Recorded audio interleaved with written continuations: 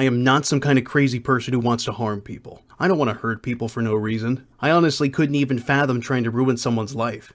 Because we did a previous dealing via PayPal, I privately showed him that I had this as a means to demonstrate that I can guarantee mutually assured destruction, and he vanished. Now granted, that was the wrong thing to do, it was unprofessional. However, if the guy's making threats against my business or my character where he's going to try to do actual harm, I feel like I'm obligated to at least let him know, hey, cocksucker, you know, it takes two to tango. It's silly. But you don't make yourself a target. Your phone number means literally nothing, right? Your phone number just says, hey, this person has a phone. That's it. And if somebody calls you and you don't want them to, you block their number. And I didn't have to ask them for anything. I know your number is 64 because you're not hidden. And none of these people gave me that number. That's publicly available. That's public information. It's not private information. And I only have that number because I got fucking curious during all of this shit. Google, show me this guy's balls, please. Sir, you have a little bit of poop inside your testicles. It's been a while, hasn't it? Baggy went out to go get milk. Hope he didn't stay up too late because he had to wait like 6 fucking months for this to show up. So you're probably wondering how I managed to get Wendy to do an interview. How'd I find her? Why talk to her? Is this for real? Why ask these questions when these retards listening haven't made it to this part due to the ass hurt and copium? Why hasn't Brent responded to the full supercut? Well, I'll tell you. I'll start with Brent and Pamper Goat first. I can mention how they hide and block comments when you make fun of them, especially Rogue's Micro Kansas. I can mention how he spends most of his time deflecting about the shit other people have done. I can mention how he spends most of his time deflecting the shit other people have done but never acknowledges his own stuff or claims like the man he claims to be. Despite him doing so in the past and all of a sudden, he ain't gonna do so. No balls, pussy boy. You won't. And I know you don't have any. Spending more time talking about how the chocolate you smeared on the wall was chocolate and not shit. Claims that I smear shit on the wall when it was chocolate. I can fucking tell you stories about doing the same thing in school. Not talking about the revenge porn, the blackmail, threatening people, going to their houses. Because she was supposedly under the impression that I would drive across the country and harm her. That I was going to go to her house or her work and harm her. Some stupid fucking woman on the internet, like I would care. That fucking much. Come on. Because even though it happened 2 months ago, he's just finding out about it now. That this guy drove all the way to his house to try and harass him and yell out his name, acting like a pussy. That's not the first time he's done it. That's the other thing that people need to know. That's probably the 15th time he's done it. That Who I else know has he of. done this to? He's driven to somebody's house? He's gone to Yes. several people's houses to What? try and like scare them. Well, I know he did it one time. I mean, we watched him. He took pictures of it and everything, but he's in my done it time, more than he's once? done it in the voice chat. He would turn on his video camera facing away from him so you couldn't see his face, and you would see him in his truck outside of someone's house, and he starts yelling shit. He's throwing the N-word around. He's screaming slurs left and right, and he's drinking the whole time while driving. And all that other shit is bottom tier, am I right? Priorities. But nah, I want to play this instead. Take a moment to think about this.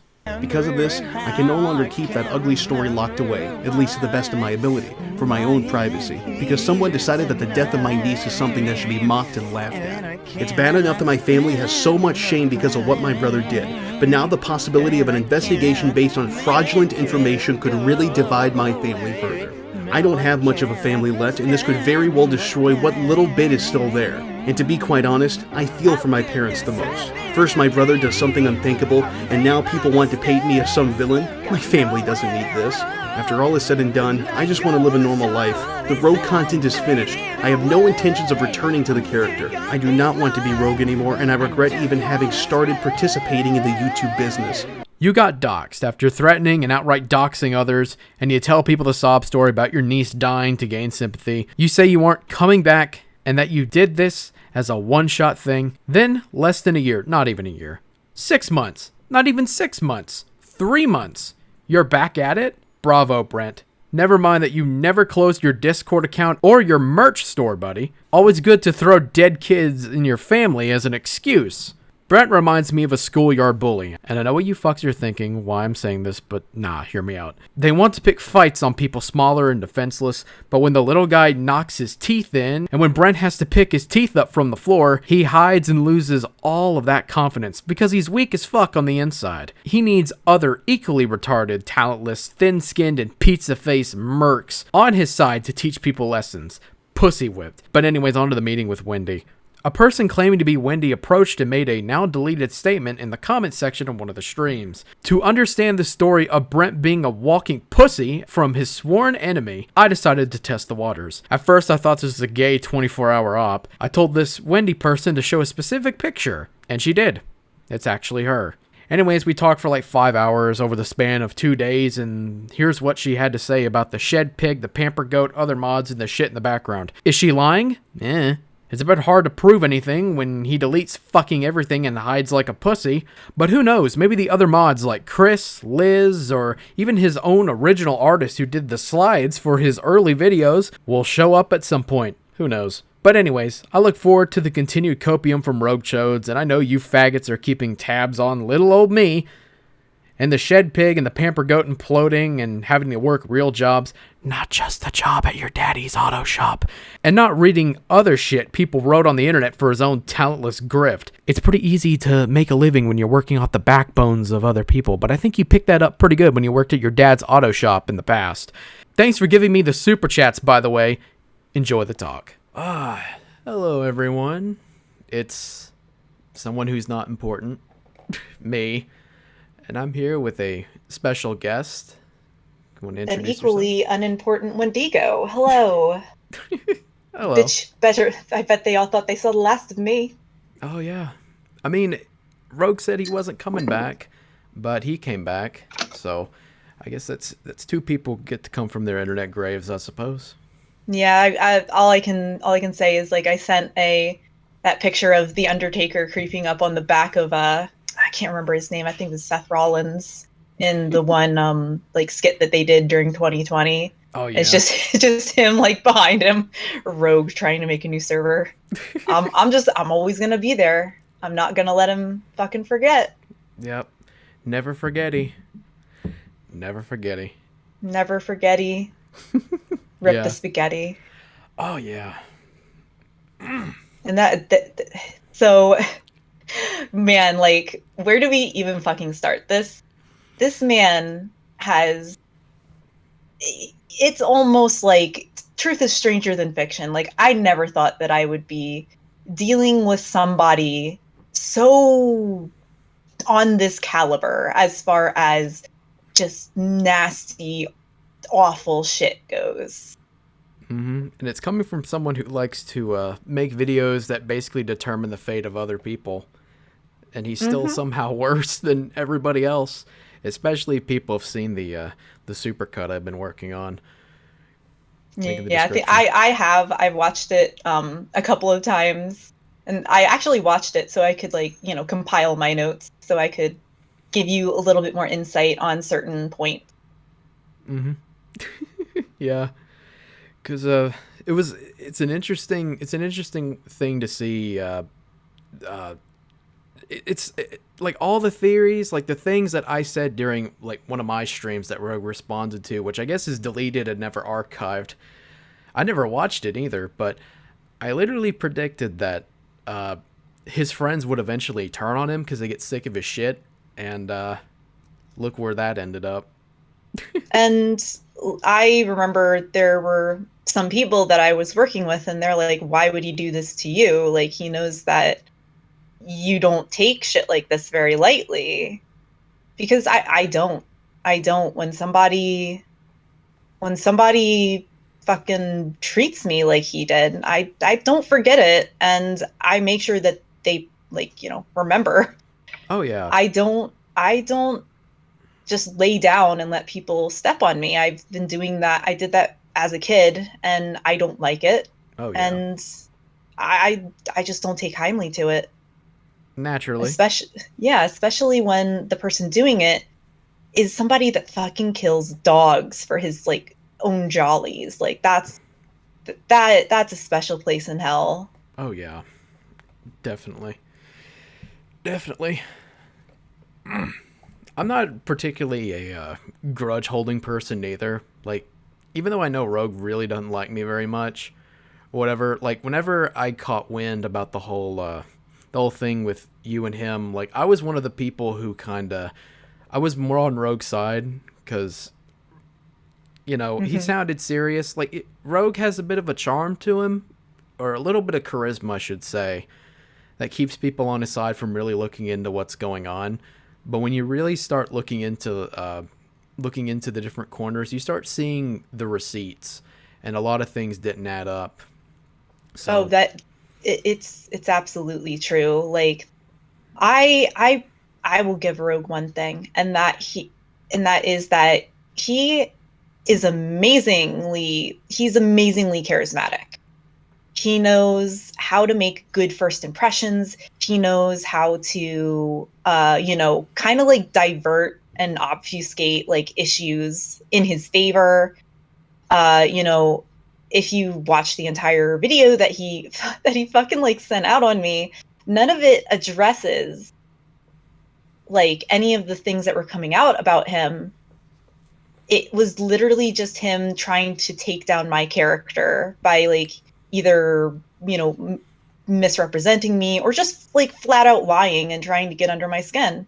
Oh yeah. The guy knows his social engineering, which, while impressive, is terrifying. Oh yeah. Yeah, because rewatching it after I heard the news that he was coming back, whenever he was telling people like he was never coming back as a one-shot gig, him doing that made me rethink, like, wait a minute, something's not right. Especially if I saw in the comment section of his video whenever it was up originally, he pinned comments updating people about you giving up or whatever with all that shit. So it's just really weird. I was just like at that point, like a lot of people had, drank the Kool-Aid, and like even some people that I genuinely thought were my friends decided that it would just be easier to believe him than me, somebody that they actually had a relationship with. Mm-hmm. Like all I'm going to say is that I never thought that I would be on the receiving end of a bunch of stans. I never thought I'd be dealing with that kind of parasocial bullshit that you see with fandoms with like Dream and stuff. Oh yeah. Yeah, because like his whole thing in his video when I rewatched it again, it's mostly just, he doesn't show any real receipts except for like maybe one or two DM conversations, but most of it is just, here's what she looks like, here's her Facebook, here's the college she goes to, and she's a furry, so don't trust her, she's weird, and she's trying to ruin my life. Yeah, Whatever. no, I'm not ruining his life. He's just ruining it himself, and he's good at that. Like, I'm just somebody that was like, hey, you're not a good person. I was just, the first person to say that. And of course he goes into fucking hysterics, fucking like a child. Mm-hmm. Like he throws his toys out of the pram, as they say, deletes everything and just panics and hides. Nothing says innocent like deleting everything and running away.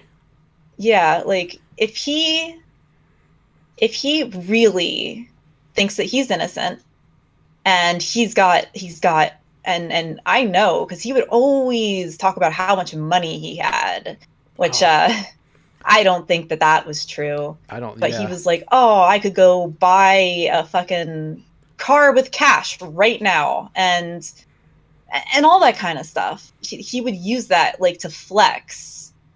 And at the end of the day, like, okay, you have this money, you say that I'm lying about you, why don't you lawyer up? Why don't you do that? Why do you have to bring this out into the public sphere and try to make me look bad to people that at the end of the day don't fucking matter? If I really was hurting you, Rogue, then why didn't you call a lawyer? You know, at the end of the day, like, if you think that I have hurt you, call a lawyer. If you think I abuse animals, call the ASPCA. All right? Like, that's why I started to try to get in contact with certain government bodies, because I knew and had a genuine fear of things that he could do. And that getting out absolutely infuriated me. I was very upset with the person that did it, even though, like, you know, at the end of the day, they didn't really know this person that they contacted was gonna, like, bring the message back to Rogue and gang. But still. Yeah, that's unfortunately how it goes sometimes. Can't, especially whenever they're really wanting those Kiwi Farm brownie points or whatever. Oh, this was actually, like, a completely different person. This wasn't Karen or, like, Karen. So I don't really care if people know this now, because this person is just genuinely, like, a scumbag. The Karen person on Kiwi Farms, not me. It was a person called Maggie, or Mag, so you can actually see her in one of the screenshots where that I think that it was sourced from Chris, which was one of Rogue's artists. They had, like, a falling out or something, so we thought that maybe he would have, you know, some sort of information that we could forward to the authorities. So we contacted him, of course, told him that it wouldn't be traced back to him, because why would we do that? Like, Rogue is dangerous. And yeah, I guess that you know, he wanted to get back in with Rogue.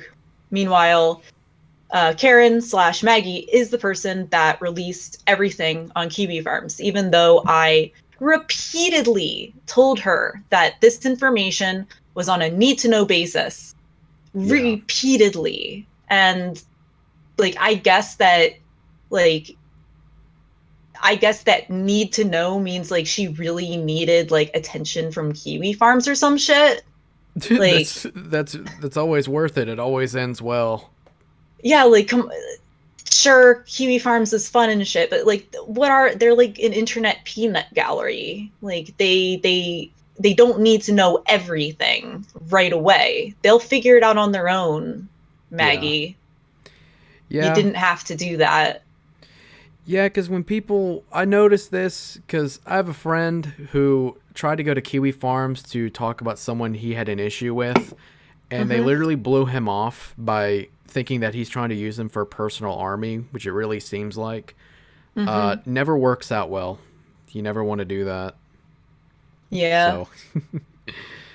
But I mean, yeah, because I know that if I remember correctly, and I might be completely misremembering this, she was one of the people looking into him, like, on Kiwi Farms, one of the people that he was scared of. Like, in the server, he was scared of her, like, and even though he didn't realize that Karen and her were one and the same, he was scared of both of them. Oh. Were they part of the, I heard this brought up by, I think, Loloopy or SLB, I forget which one, but they mentioned, are they part of the Plate Gang? I don't think she is. I just think that, like, you know, the way that she said it to me is that she just likes to do this for fun.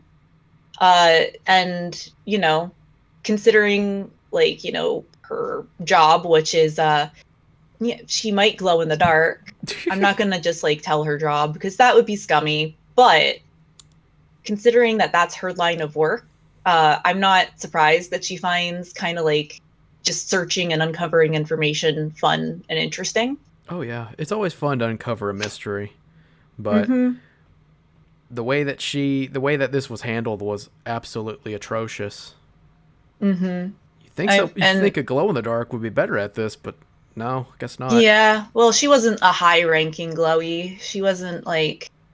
she wasn't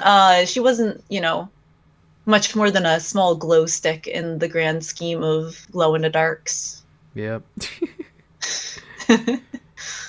I'm pretty sure we still got to run her over though. Yeah. I mean, I don't know. I'm not even gonna say what I just thought.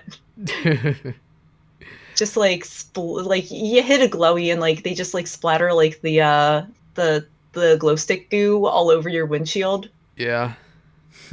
And for some reason that just got a little giggle. Oh yeah. Well, anyway, since you know, a lot of things have happened, a lot of things have been said, mainly by, you know, Rogue and people making assumptions, and you're not really having a person to talk to or someone that you could trust.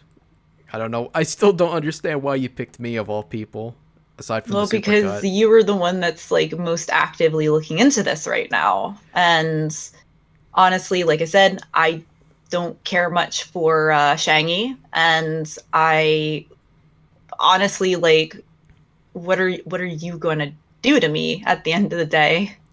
Like, I don't plan to screw you over, and I don't think that you are in the position, or like, and I'm not saying this in like a threatening way. I don't really think that that's your fucking game, is to just try to. You don't want to get back in good with Rogue. Like, you've burnt your bridges with the dude. You're making this super cut, and I think that, you know, you're somebody I can firmly at least rely on to put this out there without some sort of pro-Rogue spin. Yeah. Because I'm like, my thing is, even though like before all this came out about what was going on, like even I had like sympathy for what he was going through, because I assumed you were just being a cunt trying to do life for your nation. I was one of those people. I believed it, but then he awkwardly came back to YouTube. It's like, wait a minute, what's going on here, buddy? I thought you said you weren't coming back.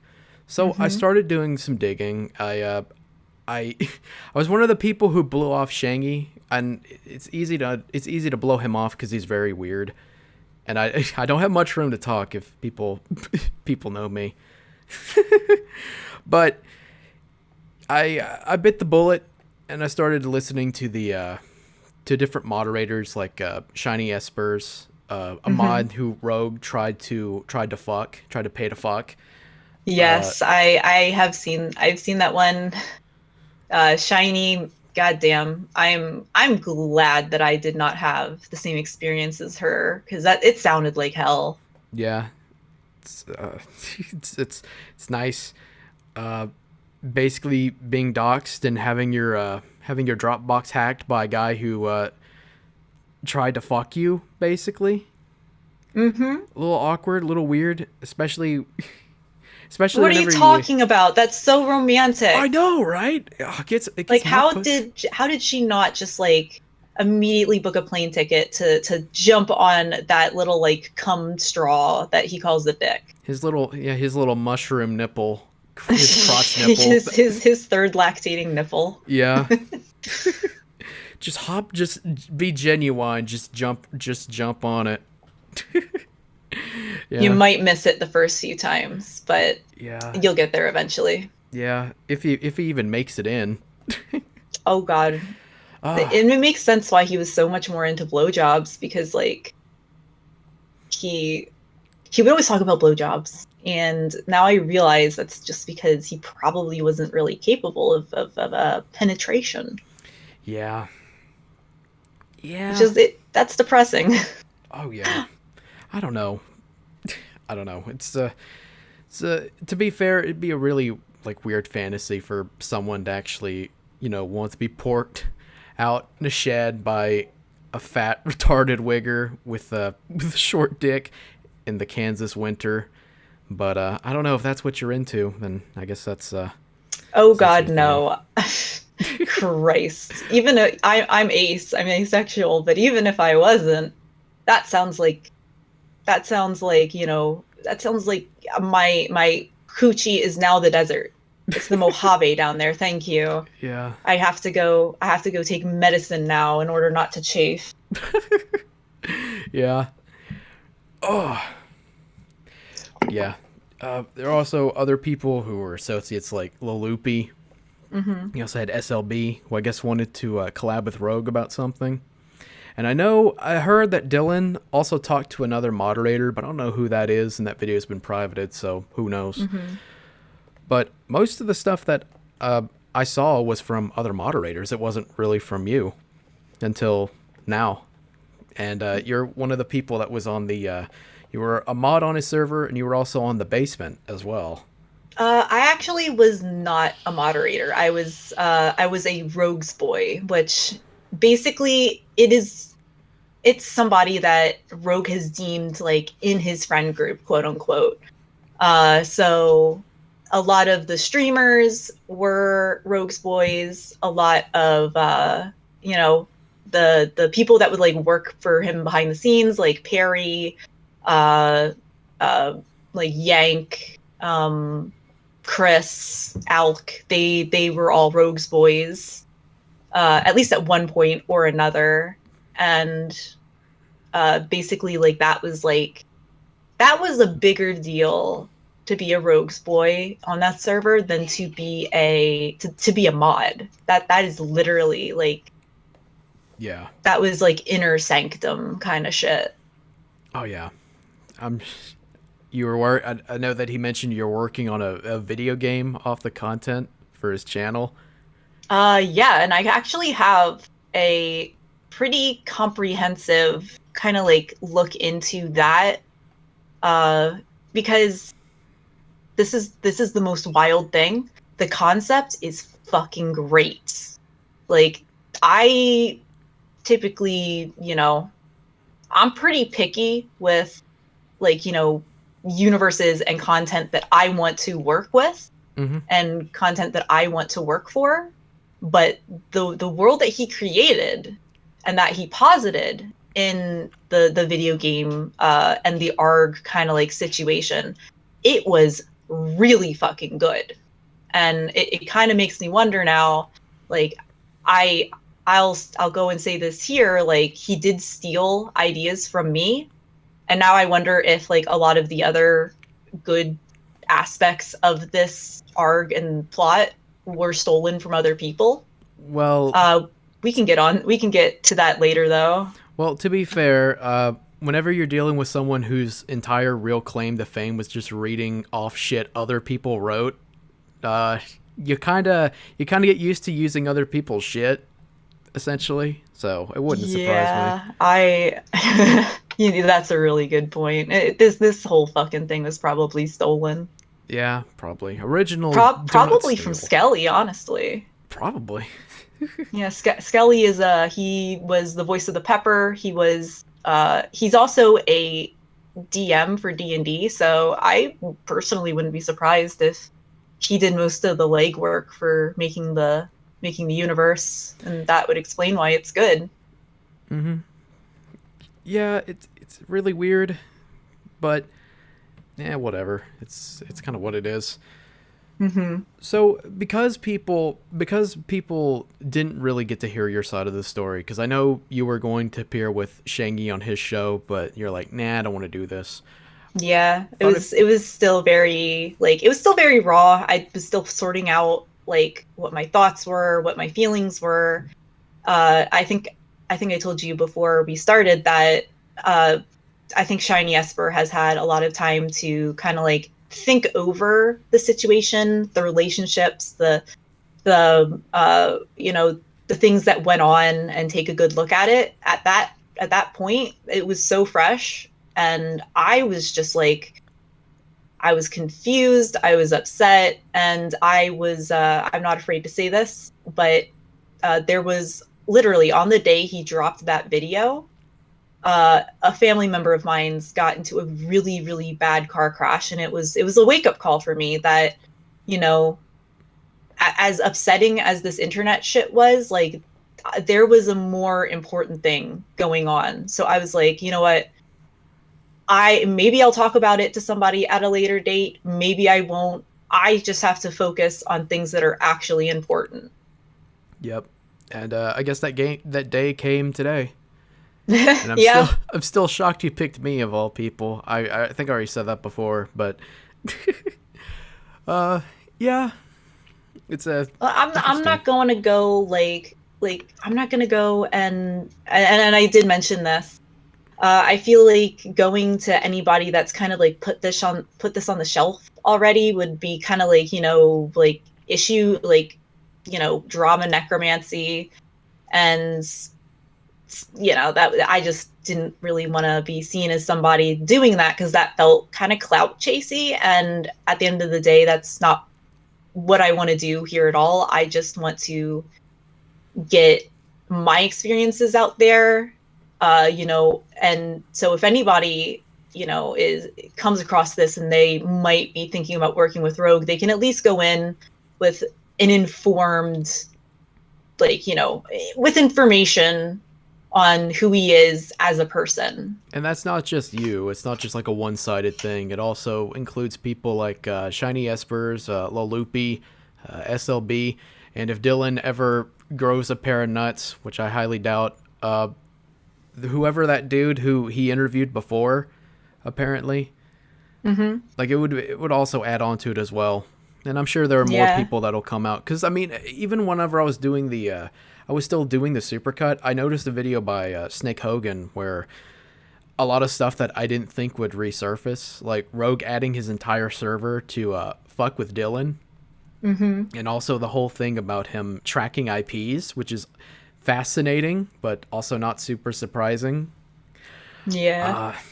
Yeah, that stuff will resurface. Someone's the thing got with receipts. Snake Hogan, like sure, we're both artists, and yeah, you can definitely understand why Rogue would be mad over him, you know, revealing the design before it was finished, before he wanted to, like I said, I get that, but the way he reacted, like, even at the time, I was like, this is a little bit much. This is a little too much.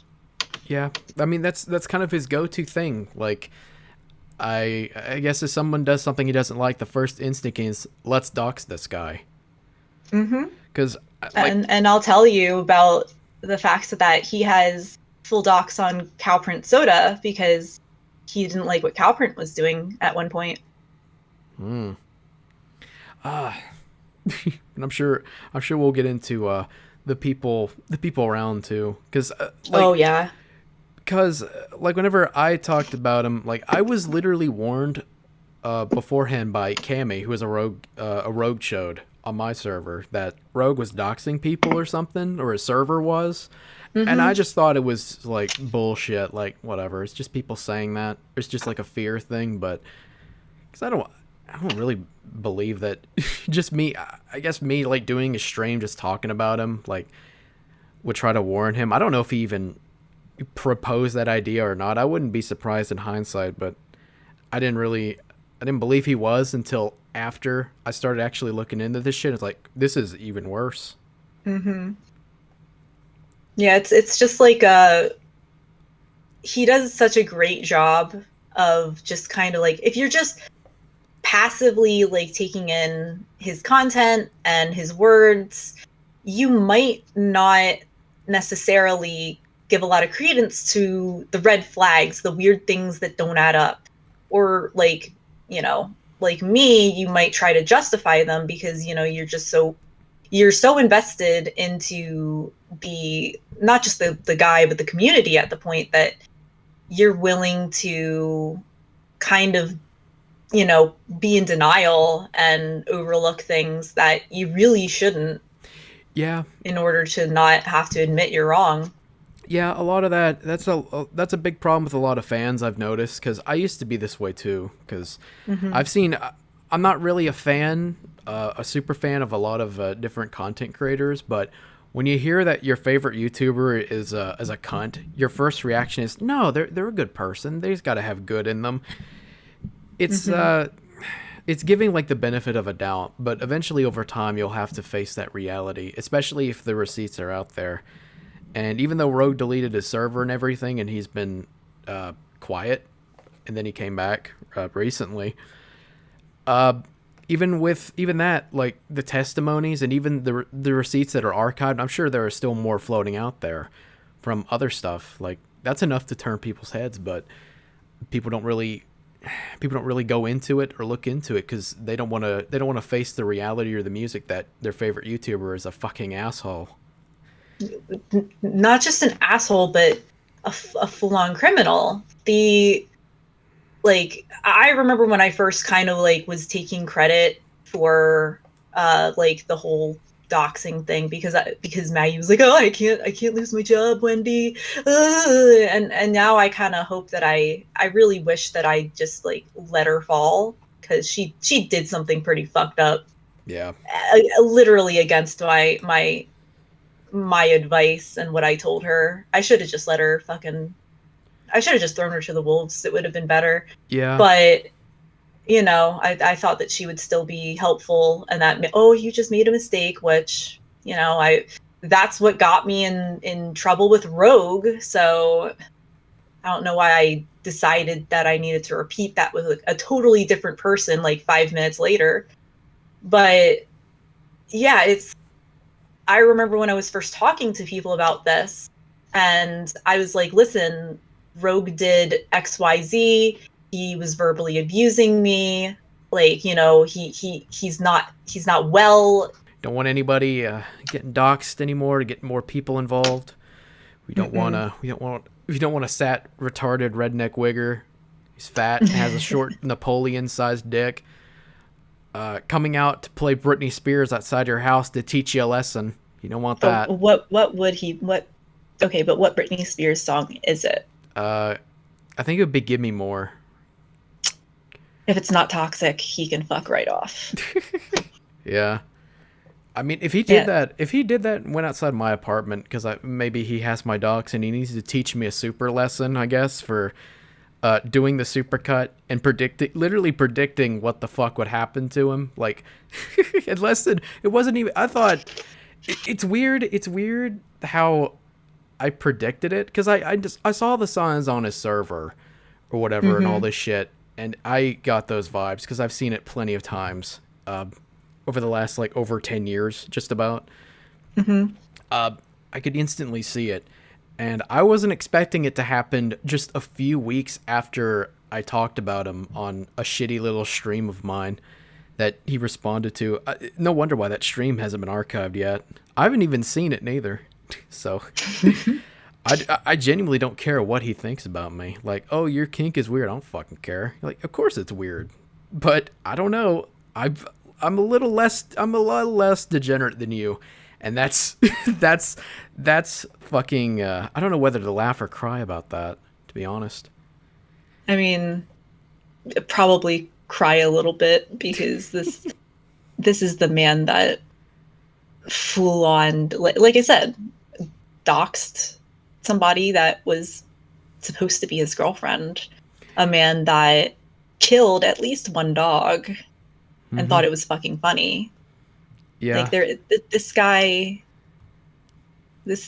a fucking piece of work. Oh yeah, and not to mention the revenge porn stuff, collecting all the nudes, because that was a common thing that other people said that he would do. Yeah, I just don't really send out nudes unless it's like to somebody that I'm actually in a relationship with. Yeah, I don't send nudes at all. I'm not going to do that. That's not a smart move, to be honest. I mean, the person I'm in a relationship with, like, we've been together for, well, probably like, 3-4 years now. So, I mean, like, it's like whatever. And it's not like I haven't. And when that initial like stuff happened, like way back in Gamergate and whatever, like there were nudes leaked of me and I looked pretty goddamn good. Yeah. And to be fair, because, you know, whenever I asked you to verify yourself, like you were actually Wendy and not some Rogue Chode trying to fuck with me, and you sent me that picture and you're like, it don't look so good. It's like, to me, what I want to say is, like, you still look 10 times better than Asterisk. If that It's means probably anything. because I have. It's probably because I have a job. I wear clean clothes. I take showers. You don't wear a diaper. I go, yeah, and I go on walks. Like, basic Yeah. exercise. Yeah. You're better than her, and That's a very low bar, but I appreciate it. Oh yeah. Don't worry about it.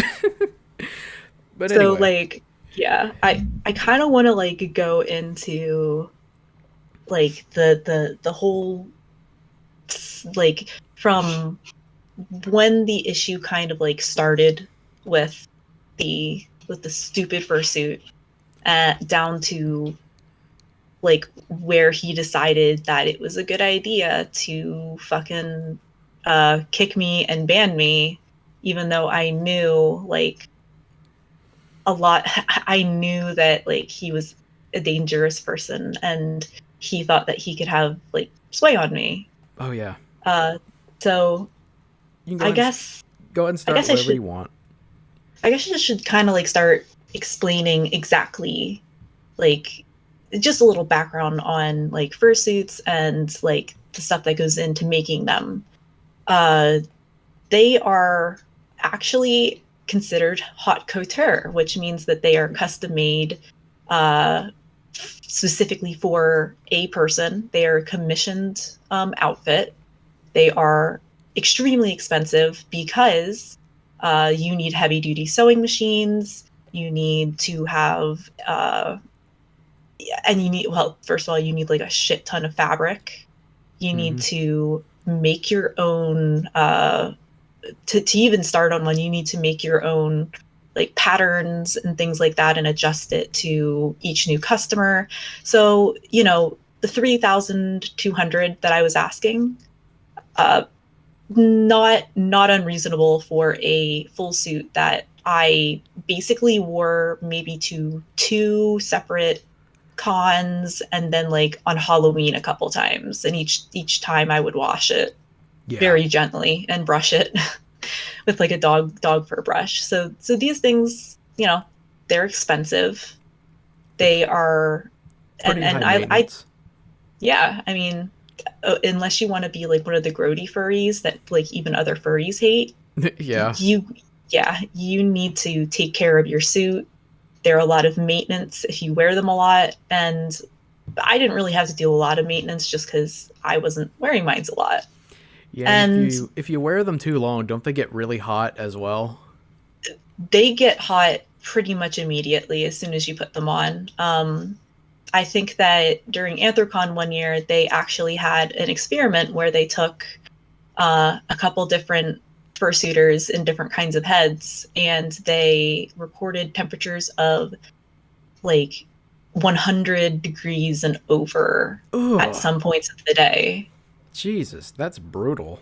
Yeah, there's a lot of fucking having a fursuit, like doing that kind of performing kind of stuff in a suit, especially the people that fucking dance in them. Like, if you want to see somebody that's way more athletic than anyone probably listening to this will ever be, like, look up Mangusu. He's very talented dancer, and he dances in full suit, and I have no clue how he does it. Magic. But he has to have probably. He has to have some like advanced cooling system in there. He's got his own little AC out the ass of it. Maybe. Yeah. Well, no, there are some people that if the nose is long enough, you can put a fan in there, like a little computer fan. But yeah, so like I just wanted to make the point that these are fursuits, like haha. It's people make jokes about them, but they are pretty intense pieces to wear, to own, to buy, to build, and to build. Like I know that mine took well over a week of full like probably several hours just to like it took her like from when she started on it to when she finished, it was a week, and she was constantly sending me like updates and whatever. So yeah, these things, people are like, oh, why would you pay 3,200? Like, that's way too much for a suit. No, like, nobody. No. That's pretty cheap, These fam. days, yeah, these days, a full suit, like, you're probably, like, for a new one that's completely custom, you are probably looking at least 5K, like, probably 6. Almost There like a are some down people payment. that go up to, Almost like a down payment on a car, essentially. oh god, yeah, yeah.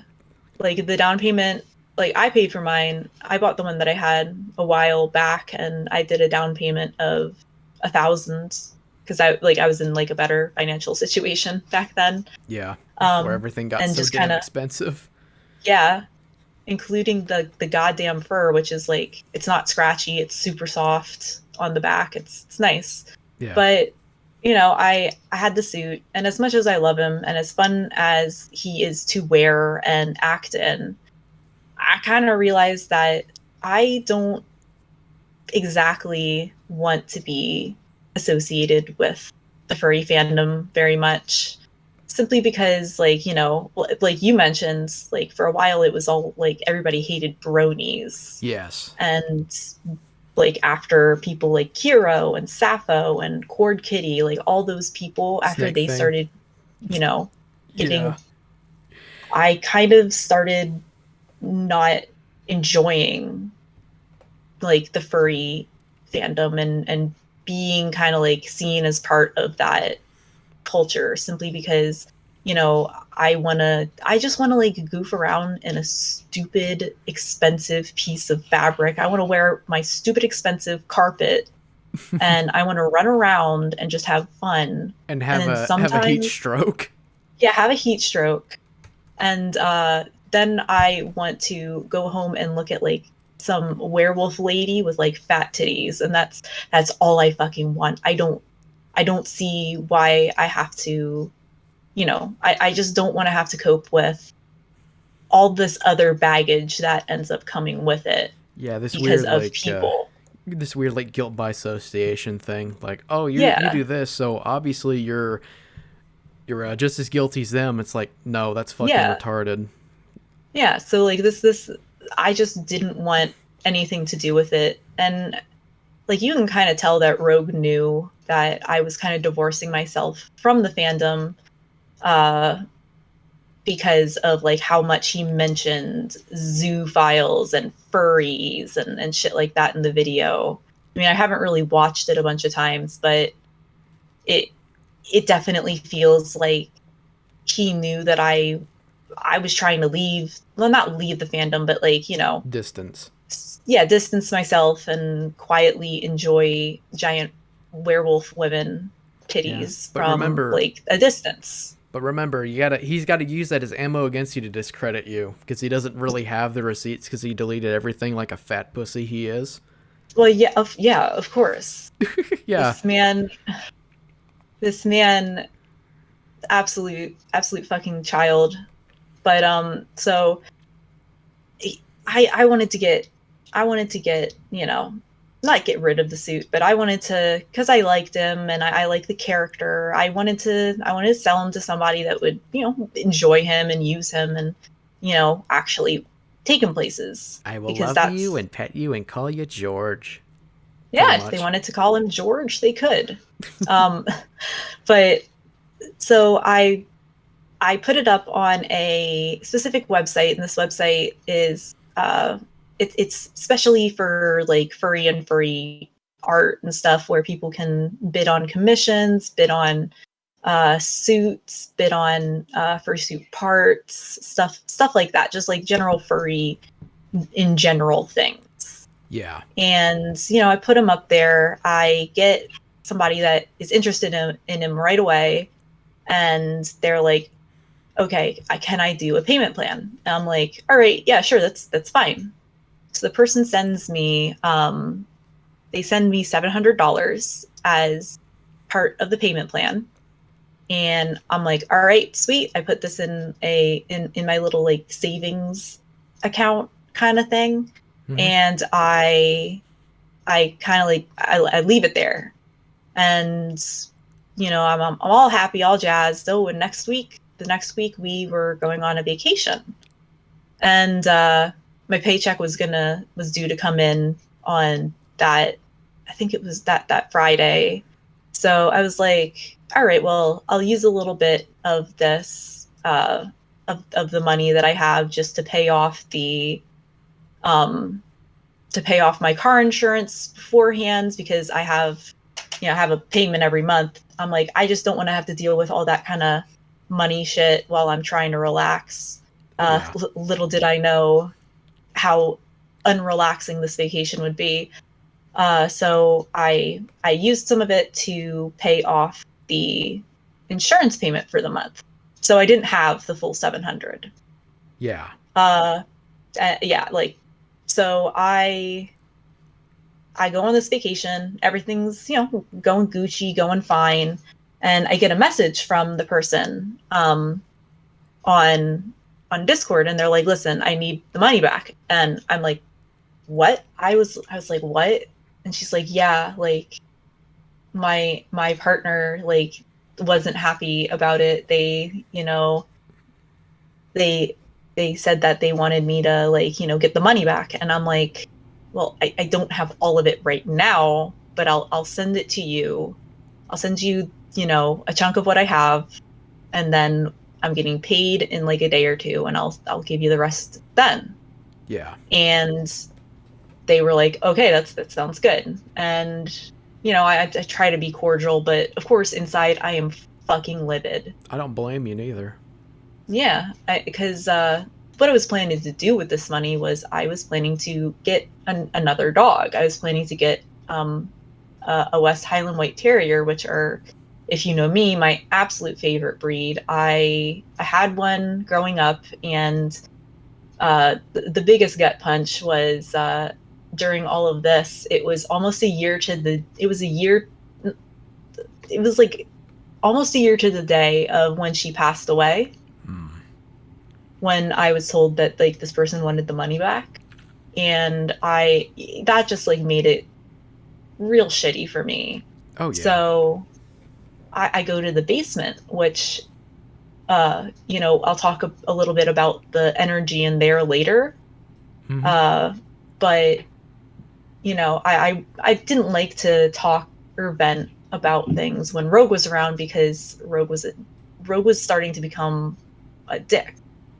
But the only people that seemed to be around were one or two other mods and his girlfriend at the time. And I'm just like sitting there. I'm like really mad. I'm like, oh God, I'm so upset that they're doing this. And they're like, yeah, it's really shitty that you've got to pay for them being financially irresponsible. And I'm like, yeah, I was like, I wish I should just like drag my feet on giving them their money back. Because like I was like, I'm not getting paid for the rest. I'm not going to be able to give them the rest and keep my bank in the black if I give them all of it right now. Yeah. So I was just like really fucking mad, and I was saying things that genuinely like I didn't mean. I know that it was like inappropriate of me, but at the same time, were high.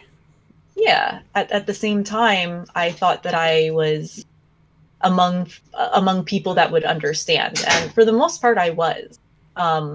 Like those other mods, like they were kind of like agreeing with me. They're like, yeah, that's really shitty, and but they did give me like some, like we talked about it a little bit, and they're like, oh well, maybe next time, you set this out, you should definitely put on a say like the down payment is like non-refundable, so that if somebody does go and waste my time again, I can at least have some sort of money to show for it. Yeah. And I'm like, yeah, it's a pretty good idea. And and everything, I calmed down, and then we go in the car, and we all decide to go to a nearby town on the beach that had like like a pizza place or some shit. And we all go in, we're sitting down, and I just feel my phone vibrating and vibrating and vibrating, and I'm like, what's going on? Is something going wrong? So I open it up, and it is Rogue Internet Man is fucking blowing up my phone yelling at me, telling me that I'm a bad person and that I don't deserve a dog. I don't deserve anything. I don't deserve this. I'm stupid. I'm retarded. He's saying all this shit to me just in text. And I've never seen anybody type so fast. It was like paragraph. Oh. I think he's coming for you. You might want to hide. No, that like he's typing absolute paragraphs, like going absolutely psycho about me saying that I wanted to drag my feet. And like to give him the benefit of the doubt, as much as I hate to do that, I don't remember if I specifically retracted that statement like while I was talking. But honestly, I think it was pretty clear that that was something that I said out of frustration rather than actual intent. Yeah, you were racing through emotions, like you feel duped and you're very upset that someone basically wasted your time, and you had this planned out with this money, and it's like I understand. I do. I've been there before. It really sucks. Yeah, and so at that point, I'd already been, I was still in a bad mood. Like, sure, I felt better after talking with other people, but I was still really upset. And I just wasn't having it with Rogue. I was not having it with him because he tried shit like this before, and like trying to like intimidate me by just like acting like a cunt in texts and on VC. Mostly VC, because like I think he got smart enough to actually like realize that no, not everybody is a psychopath that is going to record every single conversation they have with him. But he was just going ballistic. I was tired. I was tired of it. Oh yeah. I was tired of the way that he was acting towards me. He'd become like really weirdly reclusive, and I was done with it. I literally remember telling Rogue to shut the fuck up. That, I had full intentions of paying the person back. What I said was like out of anger. I'm not gonna deny somebody their money, because like clearly the person that asked for the payback, asked for the refund, they needed it. It was like for bills and shit. And I was like, yeah, I'm not that kind of person. I just said that because I was extremely, extremely upset. I've been let down. And then I told him, and then he like continues on. He's like, oh, it doesn't matter. Like, you're a horrible business person. I'm like, Rogue, Rogue, number one, I'm not a businesswoman. And number two, like, I have a feeling that if somebody did this, like, dipped out on you on a big sale, you would be just as mad. Yeah, I would. And I think that set him off, because I think he realized that it was completely right. He's not really used to doing good business, to be honest. So. Yeah, if his dad's like car place is anything to go by, yeah, he's a real shit salesman. Oh yeah, it's kind of funny, like the whole the threatening thing and intimidating. Like that's a common thing for the reviews for the auto shop. They complain like, yeah, this guy fucking his son like threatened me or something. Yeah, I think that like his dad uses him because like Rogue is a big dude, like yeah, he's very tiny cock, large man. He's like 6'2" or 6'3". And I'm going to assume his brother is probably close to the same size. And from certain other people that I've talked to, like apparently Rogue would be like an enforcer for his dad. And if somebody left bad reviews, if somebody wasn't satisfied. Yeah, wasn't satisfied or complained, like he'd send Rogue and his brother over to their house to intimidate them. You need to be taught a lesson. Listen Yeah. here. Listen here. Listen here, you're not accepting my shitty car? You're complaining that the floor fell out and your daughter's dead? Well, shit. I gotta teach you a lesson in respect, boy. Yeah, put up your dukes, boy. Let's settle this. Yeah, it was pretty much that's exactly how I imagine that sort of situation to be. Actually, I think it would be a little bit different. He'd probably just hang outside of their house, like, just parked outside where the mailbox is and just play loud music and scream racial slurs. Yeah, he's sitting out there like playing like Hardware Store or some shit from Weird Al. Yeah. Although I would be really, I'm gonna be honest, if somebody did that, I would invite them in and give them a beer. If someone did that at my apartment and if like Rogue did that and he was just doing it just for me and he was playing, I don't know, the Britney Spears Give Me More thing like he did with Acer Thorn, which was fucking stupid, by the way. I would walk outside of my apartment and just scream, "Play some Skinner, man." I want to hear Simple Man blaring. Or Freebird. Oh my god, you could have like a music war with him. Oh yeah. Like just cause a loud disturbance in your neighborhood. Yeah, just kind of like the ending of Hotel Transylvania 3. It's just a music off or something. I have never seen it, but honestly, I like Rogue is like a little like creepy vampire gremlin thing. that kind of fits. I mean, maybe the kiddos who watch his content, maybe they'd understand it. Yeah, they probably will. Yeah. Yeah, so any of you remaining Rogue fans out there, this joke's for you. Yeah, you're welcome. It doesn't have to be spoon-fed to you neither. Mm-mm. Here comes the plane. So while like I literally tell him to shut up because I lay it out. I'm not dealing with this right now. We can talk about this kind of shit later. I'm upset. I'm let down. You would do the exact same thing if somebody backed out on this kind of amount of money and wanted it back. And he's like, you know what? That's it. I'm done. You are too uppity. Like, and that's like that phrase confuses me. That's it's actually kind of funny because if Shiny's story is true, which I'm betting, he threw a bitch fit over $1 on his Patreon. Mm-hmm. So you lost your shit over $700 and you still refunded the money even though you felt duped. He lost his shit over $1. Yeah, and probably didn't return it at all. And he likes to gloat about his money too. Is he Jewish? I'm betting he's Jewish. He says that he has like maybe like one of his grandparents are Jewish. I don't know. I don't care. Like, I'm sure that he's gonna, unless he can use it as a way to like further himself, he probably he wouldn't tell anybody. Like he's made insinuations before, but it was mostly like as a joke. Yeah, I'm just Not making that a you joke can tell. too. Yeah, not that you can tell with the guy. I mean, Mm-hmm.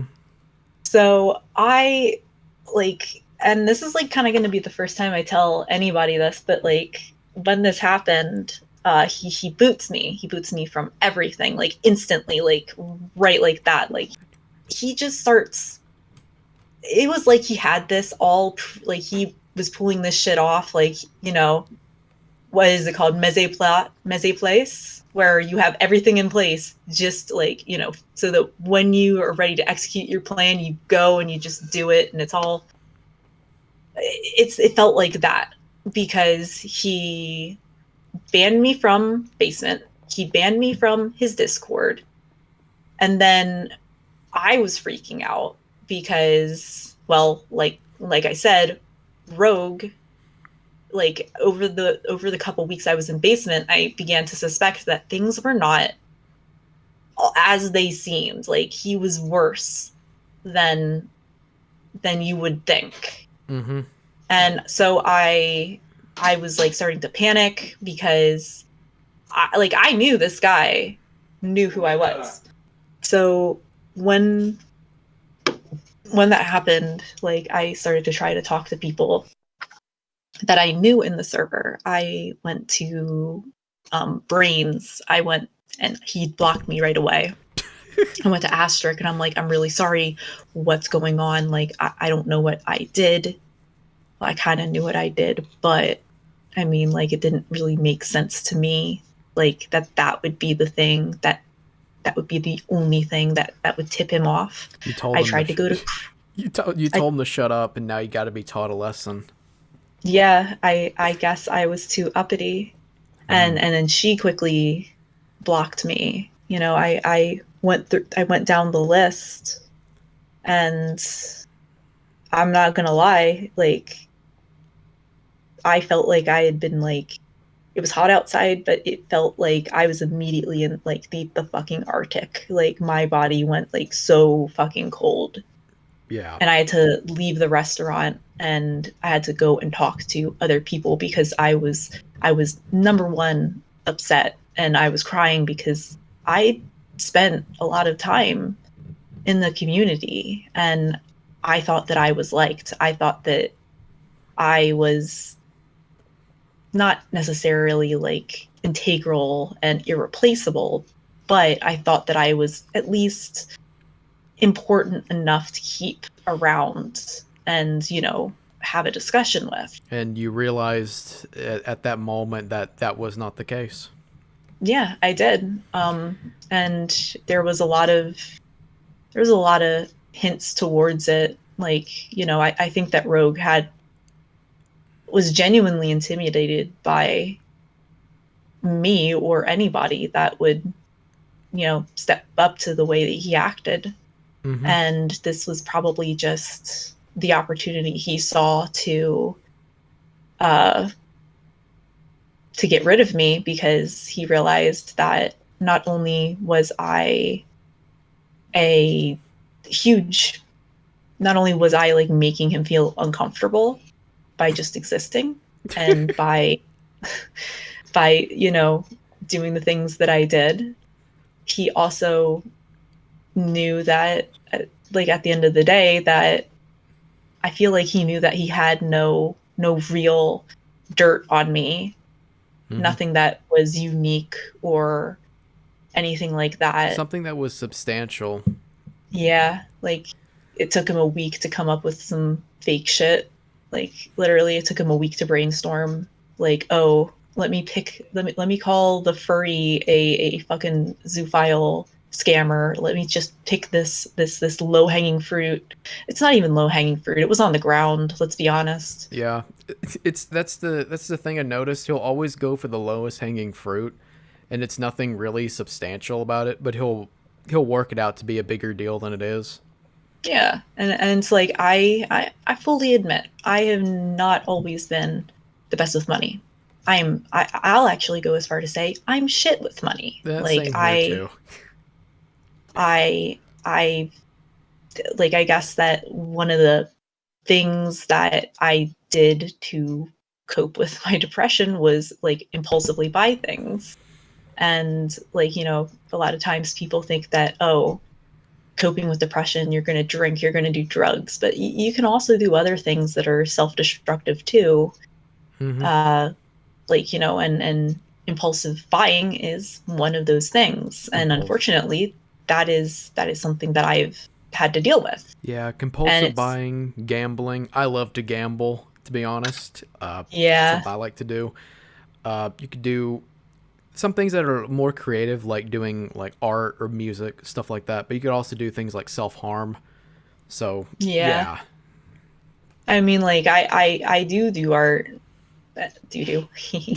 But yeah, like that was something that I did to cope, and it's not like it's a good excuse for, you know, being irresponsible, but it's the truth. And honestly, I don't care who knows about that part of me, because I think that the problems that I had, that is a pretty, I don't really think that a lot of people think about that as a part of depression and like how some people might cope with certain feelings. And I think that it's like, that's kind of like, it's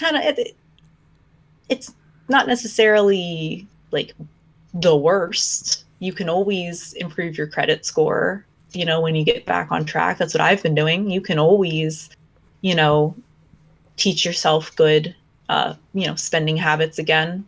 Yeah. But it is still bad. It's not like Coke, sure, but it's still something that's bad. And I talk about it. I've always been open about it. And the fact that he, you know, tried to be like, oh, she's got spending money problems and shit like that. Like, it was clearly just like a lot of the things he was saying in that video and a lot of the things that he tried to nag me with, like, were things that it was like, I'm fully aware of. I can say it with my fucking full chest. I'm shit with money and I'm trying to learn to be better. Yeah. And he still, for some reason, thought that this was something he could use to threaten me with. He's grasping at straws, basically. Yeah. Like, this is like, okay, well, that's kind of shit, but it's not really that big of a deal. Like, okay, she's not good with money. He does this with a lot of people, I've noticed. Yeah. I mean, like, why doesn't he do it with asterisks if he really hates people that are bad with money? Mm-hmm. Yeah, because there was that whole story, but we'll save it for later when we get to it. Because I find that story fucking hilarious. It was before my time, but there was reference to it a couple times when I was in voice calls. So I do think that Shiny was definitely telling the truth with that one. Yeah. Okay, so like I literally walk out of this restaurant and I'm fucking, this is embarrassing, but I was like in an alleyway in this like fucking beach town being eaten by fucking mosquitoes, crying my eyes out because I thought, like, I just had a year and a half of my life, like, you know, well, not a year and a half of my life completely, but, you know, a year and a half of, you know, a community that I cared about, that I wanted to see do good, just taken away from me because he couldn't stand being told to shut up. He couldn't stand the fact that I was putting a limit. I was making a boundary in my life against him. Mm-hmm. And, you know, I fortunately I did have people to talk to, and like, you know, they comforted me, and I'm really glad that I have those friends that I do, and they're still my friends today. But as I was kind of like, you know, processing that, I started to another thing started to kind of creep in, and that was the realization that Rogue, when he has a falling out with somebody, he's not okay to just let it go. Yeah. He has to ruin that person. Yes. And I was sitting there, and like I said, I've been doxxed before. It wasn't fun. I wouldn't suggest it. You know, I give it a 0 out of 10 on Yelp. Mm-hmm. If that's even how Yelp works. I've never actually used it, but I just didn't want my work or, you know, either of my jobs, which by the way, like, side note, Rogue, I was talking about, ironically, you know, money problems in the basement, which was supposed to be like, you know, a vent chat, and I mean, other people would talk about financial problems. Yeah. But, you know, I was being like, oh man, my job's real shit, doesn't pay me enough. And he's like, why don't you just get a second job? And what do you know, I did. And now I have 2 jobs, and I work about 60 hours a week sometimes, which is, thanks, Rogue, you did something good for me. But anyways, I was concerned about those 2 jobs. Not the one as much, but, you know, the other one that Actually that I paid had you money. Yeah, the one that I actually enjoyed and actually paid me a real paycheck. Yes. Mm-hmm. Yeah, Rogue doesn't know much about getting a real paycheck. No, he doesn't. That's So he doesn't really appreciate it. Then again, when you're living in a shed for God knows how long, and you're paying like fucking tickle and rent, if he's even paying anything at all, then you know. Yeah. Honestly, I feel like they just kind of keep him back there like Leatherface almost. Yeah. Like he's there to do work and work only, and because of that his rent is free. Yeah. But yeah, so I was just genuinely I wasn't scared of like the dox itself. I was just scared of the effects that it could have on where I worked, on my family. I know that Rogue has a mod that like we still live very close together, and you know, we'd always make jokes how we're going to go to XYZ in the mall, or you know, go to the park WJX or whatever, and have a fight. We would always make jokes like that.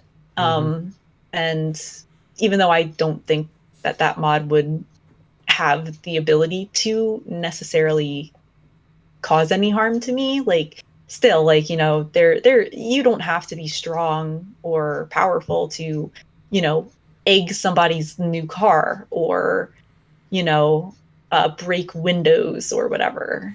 Yeah, because so that especially whenever he makes a video to tell all of his Rogue Chodes, all his retarded audience members, she's the reason why I'm gone. She's trying to do life ruination and shit.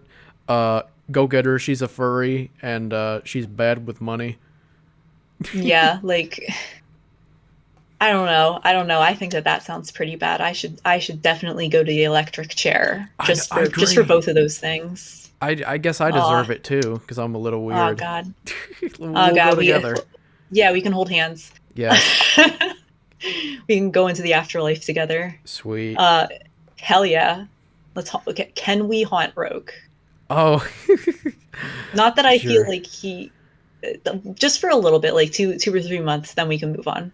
But anyways, you know, I'm sitting there and I'm like, well, I have to, there was this specific phrase that I remember from like one of the Muse songs. It's fun.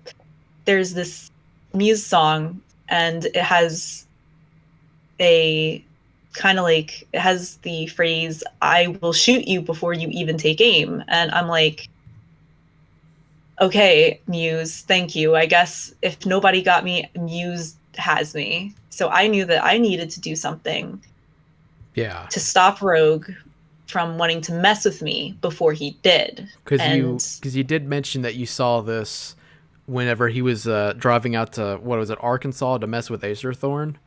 Yes, I think that the trip took 4 hours, and according to him, it was he was going somewhere up that way to pick up things for his dad's junkyard. Sure.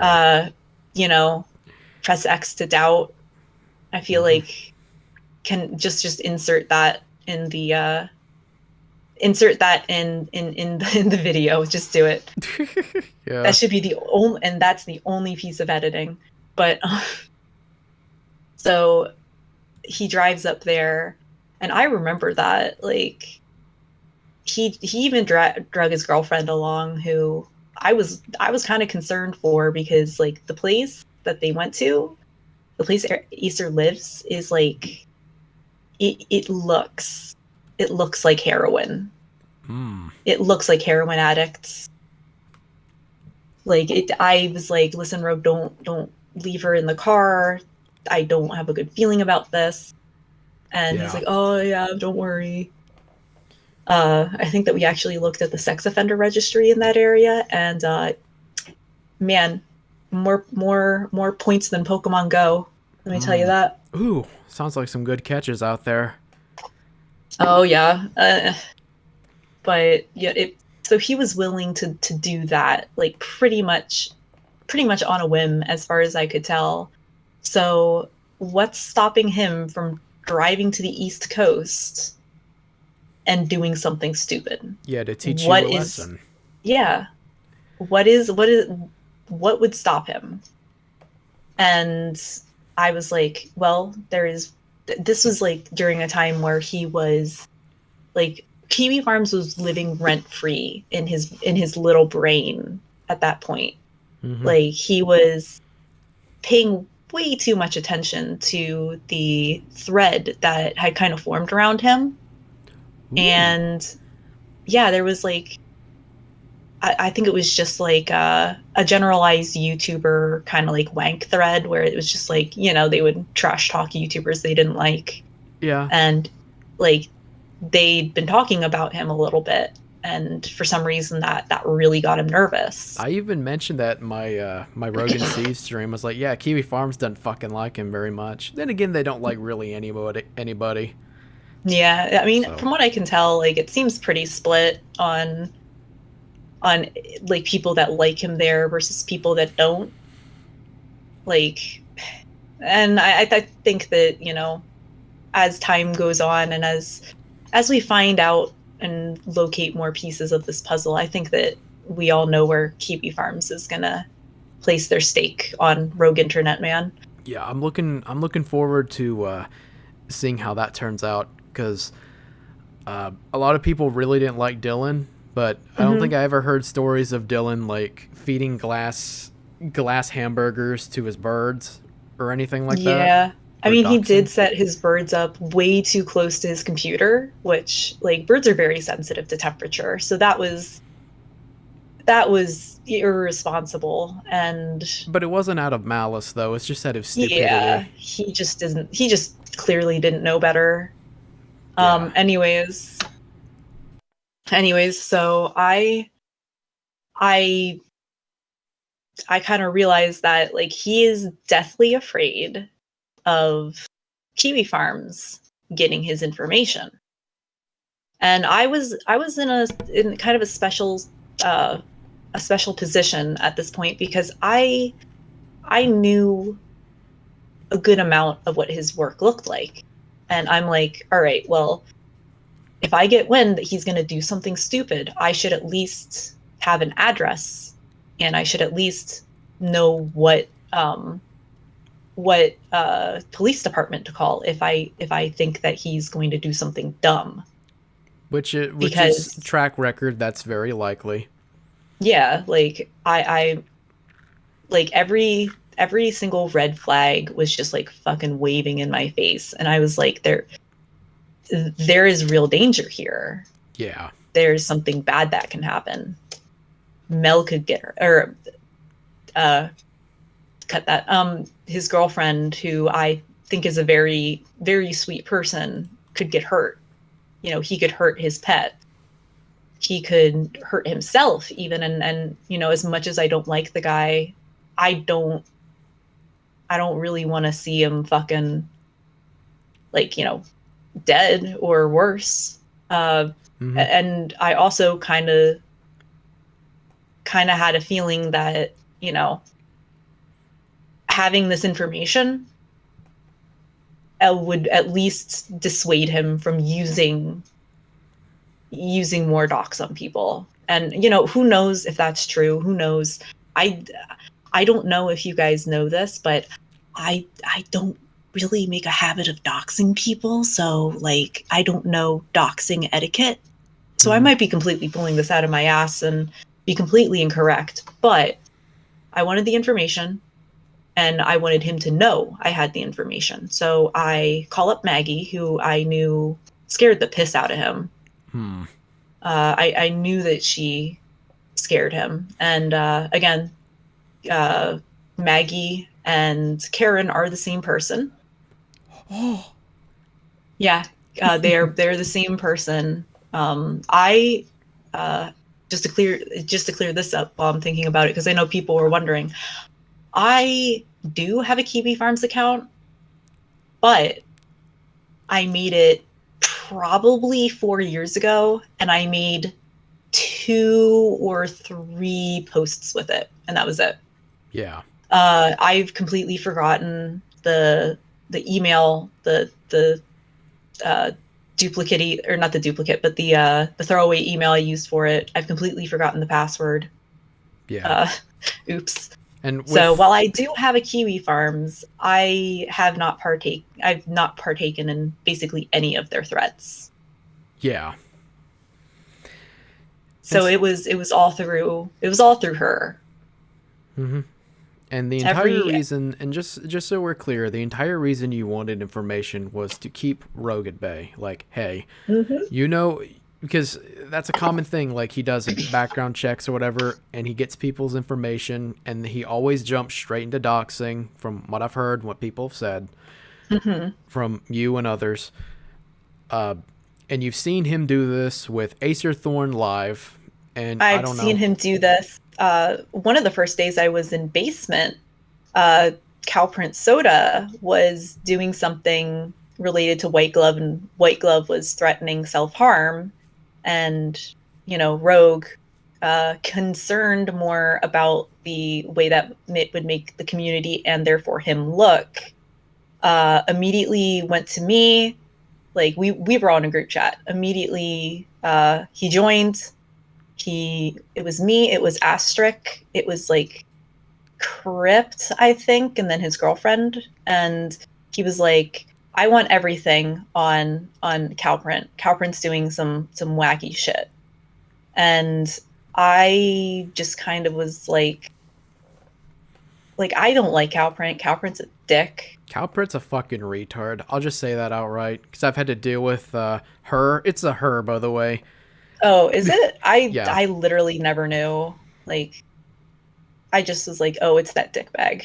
It's just that retard. Yeah. Yeah. So Cowprint was like trying to get audio. Like, there was this other group of people that White Glove was bothering, and they were like, okay, well, we can have a voice chat. And Cowprint, for some like -2 IQ reason, decided it would be really funny to ask them for like a recording of this like private conversation that they were going to have, and was posting about it in the server. And like, that is genuinely fucked up. Yeah. And Rogue was mad. Not that like I wouldn't have been absolutely enraged at somebody doing that in my community if I was him. Yeah. But he wanted the docs, and he's like, I want these docs, and I'm going to give them to White Glove so that White Glove can go after Cowprint And take the heat for it. Yeah, take the heat for that kind of shit. And I'm not going to sit here and say White Glove is an innocent person at all. White Glove is a genuine fucked up individual, and I absolutely hate them. You know, I'll fully admit I bullied them a lot until they started threatening self-harm, and then I just like backed away. Yeah. But Cowprint kind of kept going. Oh yeah, because Cowprint still kind of tries to come at me, and like, oh, Rogue was nice to me or whatever. It's like, are you sure? Are you sure, honey? She was like a gnat swing away from having all of her information just dropped. Yeah. And like, you know, I just kind of like, you know, doodled around in the background. I'm like, oh, look, I found this public facing, you know, SoundCloud account, because I wasn't feeling very comfortable with it. And I mean, sure, that would be one of the, like I said, I don't do doxing. I think that there is a place for it in some cases, like, you know, but actually breaking the law or yeah. Like, I think that, you know, not that I don't think that, you know, an actual lawyer or a private eye could not do the doxing themselves, but to like, you know, if it really was that the whole thing with White Glove was illegal and immoral and whatever, well, because it was, and there was going to be like some sort of court case, sitting back and thinking about it, Rogue doesn't need to interfere. I mean, like, there would be somebody like an official that would be able to find who Calprint is. Yeah. So anyways, Yeah. Get a nice glow in the dark to find them. yeah, I mean, they're getting paid for it. We're not. Yeah, they're actually licensed, unlike people on the internet who read quickie articles for a living, you know? Yeah, and even when I worked with the fucking glowy Maggie, well, to be completely fair, she was kind of a fucking absolute idiot. Yeah. Because when we found this information, and it was pretty easy because of, all I'm going to say is that there are certain things that you can see from Rogue's like job that I was able to identify on Google Earth. Yeah. And I just kind of like did some digging around that family and those people and the people attached to it, and unfortunately I did see like that the article about the niece and everything, and that was upsetting to say the least. Yeah, naturally. But at the end of the day, I found his name, I found his job, and me and Maggie found this, and I'm like, all right, well, Rogue needs to know that I have this information, but I'm not gonna go and be like, oh, Rogue Internet Man lives at 123 Cockspit Lane or whatever in Canada, because that's scummy. I'm not doing that. Yeah, you gotta get it right. He lives in Quickville. Oh God, Quickville's closer to my house than where he actually lives is. But so I was kind of like thinking, like, how do everybody had blocked me, that every direct line had basically like, blocked me. So I was like, well, because his first name, and I'm not even going to bother saying it, is not an uncommon first name. It's not like, it's not John, it's not Steven, it's not like a super common, but it's not like a one of a kind, you could find this person name. Yeah. So I decided I would go on go on a video and I would just say, hi, first name. And I was like, all right, well, that should give him an idea that somebody, it was on a burner account as well, that should give him an idea that, his info is out there, that he's not impervious, and that I was really hoping that he would just take it as a sign that he should be more careful, and that he shouldn't be just, running around being a cunt to every, Steve, John, and Tracy he meets. Yeah, because that's a thing I've seen too, especially with the leak call with the mod who's collecting the nudes. Like, he says, like, people here can find me if they really want to, and all that shit. Like, it's kind of funny seeing that, because he told that guy, I'm not defending the guy neither, the guy's a scumbag, but I mean, he takes it to that level, and he's like, oh, well, this is your phone number. He says the full number in full in the call, because where it leaked, and he's saying, like, that means nothing. Like, hey, this person has a phone or something. But I mean, you can easily pull it around on the doxing stuff that he does whenever he flips out about it. It's like, hey, this person just lives here. That's it. And if someone comes to your house and you don't want them there, you call the police or you tell them to get off your property. Pretty much. Well, and the thing is that I had no intention of releasing any of this shit. It was just in case he did some crazy shit, and you. Yeah, that's all I wanted it for. Yeah. And there were a couple of people that I told that I'm like, if he does something weird, just let me know, and I can have it taken care of pretty fast. Yeah. And so with this knowledge that, like, that I was like giving him a little bit of a, I guess, a shot across the bow, if we want to be a warning shot. I went to bed, and when I went to bed, apparently all hell broke loose. Apparently, this me saying hi name was enough to send him into a bitch fit, where he deleted everything. He took, you know, all of his shit down. Left his merch store up though. I wonder why. And he just, yeah, he just like tried to go and disappear. And now I kind of got to thinking, like, why is he running? Why? Why are you running? Yeah, why are you running? Why are you running? Pretty much, especially since, you know, he's used to doxing people and doing that stuff, but this time the shoe's on the other foot, and now it's not so fun anymore, which is a common thing I've noticed. Yeah, it genuinely, and I will go into how he literally will say things, do things, and then when somebody else does it to him, he loses his mind.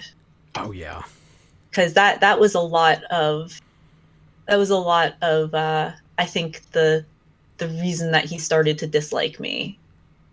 Yeah. So I wake up the next day, everybody's fucking blowing up my phone. Rogue's gone, and you know, there's this one guy that was like, oh, that this guy, you know, they doxed him, and I'm like, because it was, you know, Karen's account, and Karen was like, oh, I can't, I in the heat of the moment, I was like, no, it was me, because I was like, I was an idiot and wanted to keep Maggie safe, kind of keep them off the radar. And I'm like, no, this is me. I found his information. I didn't release it because, like, that's completely true. I did not. I never wanted that to happen.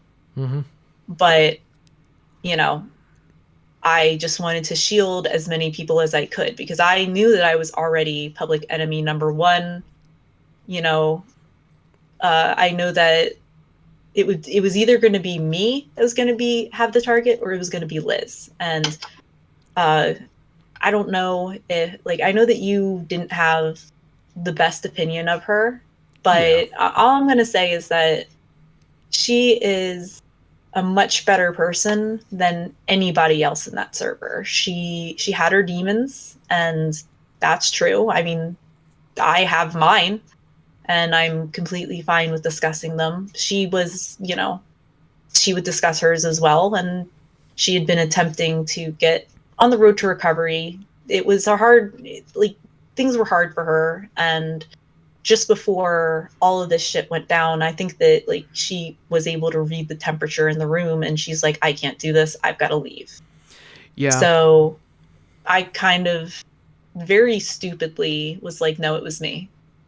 Yeah, you didn't want her targeted. Like, even though I don't have the super best opinions in either, like, I'll laugh about some of the stuff, like, because that's just kind of how it goes. But yeah, she doesn't seem to deserve a lot of the shit, if it's from what I've been seeing and what you've told me as well.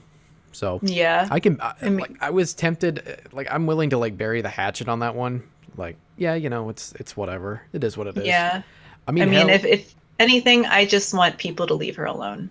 I mean, whenever Rogue came out with his video, and I know we're about to get to that part later, even I was like, yeah, this is fucked up. Sorry you're going through this. Hope you're safe and your fans are safe too. Like, there was no, like, even though we had our back and forth, like, it's just internet shit. So yeah, genuinely, it is. And it was, she made a pretty, an informed decision that was just like at a weird, that just happened at a weird time. Yeah. And I would fucking defend that woman with my life, because she was the person that actually, like, had a moral compass when no one else did. That's and spicy. I'll expound on that later. Oh yeah, but All right. if I'm speaking honestly, and I'm dropping like anything I said before, I'm glad that she's safe, and I hope her the best too. So Yeah. there you go. Yeah, I same, you know. I still have her phone number. I'm not gonna bother her though. So You're gonna yeah. call her up and tell her, hey, that guy from that stream, he hopes you the best. She'll be like, who the fuck is it? Oh, knows, it's that maybe- guy. Okay. Maybe he'll see it. Maybe he'll see it. Or maybe she'll see it. What am I saying? Anyways. So this all happens. You know, it's just like kind of a week of just kind of like memes about like how Rogue is a douche. Cause like, you know, there were the people around me, like they were perfectly willing to accept what had happened. Like, you know, they had no signs of being like, you know, second guessing and whatever, which was really weird for me when they all decided that like as soon as that video came out, oh man, oh Wendy's the bad person. Oh, Well, I was no. one of those people And- too. So Yeah. I'm retarded, I know. Yeah. But that's okay. I mean, as long as you're willing to learn and like not double down when you're incorrect, I'm Yeah. fine with it. Oh yeah. Because I like I said, like I said to you before, the guy has an insane amount of charisma. Like he duped me for a year and a fucking half. That is how long it took for me to find out who he really was and what he was all about. Yeah, sometimes you gotta be put in the situation where you get to see what somebody's really like. Like, it could take years or decades, or you never find out at all that, you know, there's really a monster. Yeah. And I, like, something that another kind of like somewhat random, but it kind of is related. Like, recently I've been like, you know, re-watching a bunch of WWE related things. And there was something, there was like an interview with The Undertaker who said something very interesting about Hulk Hogan. And like, this is maybe a little off track, but I found an interesting comparison that Hulk Hogan, most people know he's a dickbag these days. Yeah. But like, you know, back in those days, everybody loved him and everybody thought he was the best thing. Like he was the golden goose. And he was slated to go in this fight against The Undertaker. And The Undertaker at that time, he was like 26. He was younger than I was. And you know, he's booked for this match against this huge pop culture icon. And the first thing that he says, he's like, I realized that like he showed up early. Like typically the younger talent in those days, they would show up at around like 2 p.m. to start getting like warmed up. And then Hulk would never show up until like an hour before the show. But that day he showed up at the exact same time as The Undertaker did. And, you know, he comes over to Mark, which is The Undertaker's real name. And he's like, oh man, brother, you know, my neck, it you got to be really careful when you know, if you do anything like, you know, pile drivers on me because my neck is real hurt. And Mark's like, okay, don't worry, I got you. Because he's very careful in the ring and he prided himself on that. And I guess Hulk knew that. And they get in there, they do the thing. The Undertaker does they make sweet love in the ring. Yeah, Jesus Christ, no. I'm not going to even entertain that thought. Aw. Yeah, No. brother. Make sure you're using enough lube, brother. No, I'm pretty sure there's enough lube on that greasy fucking Ren Fair like chicken leg looking man to Yeah. Oh, sorry, my screen just went black. Hold on. Sorry about that. But yeah, I'm pretty sure that there's enough grease on that man to make any sort of insertion quite easy. I'm sure. But so the Undertaker does this this move where it looks a lot like he's dropping someone on his head, but he's not. He just gets their head close to the mat, and because of camera angles, it just looks like he hurts them. He dropped them on their head, but he's never injured anybody, except Hulk immediately starts like wailing and being like, "Oh man, brother, you got my neck, you got my neck," and he starts making a big to-do about how his neck was hurt, and he goes up into Vince McMahon's office, and he's like, "Oh, call my wife and kids," like he's about to just drop dead. Mhm. And you know, this 26-year-old kid thinks that he just killed the golden goose, like this super important person in the industry, and he's pissing himself. He's like absolutely terrified. And soon, like one of the cameramen or somebody comes up to him, and they're like, "Listen, look, his head did not hit the mat. You are fine." And then I remember Mark or Undertaker saying like, and then I realized what this guy was all about. I realized that he knew that he took pride in keeping people safe. He knew that he had like certain values that he had, and just because fucking Hulk Hogan didn't want to be beaten in a fucking LARP against a guy that looks like a cowboy and scowls all the time, just because he didn't want to take an L, he decided that he was going to fake an injury, like attack the person's confidence, attack the person's reputation, and like, use that so that person would either get fired or never go very far, because they would have a reputation of being dangerous, of this, that, or the other thing. And he did that so that he could stay on top. And I think that is, I was just like, oh my God, that is so fucking dirty. It's so fucking dirty. And I'm like, Rogue, that entire fucking video was just this. Yeah. Him trying to attack like things, like vulnerable points, things that I hold close to me, and trying to tear them down, trying to give people the impression that, these things that I pride myself on, that I'm, like a charlatan, like he likes to say. Mm-hmm. Oh, you're a charlatan, Wendy. Oh, that was his favorite word. Charlatan.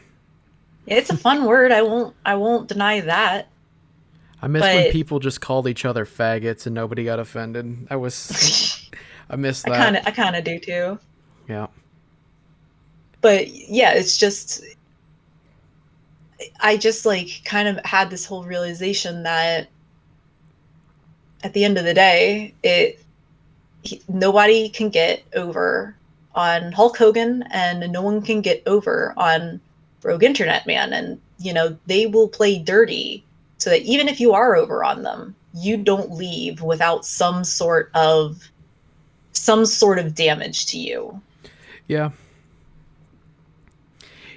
Yeah, it's kind of the same thing that kind of happened to me a little bit, because it wasn't because of him. It was because my mod, who was a huge Rogue Chode, and I fucking loved his videos because he talked about Chris a lot. I've sort of explained this in the server. I'm not gonna devolve the whole talk about it, but they basically tried to stab me in the back. It was actually two people. It was Caterkiller, which is Cammy, and Dean, who's Tribad, and they tried to stab me in the back. I got two knives in my back. It's like that fucking meme. Gee, Billy, why does your mom let you have two hot dogs or whatever? Instead, it's knives in my back.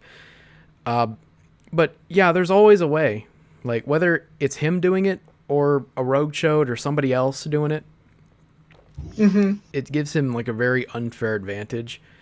So yeah, he knows that he has, because he is, this I guess you could say, prophetic, like metaphorical golden goose, this golden boy that,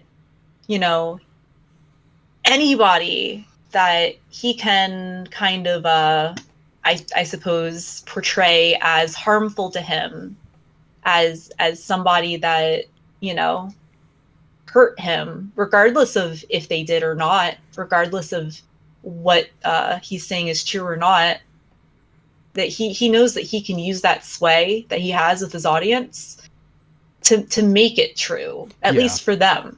Oh yeah, like my mod, again, my mod I knew for many years.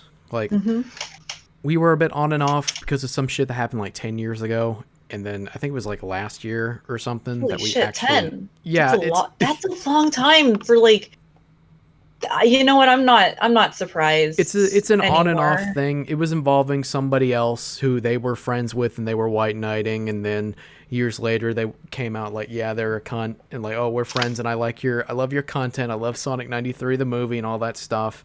And I do a lot of nice things for them. I do art for free. Including emojis, all that shit, for absolutely nothing because I like them. And as soon as I talked about Rogue and Rogue didn't like me very much, gone. She fucking hated me, just instantly, and tried to stab me in the back. Oh my god. Yeah, it was awful. There are some people that, like, while I enjoyed Rogue's content, like I would introduce other people to it, and like they're like, oh, this guy's like a dick, and I'm like, all right, well, sure, have that opinion, I'm gonna enjoy this. And oh my god, they were so right. But like the amount of loyalty that Rogue was able to like squeeze out of people was genuinely disturbing. Oh fuck yeah.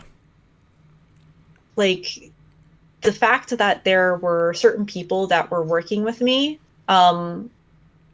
for example, like, the pen and paper person that had contacted, I think it was Chris. I think it was Astrick, actually. It was either Astrick or Chris. I don't know. I was like, I don't think I told anybody to contact Astrick.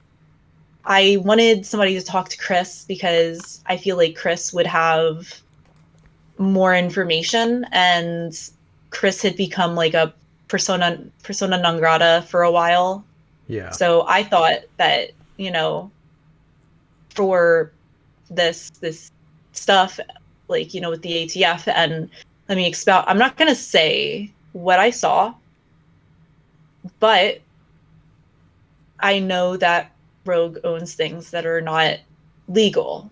I know that he has things that are very sussy. And when I kind of came to terms with the fact that he owned things like that, that is when I decided that, it was time to actually get authorities involved. Well, since the Supercut and Shiny and Shangy and other people have sort of said it, I'll say it for me. I'm not saying it for you. He did own weapons. And I know that Shiny said that he would fire his gun in the Discord server. And he'd even joke about, or even tried to shoot animals outside, I think his shed at the time.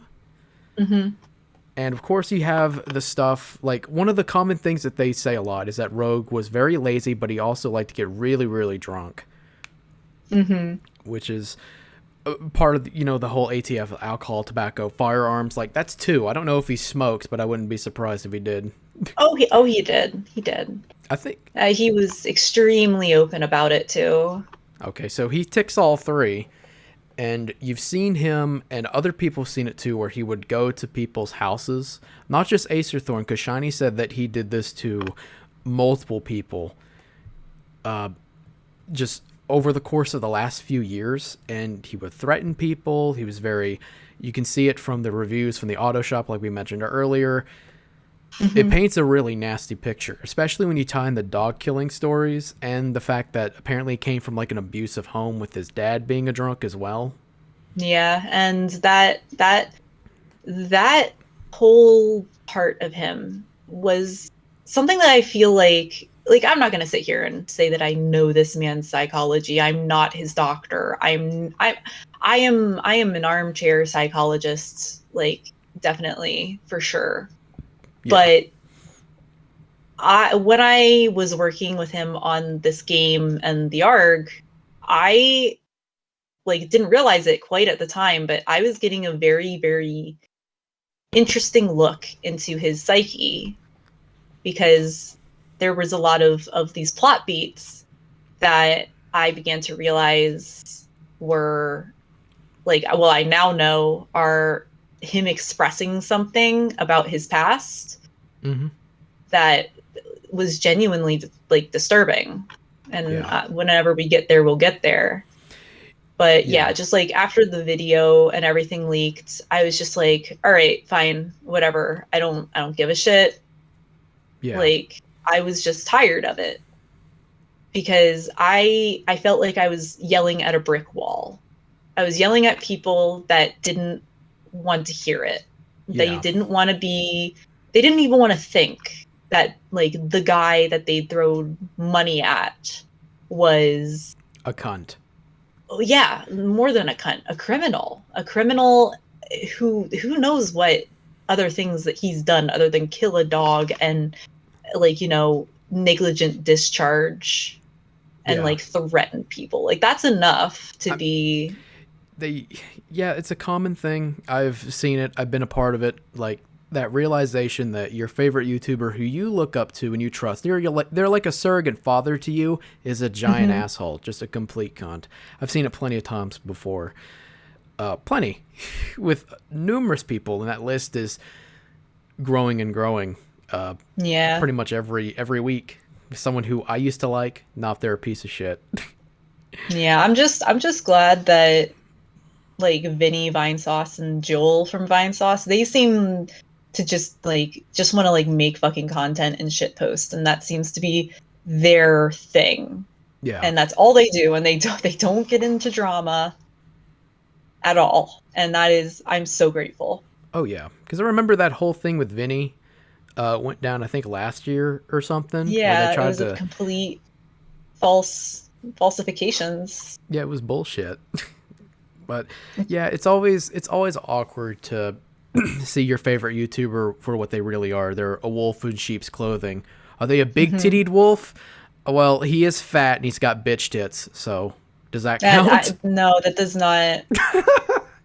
That does not make my furry senses happy at all. Apparently, he'd probably be like a mangy, he'd be a mangy wolf with like 3 legs, and like nobody knows how he survived this long, but yeah, he probably should be shot. Well, it makes Astric happy. Very happy. And the thing about her is that like she was like genuinely didn't seem like such a bad person. She was like, I appreciated her art. She gave me compliments on my art. You know, we would talk about Pokemon. I did not have her pinned as somebody that would, you know, put up with the shit. But then again, that's pretty much everybody that was in that server putting up with that. I think part of it is that they were a part of it, but they didn't care. They liked being, I guess, the pursuer, and then other ones they didn't want to be gone after, kind of like troll shielding a little bit, possibly. But with her, she's a wild card, and I just came to the conclusion like she's just pathetic all around, to be honest. Yeah. I mean, it's kind of funny. Like, she had feelings for Rogue, which is why she like flicked her bean for him, and the whole thing about the sex toys that she spent her entire tax return check on, and then you know, he had to pay her fucking rent for her, and she still gets basically friend zoned essentially, and I find that funny. Yeah, and the thing is that like when Rogue's girlfriend first showed up, like he started getting mad about people shipping their characters, which, like, you know, it was mostly just like fucking meme shit. Yeah. And like, you know, it made sense, but now it's just like got like such a strange taste to it. You know what I'm saying? Yeah. Like this, it's like he was like, that was the point in time that he cut her off, because he now had like actual pussy to hang out with. Yeah, not the weird furry in the diaper who smells. She smells so bad you could smell her through the speakers. I mean, I'm just glad that I think that she's like somewhere in like Connecticut or whatever. I don't even remember. Like, Oh, I'm just glad she's far away. Oh, you're doxing her now. Oh no. Oh no. I know she's somewhere in the northern part of the US. Look at me. I might even fucking say her name. Watch out. I hear that's killed a man before. Oh, don't do it. You'll get me demonetized. Then you'll have to show me you'll have to show me a super mega lesson now. No. Oh no. What's he gonna do? He's gonna walk into my apartment. He's gonna take his finger, he's gonna rub it between his ass cheeks where he doesn't wipe, because I'm assuming he probably doesn't wipe very good at all because he's so shitty, and just wipe it on my door. It, like, just write it on the wall, on the door, just Rogue was here and shit. I think that's honestly, gonna be his epic lesson. I feel like he had a thing for shit. Yeah, because the whole thing with Loloopy, when he said like, oh, he's in staff voice chat, he's in the bathroom at his dad's place and his auto shop, and he just wipes his shitty little doo-doo finger on the wall or whatever. I just assume that's how they clock in when he goes into work. Yeah, a shitty clock for a shitty car sales place, I guess. But the thing is that like the other reason I say that is because I don't know if you remember the streams, but there was talk of a like a video called Poutine. And Pro, who poor guy, was very, very sensitive to, like, you know, shit eating, and it would make him very nauseous. Naturally. Yeah, as it should. But it was like especially bad for him. And Rogue would make him watch it. And there was another video that he showed the entire group, and I think it was the same dude. I didn't watch the whole thing. I just like kind of like I minimized my screen. But he pooped on a toothbrush and brushed his teeth with it, and Rogue was like, yeah, I commissioned this from this person. Like, he had this video that he commissioned from some weird guy and told him to brush his teeth with shit, and this guy did it. All of a sudden, drawing wedgies isn't so bad now, isn't it? Yeah, it really isn't. I mean, it's not my thing, but I'm more into that than I am toothbruch shit. Oh my god, I'm grooming you now. No, come on. Oh, that's what some of the other people like to say. Oh, you're grooming people. That, like, no. It's so stupid, but you know, whatever. It's not like you can't infect people with kinks. I'm sorry. It's just not how it works. Yeah.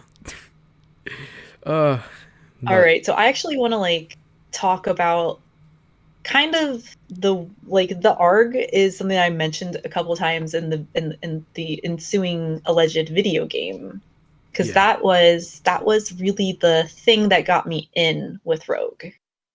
So the kind of like the start of that was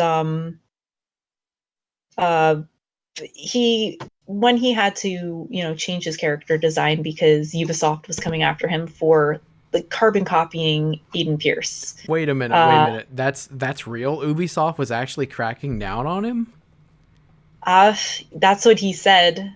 It's probably a lie. I mean, like, I don't really see any reason I don't really see any other reason why he would change the character. Because, like, according to him, he dropped $3,000 on the new art and the new stills and everything. But, you know, it could also be that maybe he realized somehow or another in his tiny little like brain Alcoholic that brain, yeah.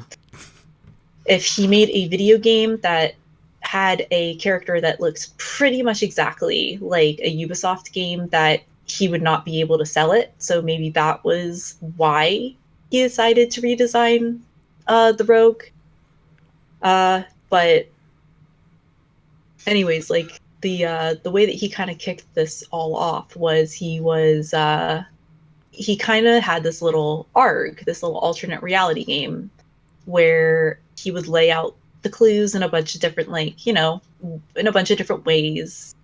And people would, you know, they would use code breaking, they would use, like, you know, just context clues and shit like that to kind of figure out what was going on in the story. And like I said before, it was actually extremely, extremely compelling.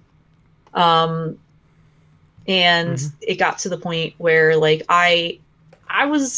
it involved like, you know, AI and like the thought experiment of like what would happen if there were like basically human like and basically sapient AI that acted very similar to humans, and, you know, typically unless you knew what to look for, you would not know the difference. So almost like Invasion of the Body Snatchers, but it's with robots.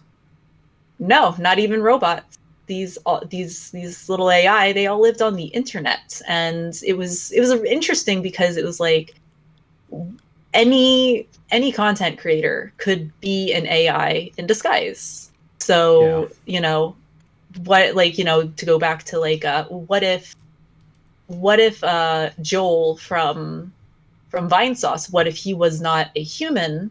What if he was an AI that was, you know, instead of showing face cam, he just decided that he wanted to use a voice and just play games for the attention of humans. He's a synth. Just like yeah. Now I'm just thinking of Fallout 4 in the back of my head now. Yeah, it was kind of like kind of similar, except like this entire society was entirely virtual, which I thought was very interesting. And like, I think that Rogue started to kind of like me as like a person because I was able to call a lot of his plot beats like very easily, because as I said, this is like, I love stuff like iRobot, Blade Runner, those kinds of stories I find just really fascinating. Oh yeah. You know, and so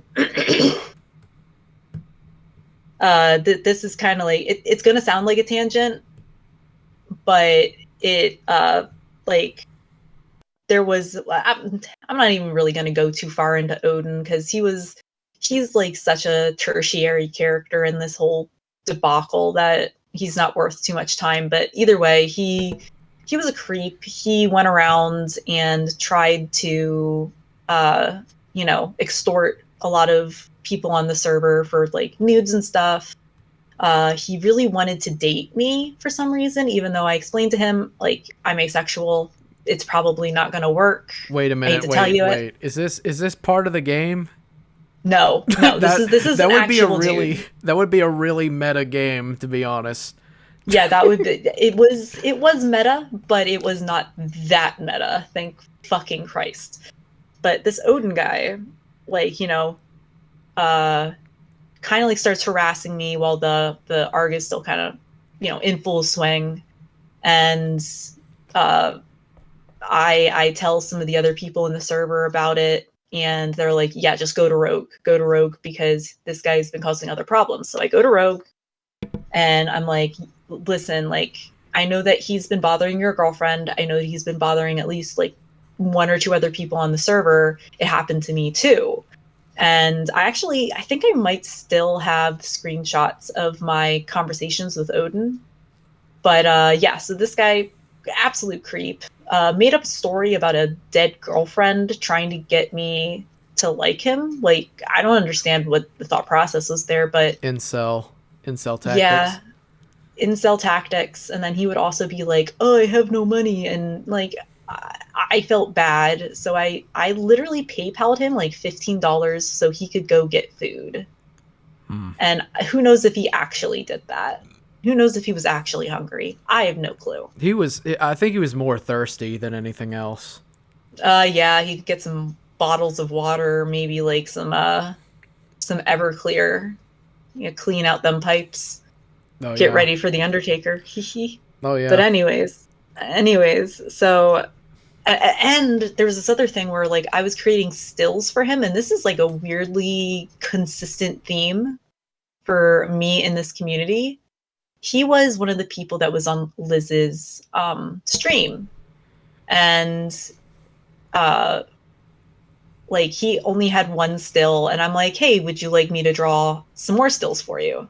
He's like, oh yeah, sure. So I draw him 3 stills, and that would be something I don't know, I would say charge about $90 for, because like, they're 3, like, and then like, after the first 3, I was like, if you want any more, just give me 25 and I'll do you more.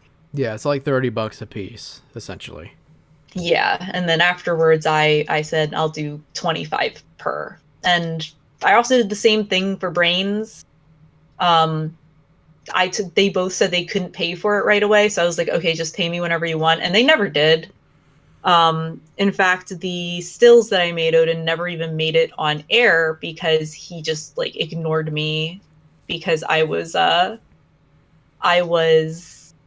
don't know, I guess not sexually available for him.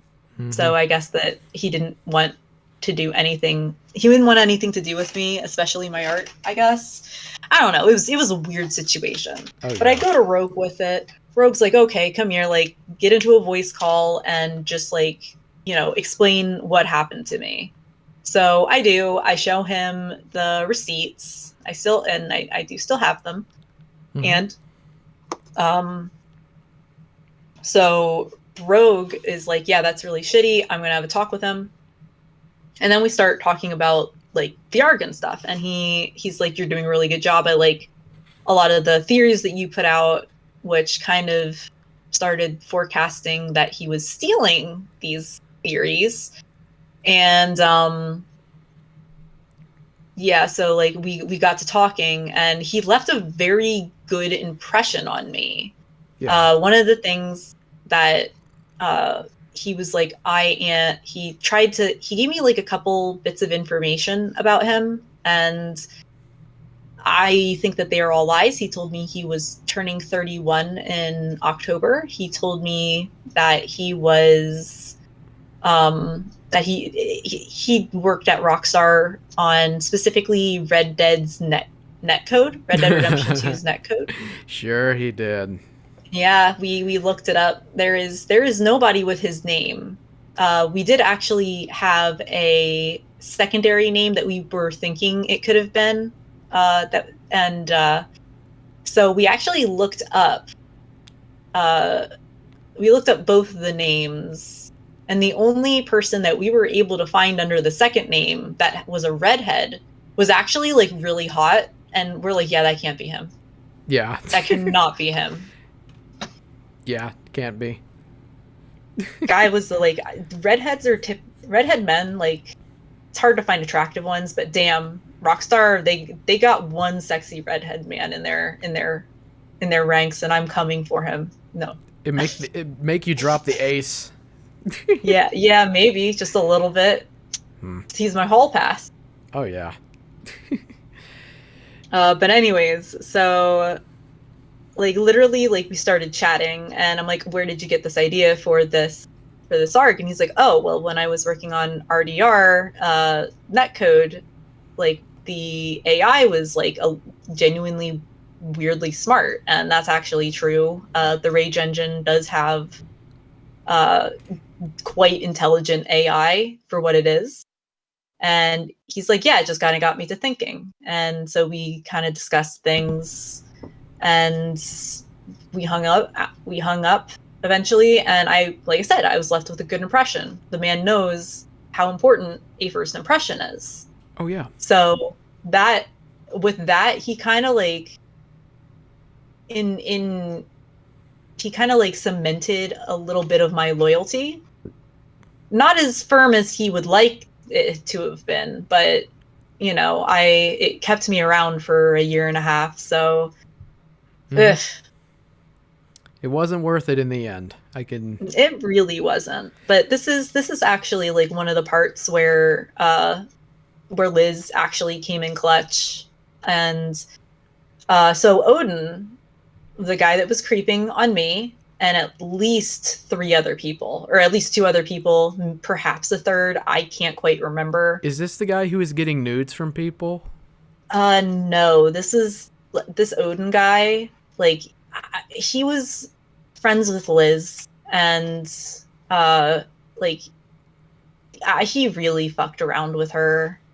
It was really upsetting. But after all this stuff came out, Rogue was like, well, I need his Patreon money, so I'm not going to ban him, but I'll have a talk with him. Which I should have been mad. I should have been like, what are you talking about? This man just harassed your girlfriend, harassed me, harassed other people on your server. Like, don't you care about the community and the fact that there's this sex pest in here? No. No. Yeah. So the thing is that, like, and the reason that I think this is one of the reasons that I will go to bat for Liz, is when she heard about this, she instantly kicked him from her Discord. She contacted me personally and apologized and said, like, listen, I'm really sorry about the way he acted. She apologized for his behavior, even though she didn't need to. She kicked him off her streams. He never showed up again. She revealed that he hadn't even given her the stills that I'd made for him, even though I presented them to him like a week and a half before, and he'd been on 2 streams.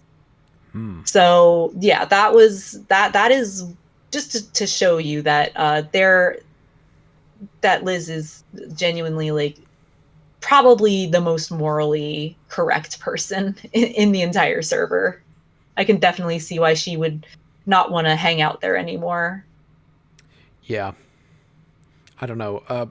In terms of mod, I know it's a little off topic. In terms of, like, mods, I'm a very mixed or lukewarm at best, and sometimes maybe a little more negative, because the way that I see it, especially with the moderators, is that they'll see Rogue doing stuff like this, and either they'll go along with it until the rubber hits the road, and then they're on the chopping block, like the whole doxing thing, like what he did with you, and probably other people as well are threatened. They'll go along with it, or they won't say anything about it until it's on them, and I feel like that's a really selfish thing to stick around, because a lot of mods have said that too. Like, I don't know why I stuck around. It's like, why the fuck did you? What's wrong with you? Yeah, it's just that, like, I like I said before, Rogue is a very charismatic person, and people sometimes don't realize just how powerful charisma is in getting your way and making people trust you. That is true. And I think that along with the fact that, like, if you broke through that facade of charisma, there was a genuinely threatening person underneath. That was enough to keep people in line. Yeah, I agree. So, like, I actually have a couple notes for a bunch of different mods, and, like, just the important ones, the ones that I kind of had I had interactions with, because none of them were actually really that bad. Like, for example, like Brains, Black Brains. I genuinely felt like I was friends with him. He was a really cool person, and, like, he was another person that I had made these stills for, and you know, he was a little hard up on money at the time, so it was like, listen, whenever you get to the point where you can pay me for these, you can do it, like, because that's how much I trusted him. I'm never doing that again. Nobody gets free art from Wendi now. Mm-hmm. But so like basically, I really expected him. He was probably the first person to block me after Rogue decided that I was not welcome anymore. And that was like actually the thing that made me cry. Mm-hmm. I'm not gonna lie. Yeah. Because I thought that I meant more to him. I thought that, you know, we would sit and we would chat for hours, me and that guy. And, you know, he seemed genuine. And the thing is that I don't know if that was an act or if there is just something so horrible that Rogue has over him that he was willing to drop everything about me to go back and like suck on Rogue's cock. Like, considering all the stuff he had about you just ready, like all the docs, I wouldn't be surprised. yeah. And I mean, like, I don't even really have anything bad, like, at all. He just, like, it's just, I'm concerned for Brains. I'm concerned for him, his safety, but I'm also kind of tentative. Like, did he do something really wrong? Did he hurt somebody? Did he do something that, like, what kind of person was he? And that goes for every single person in here. Like, if Rogue has this sway over them, mm-hmm. what had they been doing to give him that kind of power? Yeah. So, but like, really, like, that was really hurtful. I guess the next person that I have on the list is Rogue's girlfriend, who, again, I'm just not gonna give her name or anything, not even her screen name while she was there, just because I feel like she's definitely the most innocent person in every single aspect of this situation. She is the same person that was talked about on by Shiny Esper. Like, I talked to Esper and we confirmed that they were the same person. Mm-hmm. And the shit she's been through, it's just not fair. It's disgusting. I hate that she had to go through that, because she was never anything but a sweetheart to everybody. Even people in the community that were like annoying or people that were rude, she was always polite and she was always sweet, and she deserves a lot better than a man sitting alone in a shed. She deserves like a fucking mansion and a dude with like a buff body and a huge dick and like that ginger from Rockstar, basically. Yeah. Oh my god, we gotta hook them up. Yeah, I agree, because I do think, I don't know much about her, to be honest, but she seems pretty nice. She seems pretty chill. Yeah, she's 100%. Like, I'm not even going to I'm fine with mentioning these other people's names because they were complicit in one way or another. I don't think that she was. As far as, I mean, like, the next person I could talk about is CJ. They were on the stream once or twice, and like, me and them, like, we got along pretty good. They were the person that Rogue kind of tried to be like, oh, she kept trying to like go meet up this other mod, and that was in reference to me and CJ. And me and CJ, we would fuck around all the time and be like, all right, well, meet me at the mall and we're gonna have a fight in front of this store. Like, that was as far as it ever went. I mean, like, I've got no problems with meeting people from online. I mean, I've done it before.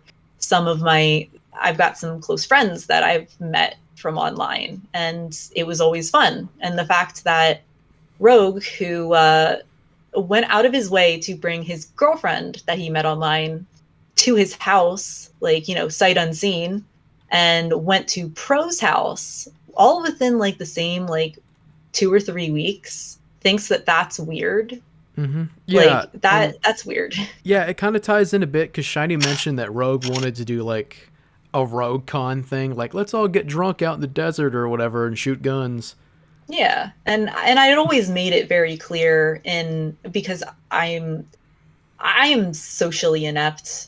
I don't have autism papers yet because I'm still waiting on a waiting list to get a test.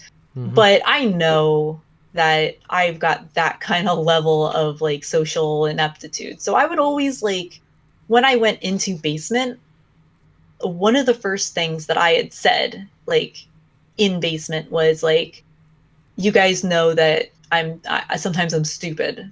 If I say anything that makes you uncomfortable or makes you upset, don't be afraid to call me out on it. Don't be afraid to say, hey, stop that. I'm not going to get offended.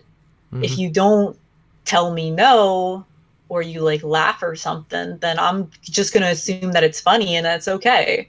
Yeah. So the CJ never expressed that they were like not cool with these jokes, or that they wouldn't want to like, you know, go out and like get fucking Chick-fil-A at the mall or something at one point. Yeah. And yeah, because we literally lived so close, or well, we still do. But yeah, I guess Rogue wanted to skew that in a weird way as well. Did it work? I mean, I don't really, I think it's fucking stupid that he thought that was something that was like a black mark against me. That I was never told that they were uncomfortable. They never told me that. No one ever told me that. Yeah. If anything, like, they were just as interested in the idea as me. We just never got around to it because, like, I work 40, well, at that time I was working 40 and then 60 hours a week. And they also did a lot of work. So it would be scheduling hell, really. Oh, hell yeah. It would be hard to really work around. Especially if you're working like different times of the day. Yeah.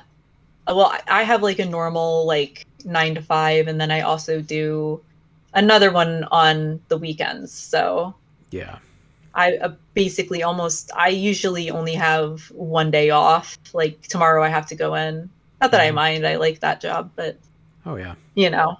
But next I want to like, okay, so the one that before we get to Pro, let's talk, like, I'm going to give you a quick one about Skelly, because he's another person that I think is more on the innocent side of things. Yeah, he was actually like a pretty cool dude. Like, we would have some good bant and whatever, because, you know, I was like I had a skull face and he was a skeleton, and oh man, that was like, we hated each other and whatever, but we'd always have a lot of fun, like me and him. Well, we weren't like tight, we didn't like talk a lot, but the times that I did get to speak with him, he seemed a pretty cool guy. He was the guy that was the voice of Eugene, the Pepper character. The one that actually had pretty good dialogue and had good fucking line delivery. Yes. Because Skelly is an actual VA. Now, like, when I kind of got into the Rogues Boys and Basement server, which, by the way, he got so paranoid at one point that the basement, which typically was located on the public server, it was located in a hidden channel. Where you needed to have the Rogues Boy or admin role to access it. He actually got paranoid to the point that he nuked that entire channel and started a completely different server to serve his basement. But that's neither here nor there when we're talking about Skelly, because Skelly, during the time I was around, he wasn't I guess like he was dealing with a lot of life stuff. The guy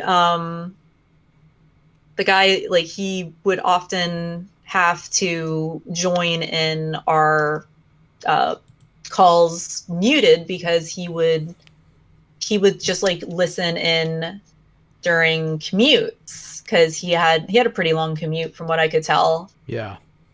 And Rogue started like taking real offense to that. Like he's like, if you're gonna join a call, you better like have your fucking mic on. I don't want to see you using like voice. I don't want to see you using like a text channel to try to talk to people in a voice, which is really weird in my opinion. Yeah, that's like, really weird.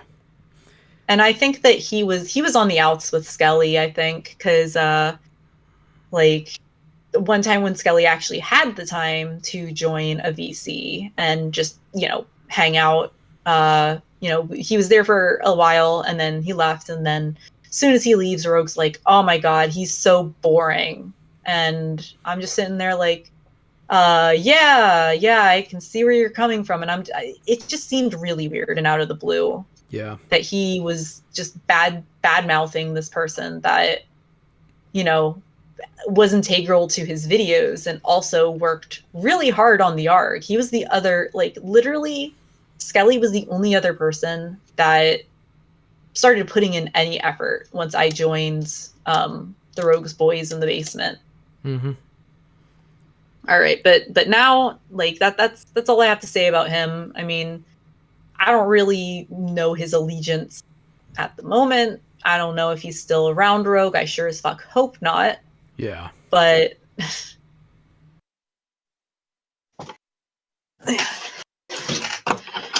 okay, alrighty, lady.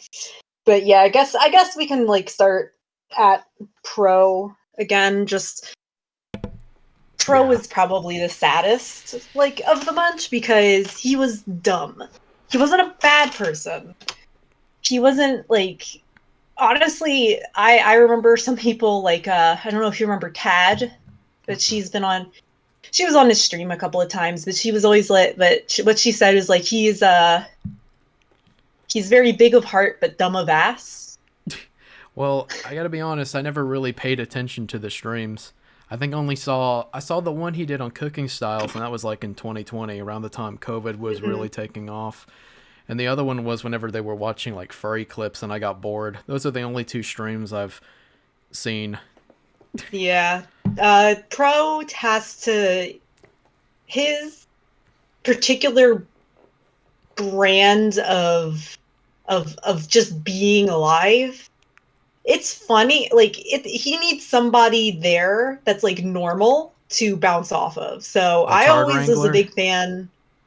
Yeah, it's like the straight man and the funny guy, that kind of trope, but very much in real life. Mm.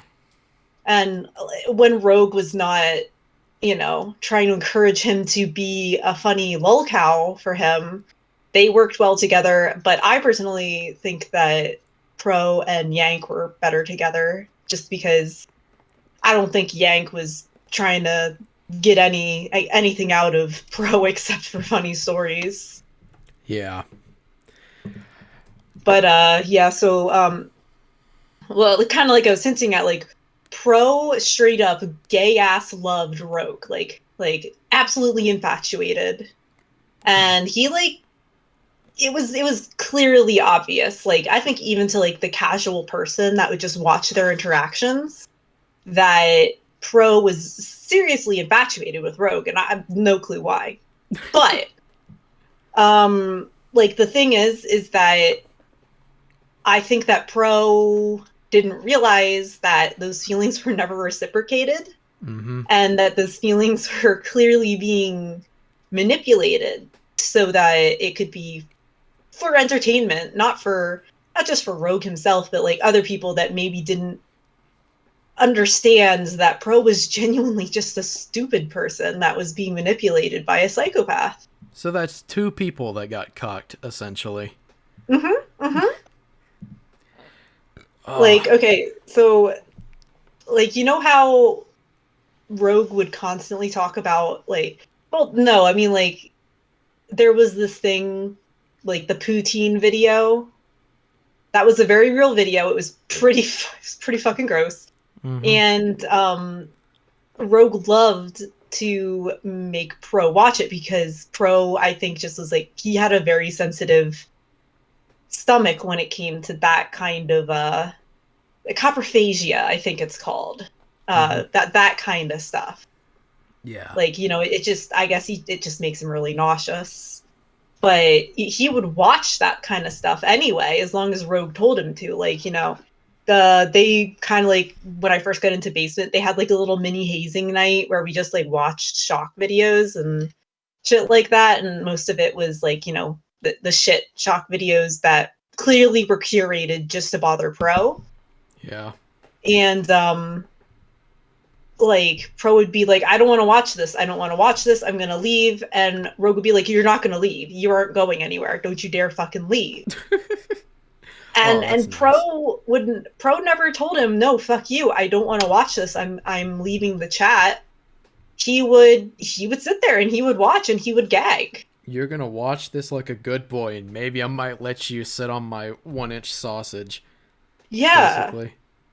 And like, the thing is like, Rogue clearly had never had any intentions of being with Pro in any sort of like romantic or sexual way. Yeah. Not that I think that I would think that would be good for Pro, but he also never explicitly told Pro to stop, which I think that Pro would have needed to get the idea that it ain't happening.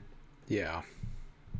So like it's kind of like what are the chances in the fucking Dumb and Dumber? What are our chances of being together?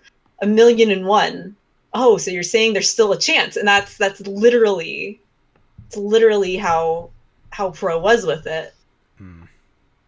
So yeah, I think that Pro, if he, you know, if he was able to get away from Rogue and maybe collaborate with somebody more mature, like somebody that could bounce his wacky stories off of, then he could be, I think he's probably the one that would be the most successful out of the group. Oh yeah. And also, saddest part, seen his face. He is the most conventionally attractive person in the entire goddamn group, which is shocking. We should have maybe when this is done, we could have like a tier list ranking of who's the prettiest and the ugliest. Yeah, I mean, I haven't seen most of their faces, but there's gonna be like, there's gonna be a pretty clean split. I don't think there's gonna be any normal people. Yeah. Well, Rogue is actually the most average looking ginger I've ever seen. Like, the fact that he's ginger is probably the only outstanding thing about that man, physically, at least. Like, if you look at his face, that and the microcock, but like, yeah, typically you can't see that. Yeah. Yeah. All right, and let's see. Do I have any other interesting people to talk about? I mean, I talked about Asterisk, Skelly, Brains, the girlfriend, Pro, and oh yeah, there was fucking CJ. And CJ, I'm gonna be real short with, because they were never a problem. Like, I actually got along really well with them. They were the one that lived close to me, and that was, I think I said this last time, but you know, they were the person that I was like always joking about, like beating up in like the mall outside of a specific store.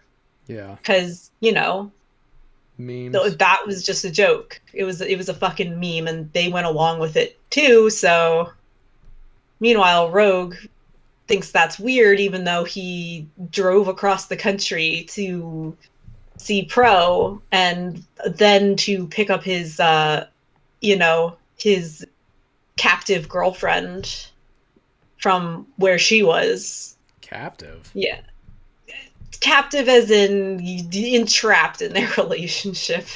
Oh yeah, that's true. Yeah. Oh, All right, and now let me think. I probably should have made notes of everything that we went over.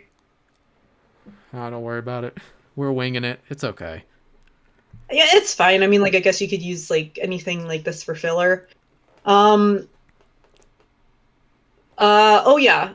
I think I wanted to go a little bit more in depth about like the ARG and the video game stuff, because I feel like that was something that definitely probably made Rogue uncomfortable with me. Mm-hmm. Like, okay, so I went to a school and got a degree in video game design. I mean, it was a pretty bad idea to go to college for such a niche subject, but I did bring skills with me, like, you know, creating world documents, you know, figuring out, like, you know, what has to be made before you go full bore making a game. Mm-hmm. And I remember when I got into Rogue's Boys, and it was explicitly so that I could be creative on this game. And I sat there, I'm like, Rogue, all right, so have you ever worked on a game Bible? It's like, no. Have you ever worked on a design document? No. Have you ever done a world Bible? No. And I'm sitting there like, God fucking damn it. Because I had to go through and I had to actually create like 2 separate documents. One for the game world, which is the world Bible, and basically that kind of condenses the lore and, you know, the rules of that universe into one place, so that when, you know, you go through and you're trying to make plot and story happen, you can refer to it or you can add to it as you need. It's very important, especially with what we were planning to do, which was very, like, you know, a very interesting and kind of like unique setting. Yeah. So a world Bible is definitely going to be required. Yeah. And the fact that he did not seem to realize that you needed one of those, that was one of the big things that made me just absolutely sure that he'd never, ever touched a game before. Never in any official sense. Like, I can get it. Like, sometimes modders are better than game devs. And a lot of times game companies, they will actually hire from the modding scene. Yeah, that's true. Like, and sometimes they'll buy mods too, because most of Valve's library are from modders, which is pretty cool.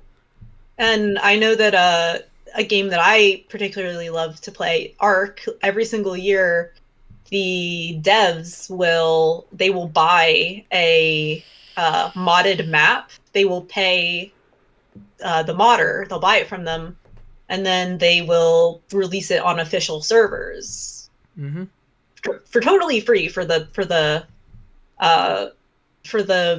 people, like, you know, the players, which I think that's really cool. Yeah, Sega sort of does the same thing too. Like, I know that they have like Sage, where they have all kinds of like mods of like fan games of Sonic, but they also I know that they hired Christian Whitehead and a few other modders and fans to remake Sonic CD, and then they did Sonic Mania, which is easily the best Sonic game, period.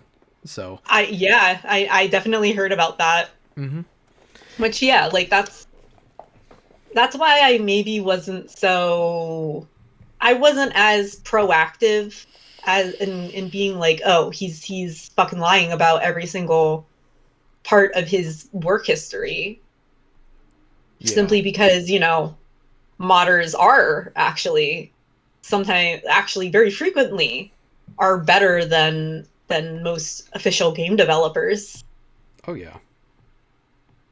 But it's just the thing that he had no idea on how to lay out any sort of game, any sort of just basic documents.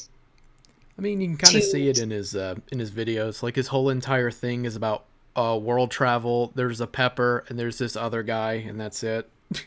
Yeah, that was like I said, like a lot of that was a bit better outlined in the like the ARG, which if you want to have like a kind of genuinely disturbing look at like Rogue himself as a person and the shit in his past, all you got to do is look at the AI Rogue character, who at first I was like, oh, this is a really interesting character, because it started and it was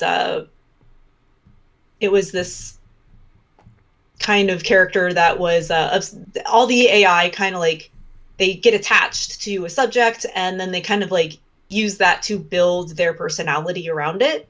Mm-hmm. And the Rogue AI, or like that's what, you know, we think his name is, his real name's never said. He got very interested in bounty hunting, and that was a thing. That's not something you want your AI to be interested in and can create their personality around.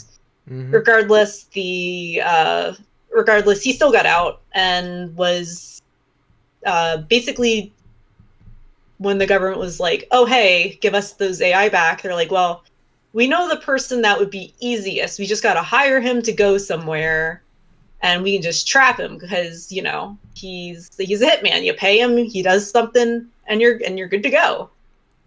A grift AI. What? A grifter as an AI. I mean, it was implied he got the job done. Yeah. But but as soon as they capture him, there is this one, genuinely, it was hard. I mean, like, I thought it was like really, really like out of left field, where there is the AI's quote unquote, like, you know, father, as close as you could get to an AI's human parent. All I'm going to say is that there was a rape allegory, an incestuous rape allegory, because they wanted code from the AI so that they could start making their own, the government, you know. So, yeah, all you need to know is that having somebody that you trusted rooting around in your insides non-consensually, that it was very dark, and at the time I was like, oh yeah, that's hard. That, to me, that kind of fuck it upness is it's not something that would not happen if there were, like, you know, sapient AI. I guarantee you they would probably not give too much of a shit about what it thought about having its code looked at. But yeah, seeing as like it was framed around this character that was like, you know, the me and the other players were actually kind of invested in it, it was actually disturbing. And one of the people that was playing, he'd had a history with you know, sexual assault in his life when he was younger, and that this story beat, literally, like, he's like, listen, I don't think that I can talk much for the rest of the day. I'm just gonna log off. And they did. And that just kind of like made me be like, holy shit. The plot thickens. Yeah, so like, because I think that there's some sort of confession there in just that beat, because it was there's even fucking audio. There's audio that they mocked up. Audio? And yes. So yeah. It's really disturbing. Like, you know, at first I thought like it was like this rape allegory thing was supposed to be more vague, But Rogue, like, literally came right out. I actually have a screenshot of it because I could not believe that he straight up was like, yeah, it's rape. He's like, yeah, this character got fucking raped. And I'm like, whoa. And then later on, we get more details on this character being raped, and we actually have audio of it. And it's that whole entire story beat, while interesting, now knowing the person behind it, his history with his parents, his history with other people, it is very it's very suspicious. I'm not even going to be mean and be like, oh, it's sussy. No, it's suspicious. It's strange. It makes me wonder. Gets your noggin jogging, huh? Yeah, it really does. Jeez. You know, it reminds me of that story. Okay, so many years ago there was a murder. And this dude was like a prime suspect, but they didn't have enough evidence to try him at the time. So he got away with it. So his idea, a few years later down the line, he wrote a book about the exact murder and every detail about it. Well, they took the time to look into it and they found out, yeah, he's the one who did it. And they arrested him. So it gives me those vibes. Yeah, it's just like, I don't know if he's admitting that. I personally think that it is a way for him to vent things from his own past that happened to him. But I'm not completely sure. I'm not completely sure that this is him confessing something that he did to someone else, which is why if I knew it was 100% him talking about a difficult experience he had in his own past, yeah, I probably wouldn't be discussing it at all. But because of all this other shit that he talks about in roundabout ways, in like, you know, like the dog murder, how he keeps reframing that story to try to sound like he's not the victim, like, or like he's the victim, or that it was an accident or whatever. Like, who's to say that there was not something insidious? There's not something insidious he's saying with this fucking plot. Yeah, definitely. Oh, that sounds so fucking weird. Yeah, I will have to look, but I might actually have the audio file that was made. And did he make it himself?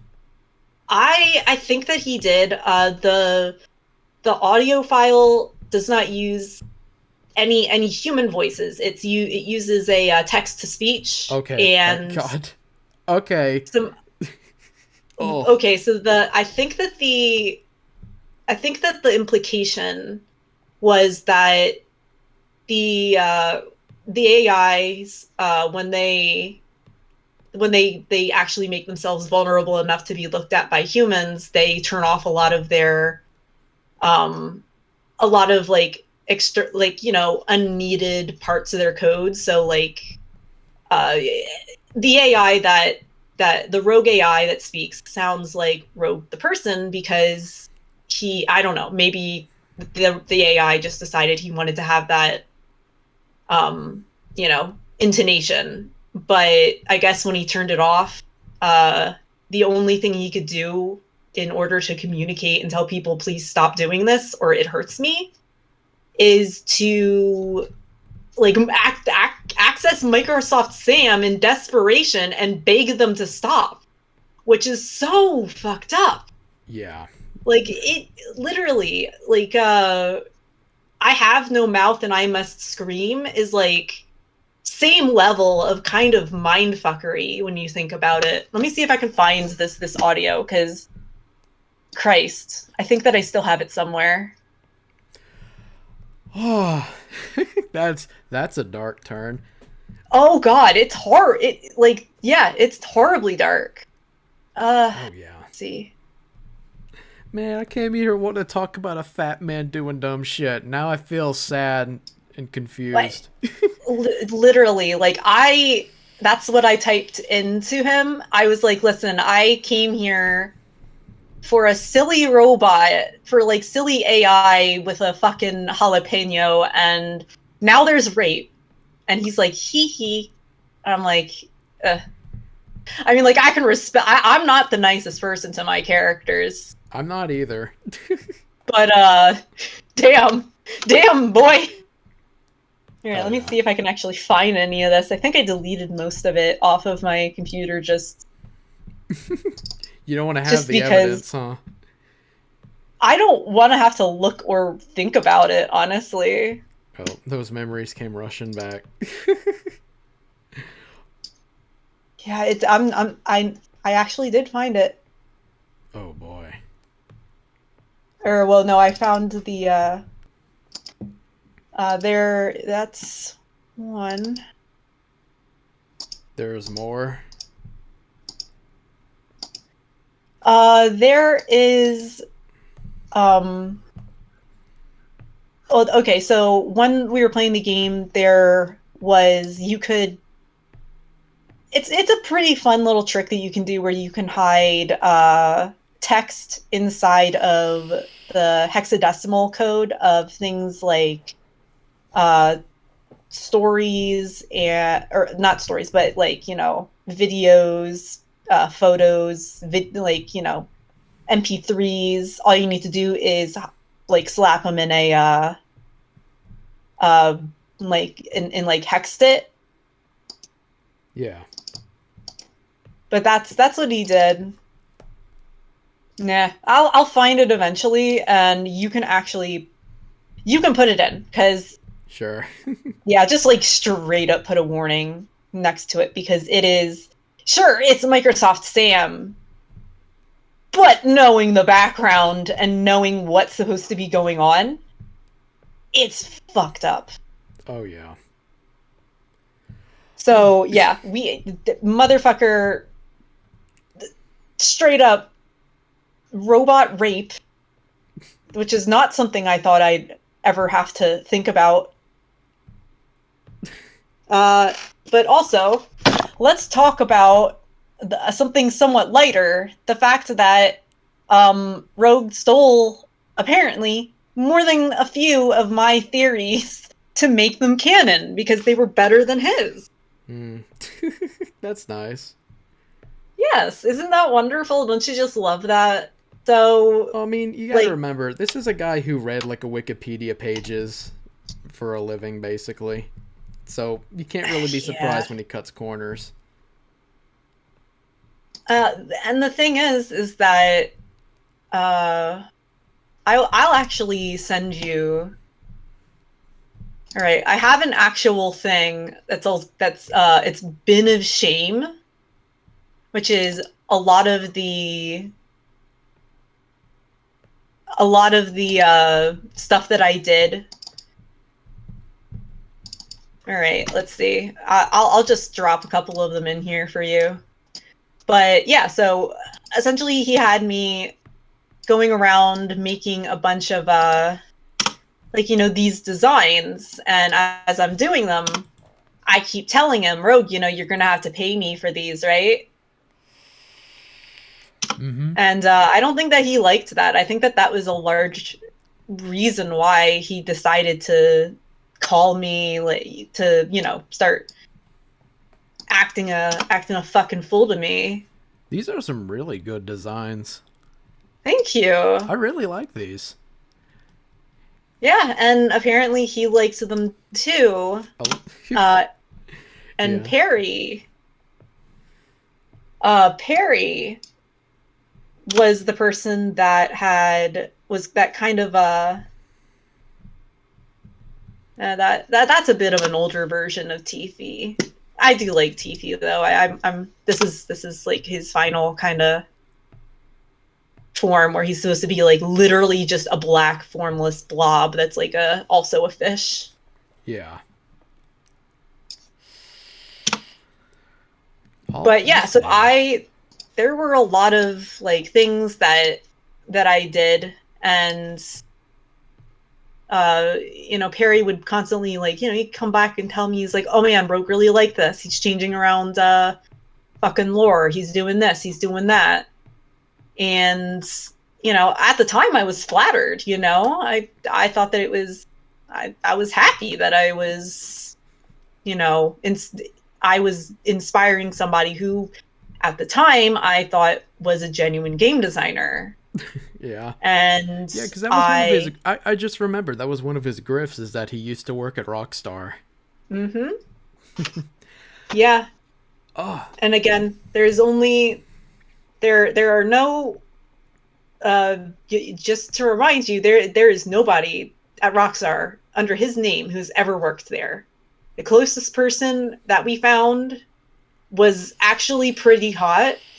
Was an actually pretty sexy redhead. Yeah. And I don't say that very much. And he had a soul, unlike Rogue. Yeah, he did. You know, he probably had money and talent and probably didn't kill dogs. Probably like he smelled was good. Yeah, I bet that he like I bet that guy, like, you know, he just like washes with like the best soap. Smells like frankincense all the time. Yeah. He doesn't sweat. He just like his pores just expel fine wine or something. I don't know. Those are some I like thirsty thoughts you got there. I'm just trying to take this. I don't even know what's going on, dude. I didn't get a good sleep last night. There's gonna be a bunch of bullshit coming out of my mouth. It's okay. Don't worry about it. That's the fun of it. That's the fun of doing, like, I don't know. What is it? What was the word? Just wing it style. Just winging interviews. it. Yeah. Fuck it.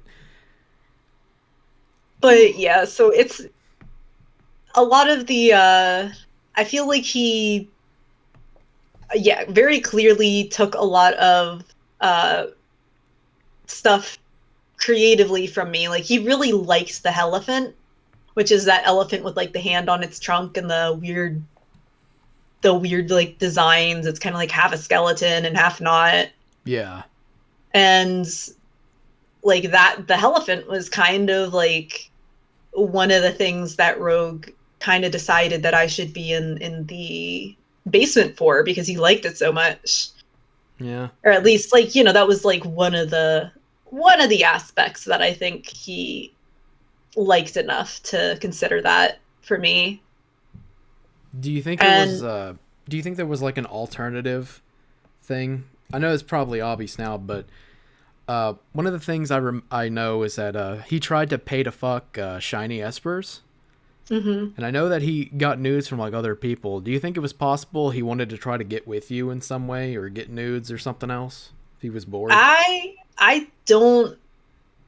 personally do not think that was on his mind, which is probably one of the reasons that he didn't treat me in the same way that he treated like Astric, and the same way that he treated his girlfriend at the time, and maybe even the other women in the server, because the whole reason that we even started talking to begin with was because I was asexual, because like, well, I am asexual, and as much, you know, filthy porn as I draw, I'm not interested in that kind of stuff in real life. And he knew that a lot. He knew that very well, and he saw that, like, I was perfectly fine with ripping into Odin and calling him all sorts of nasty names and reporting to like every single person that I knew to stay away from him, because he was a creep. And I think personally that is what friends do. If there's a creep around, you warn them. Yeah. So I feel like if he knew that that was a line that he could not cross with me, and that if he did, that he would end up in the same situation as he is in now. Mm-hmm. Yeah. I mean, so he basically kind of like just treated me like one of the other, I guess, the other men in the server. Yeah, one of the other tools for his amusement. Mm-hmm. That's a shame. Yeah, well, and no, honestly, I am very happy that he did not see me in that particular way, because if Shiny Esper's stuff is true, and I'm quite sure that most of it is, I think that I got out pretty scot-free on that end. Well, Maybe. I mean, maybe it's more like a pick your poison sort of thing, but I mean, he did dox you again and told his audience to go attack you, essentially, and dig through your shit. Yeah, I mean, like, but that's the thing. It's like, he's so lazy, and I'm not an interesting person. I am not interesting. Like, the most interesting thing about me was that I was a minor figure during Gamergate, and also I'm shit with money, but I'm trying to get better, and also I'm like a furry. That is literally all there is about me. Yeah. And I think that with a lot of what he said with the doxing is like, he's just praying with his entire soul that maybe somebody else will find something that I did wrong in my life, which good luck. I mean, I've gotten some, I'm just like Mr. Medicare, actually. I've gotten some speeding tickets. So, yeah, I guess that puts me and Medicare on the same level of criminality. Yeah. We're in the speeding ticket tier. Well, I did have a car crash once, but that was in like 2013. That was a pretty long time ago, like 10 years ago. Car had to be totaled because it was so old. Literally a fender bender, but it was ancient. Yeah. But you know how the internet is. Like, once something happens to you, people will just beat it to the ends of the earth. Yeah. But it's also like, you gotta... I just don't care. I don't care that people, like, know certain things about me, because I at the end of the day, it's not really that big a deal. I've never killed anyone. I've never, blown up a dog. I've never, harassed somebody into sending me nudes. Yeah. All things considered, I'm a pretty average person, and the fact that he literally sat there on his ass, made up a bunch of shit, and then was like, oh, well, you might be able to find more stuff on her if you go look, which, Rogue, if you want to look credible, like, either find the shit yourself, or, I don't know, do that thing that you sometimes like to do and just, like, make it up. Like, yeah. Like, I know, Rogue, listen, I know you know how to use Inspect Element, considering you did it on every single stream, so you wouldn't have to look at pictures of Christian's butthole on YouTube. Just do that, buddy. Come on. You've got to be better at fabricating evidence than this. Oh, yeah. Yeah, because that's something I heard cut that out, because I don't want him to actually get any free, like, tips from me. Oh, I'm sure he'll appreciate it. He needs it. He needs it if he's gonna keep going around acting a fucking retard like he's been. Or he could do like this. Wendidiego's hanging out with Bag. She must have a wedgie kink now too. Oh no. Contact kink exposure. As we all know, that's how you get your kinks. Yeah. It's like a virus. Don't worry, Rogue. I'm practicing social distancing. I'm wearing my mask. We are well over 6 feet apart. I don't think that his wedgie kink can infect me from all the way over here. I'm also in this little bubble. I'm in a bubble. I'll launch a fucking nuke wherever you're at. Sure, go ahead. I'd like to see. I would really like to see how that would work out. Yeah, I mean, with the people I usually do, instead of that, I just break into their house and just steal all their pickles. That's my strategy. It's an honestly, we do have a bunch of pickles because Thanksgiving. Like, okay, so what we do every Thanksgiving is, with the extra turkey, we make these gherkin and turkey sandwiches with a little bit of mayo. Ooh. Really good. That's awesome. Yeah, if you have any leftover turkey, just like white bread, slice up a gherkin, and cold turkey, mayo if that's your thing, and eat it. So good. Tangy.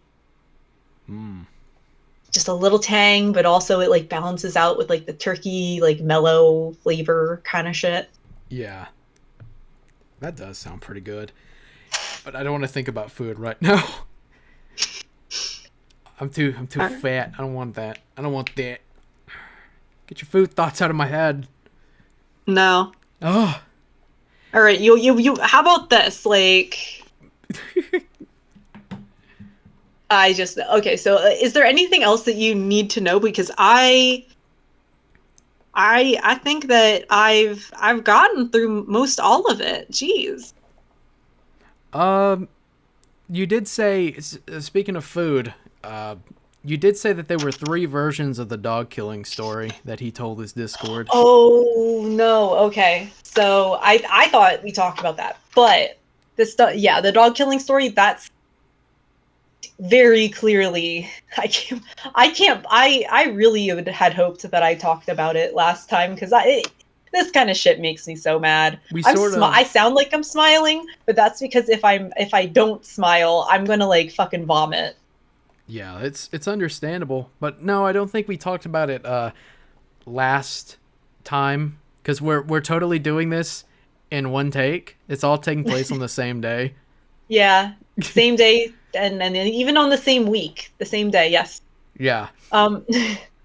Okay, so I'll try to go with the first version that I heard. So this was like a little bit before I got into, maybe it was a little after. I can't remember. It was around the time when I was brought into the basement. And, me, and a bunch of other, like, other members of the server, like, I know that there's a guy called Mike there who you've seen him on some of the screenshots of when Rogue went to Acerthorn's house. He's the guy with Joseph, the old Joseph from JoJo, as his profile photo. Really, really good guy. I really wish him all the best. But yeah, I believe he was there too. And there were a couple other people in there as well. I cannot remember their names, but I remember Mike being there specifically. And yeah. Rogue, like, apropos of nothing, just starts talking about, there was this one time me and my brother were hot wiring a car, because of course. And he's like, so we got it going, but I wanted to make a distraction, which, okay, you got it running and seemingly nobody heard. Like, I'm sorry, I'm not a master criminal, like, but I might as well be like part of Ocean's 11 if I'm compared to Rogue. Wait, so they were stealing a car? Yeah, allegedly. Like, this is his words, not mine. They were hot wiring a car. And he mentioned that it was when he was younger, as he often prefaces most of these stories. Yeah. And so, and I wonder how much younger, considering that he is like 23. So younger, he could have been 21. He could have been 17. He could be 15, which just makes it weirder. Yeah. But he's like, oh, and then so he allegedly gets this car running and doesn't really indicate that anybody had heard them do it. But because he thinks it's GTA, he's like, oh, I need to go do something, theatrical. So he takes a pipe bomb, his quote unquote distraction, and he tosses it over the fence and into the yard of the person's house that they are stealing the car of, because when you steal, you want them to know you're there. So he throws it over the fence, and this dog comes out from one side of the yard, and yeah, there's a weird thing laying in its yard, so it wants to go investigate, and it blows up in this dog's face. And everybody in the chat was like, oh my fucking god, Rogue, why did you do that? Why did you tell us this? That's disgusting. That's horrible. And like literally like right there, I was about to like just straight up leave the server because I was just shocked that this was not just something that he thought was appropriate to tell, but something that he was framing as something he actually did. Was he laughing like, you know, when he was telling the story? Do you remember? Yes. Yeah, he was. Oh. Like, he thought it was a joke. And, it's like... just a little dog murder, bro. What's wrong with you? We were stealing some dude's car. And then we killed his dog. Come on. It's just funny. Like, you know, everybody does that at least a couple times in their life. Yeah. Who ain't done that? Who's never done that before? Yeah, it surprised me. I don't think that shit's funny. So... It's just a prank, bro. Just a prank. Your dog's dead. Happy April Fools. Yeah, no. I don't even want to imagine what his fucking April Fool's joke is. It's probably like feeding their grandmother strychnine or whatever. That's what his idea of April Fool's is, I bet. Or their grandkids. But yeah.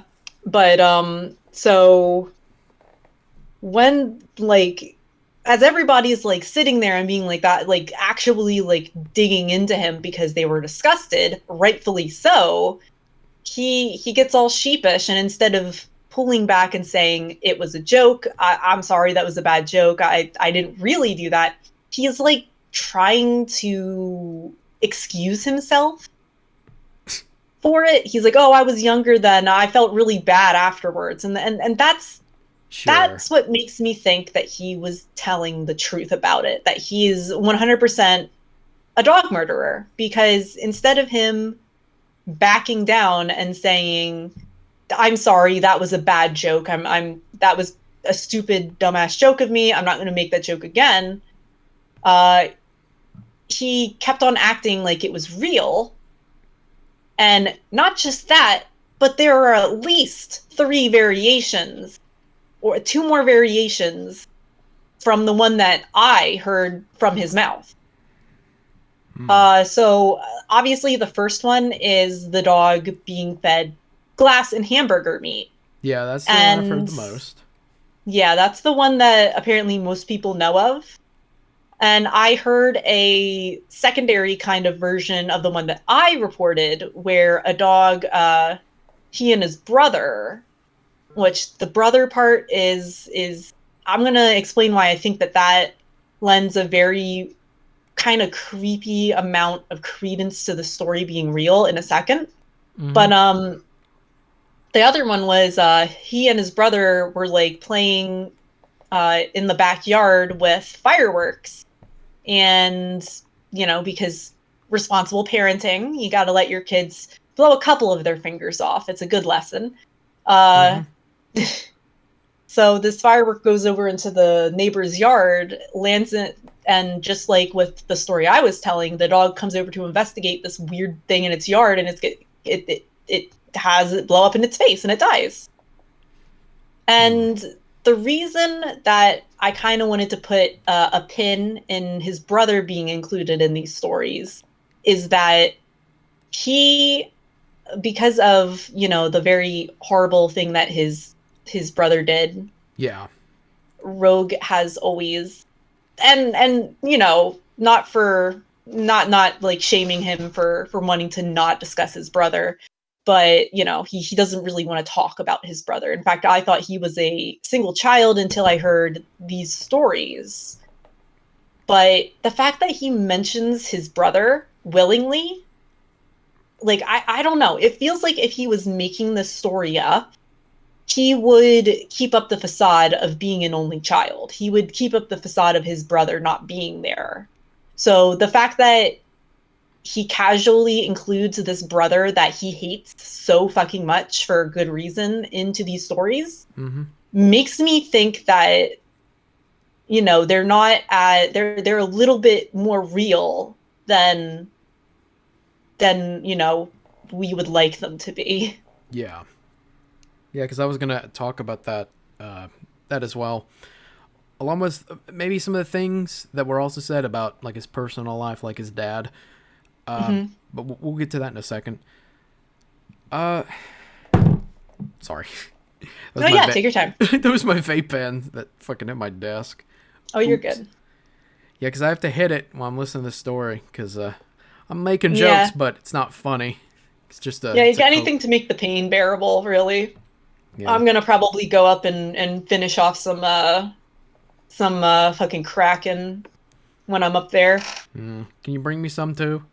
Oh, sure. You got it, bud. Sweet. Just cram it into your microphone or your phone. That's how that works, right? Yeah. This Blue Yeti microphone I saved up for a month for. Oh. Just douse it. And you know what? I think that the microphone might actually need some booze too. I feel bad for subjecting my technology to these stories. So you have a Blue Yeti too. Well, yeah, I don't feel bad for my Blue Yeti when I stick it up my ass. So, that's it. That's a server joke. But I have not heard that one before. But it was okay. Now I'll give you a quick context. We were in a voice call, and I think someone was getting mad at me for something I was doing over the mic. And I just said, if I want to take this Blue Yeti and stick it up my ass and let out a big fucking fart, like, yeah, I can do that. You can't stop me. It is your server. It became a meme. So I'm looking at it and now I'm like trying to think the logistics of like actually sticking it in your ass, and it does not seem that would take a while. Yeah. Just for one joke. But I didn't say how I stuck it in. Do I stick it in through the part you talk out of, or do I just stick this thing in sideways? I think it's up to you. How brave are you feeling? How brave am I? Braveheart. All right, yeah. Then actually, that's an easier way. We just gotta open up your tummy and then stick it in there.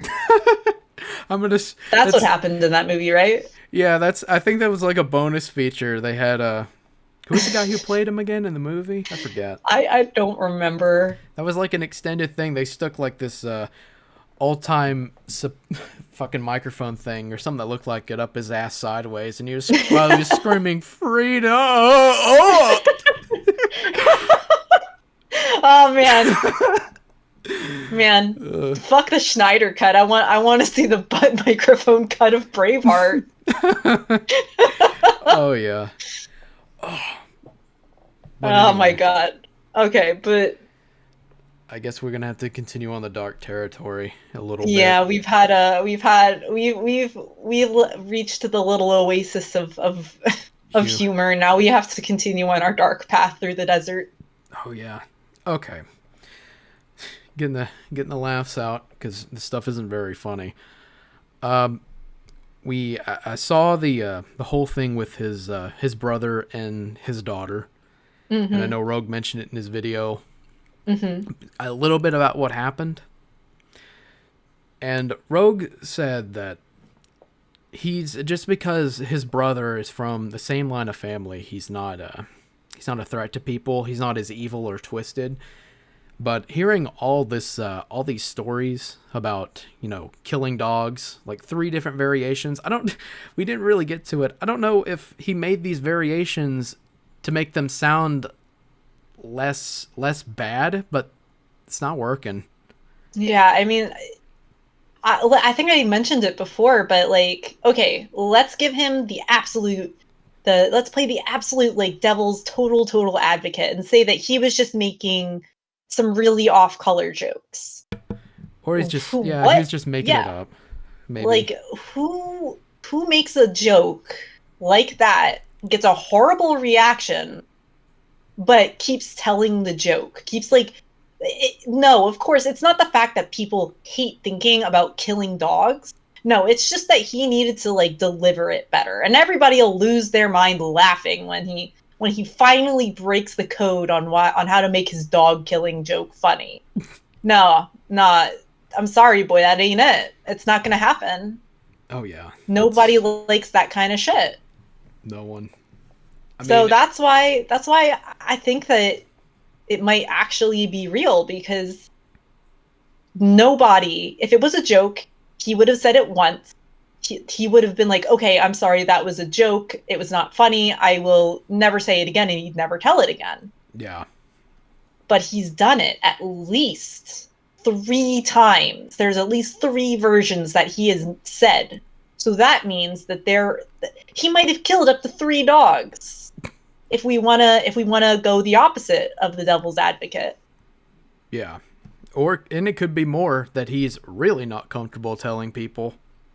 Yeah. That's lock up your dogs, guys. This is shit. Like the hamburger story, that's something straight out of the Zoo Sadist leaks. That's what it gives me the impression of. Like I remember looking through like the Zoo Sadist stuff, and even though I was emotionally numb at the time because of depression, I was like, no, I'm not numb, and I am not as numb as I thought I was. Jesus fuck. And then I literally just didn't look at the fucking thread again. Yeah. For months. I can't either. I don't like thinking about it. Like I remember I read the thread on my own like a long time ago, but I also saw Medicare. This was whenever he was covering it. Like any person who knows Jim knows he likes to laugh at insanity. Like he's pretty numb as well, but you can slowly hear just as the stream's going along that he's really struggling, and I think he's openly admitted like, yeah, that wasn't funny anymore. Yeah, like I remember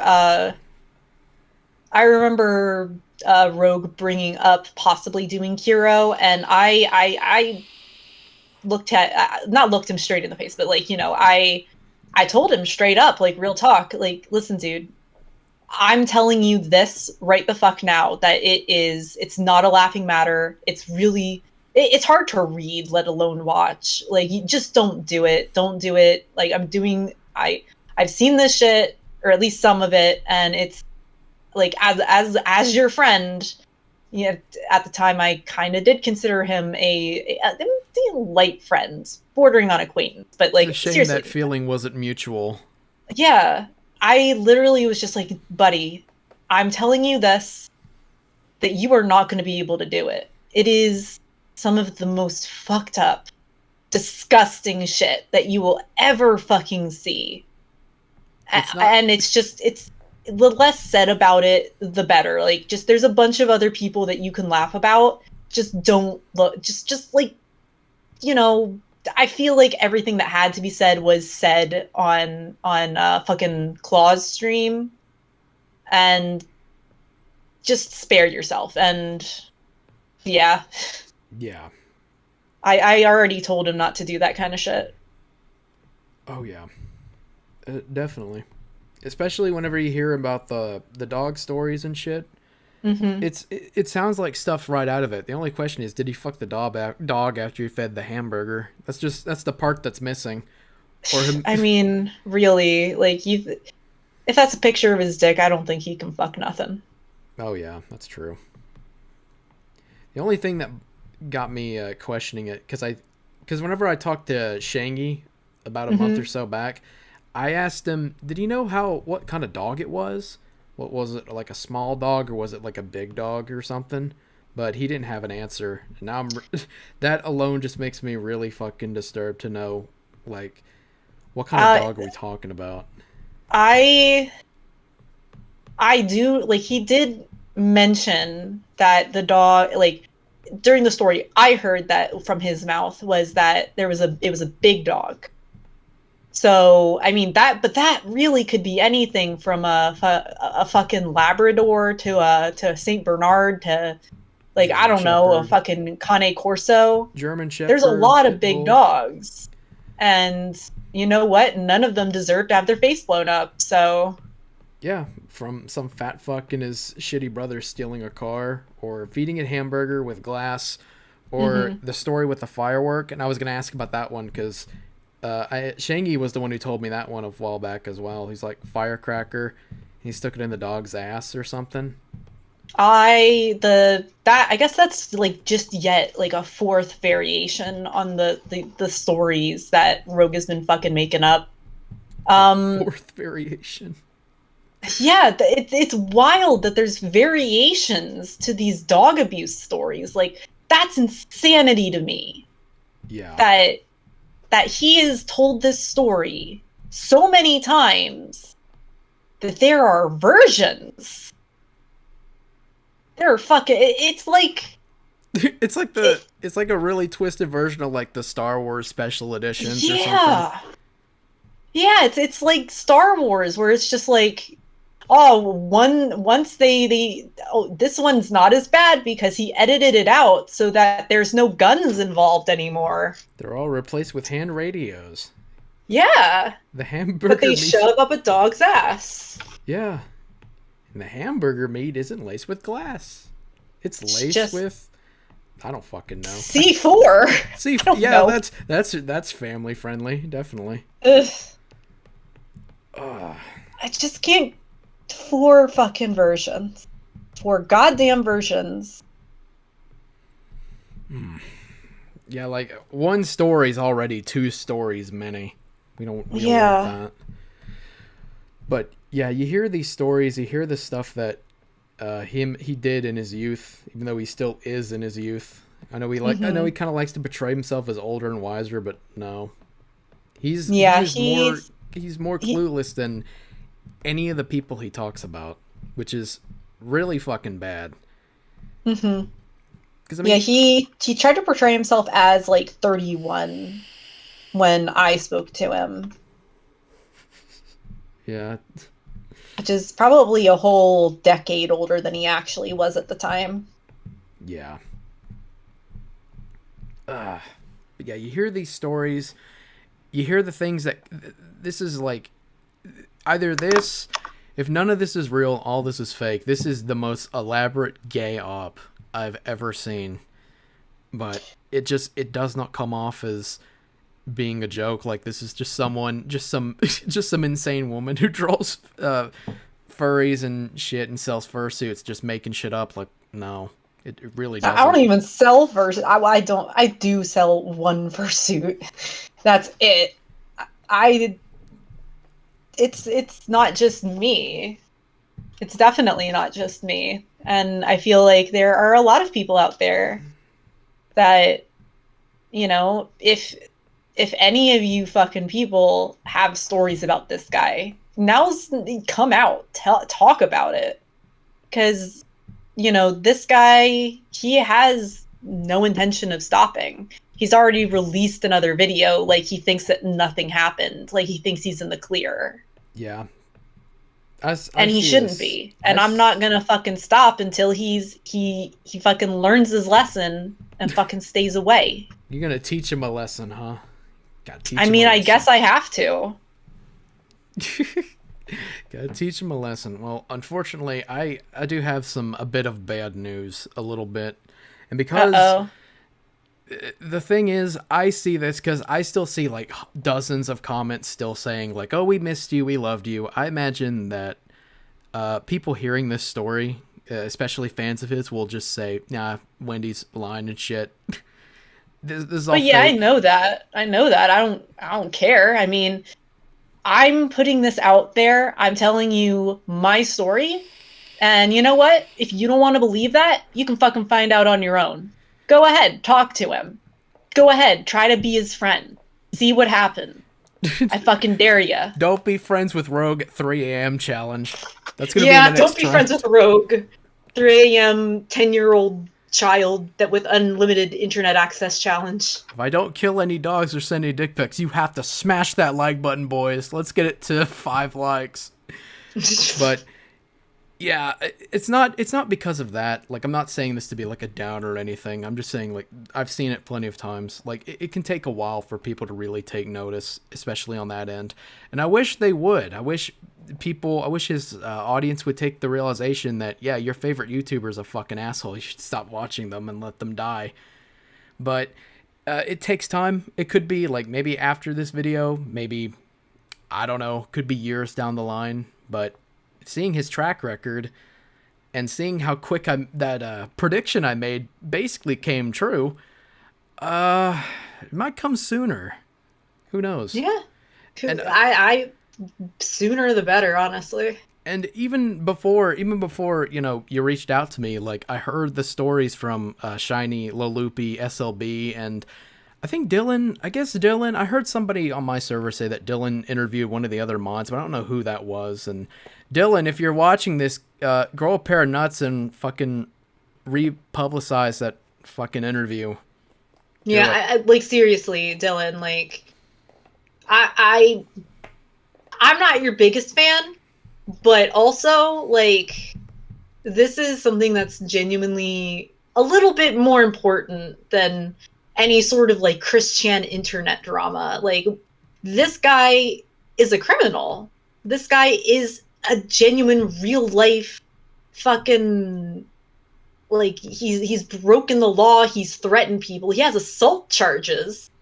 This isn't silly internet shit anymore. This is real life, and we just like I'm not into deplatforming people. I genuinely am not, but when he's using his platform to prey on, kids and people that just, don't know any better, when he's used his popularity to manipulate people, I don't think he has the privilege of being an influencer anymore, because that's what he is. That's what he was.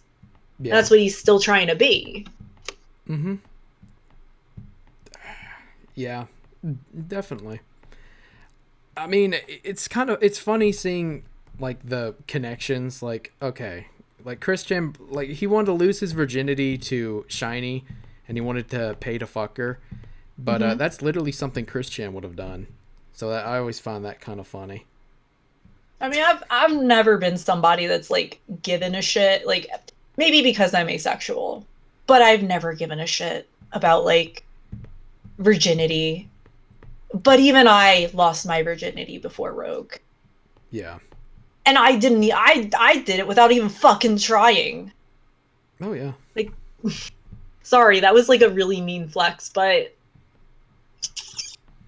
it should just tell you how kind of like how sad this person is under this shiny veneer of a very talented artist's stills and a silky voice. Like that's all Rogue had going for him. And, not saying that could get him places, radio announcers make a good amount of money, I bet. And since he already knows American fucking broadcaster English, since he can already do that dialect, he could just, announce the news. And to do that, he doesn't even have to kill anybody. He doesn't have to, like, steal people's, like, nudes or anything. Yeah. There's so many options for this guy. So many things he could have done to make himself, like, to be legit, to do things with his life that don't hurt others. But he decided he didn't want to do that. Yeah. He wanted to be the super troll kid and blew up in his face. Yeah. Pretty much. Yeah. Hoist by his own petard, as they do say. Oh, yeah. And that's what happens when, you don't have the mental fortitude or the maturity or anything else like that to keep that up. How could he? How would he? Like, so let's just look at this from the standpoint of him lying about his job record. The fact that he never worked at Rockstar. Like, how are you planning to get away with that? Like, you say that you want to make yourself a video game, and you portray yourself as somebody that worked at one of the most, it used to be one of the most well-respected AAA studios. Yeah. Like, what kind of, like, what were you planning to accomplish there? Somebody is gonna figure out, like, you're gonna eventually have to reveal your real name on some sort of document. And somebody's going to look at that document and be like, oh, let me verify your job history. And people are going to realize you've been fucking lying. Like, that alone. Like, what kind of, like, amoeba level intelligence is that? I don't know. Where was he planning to go with all this? I just want to know. I don't know. I don't know. Money for nothing, I guess. Yeah. It has to be.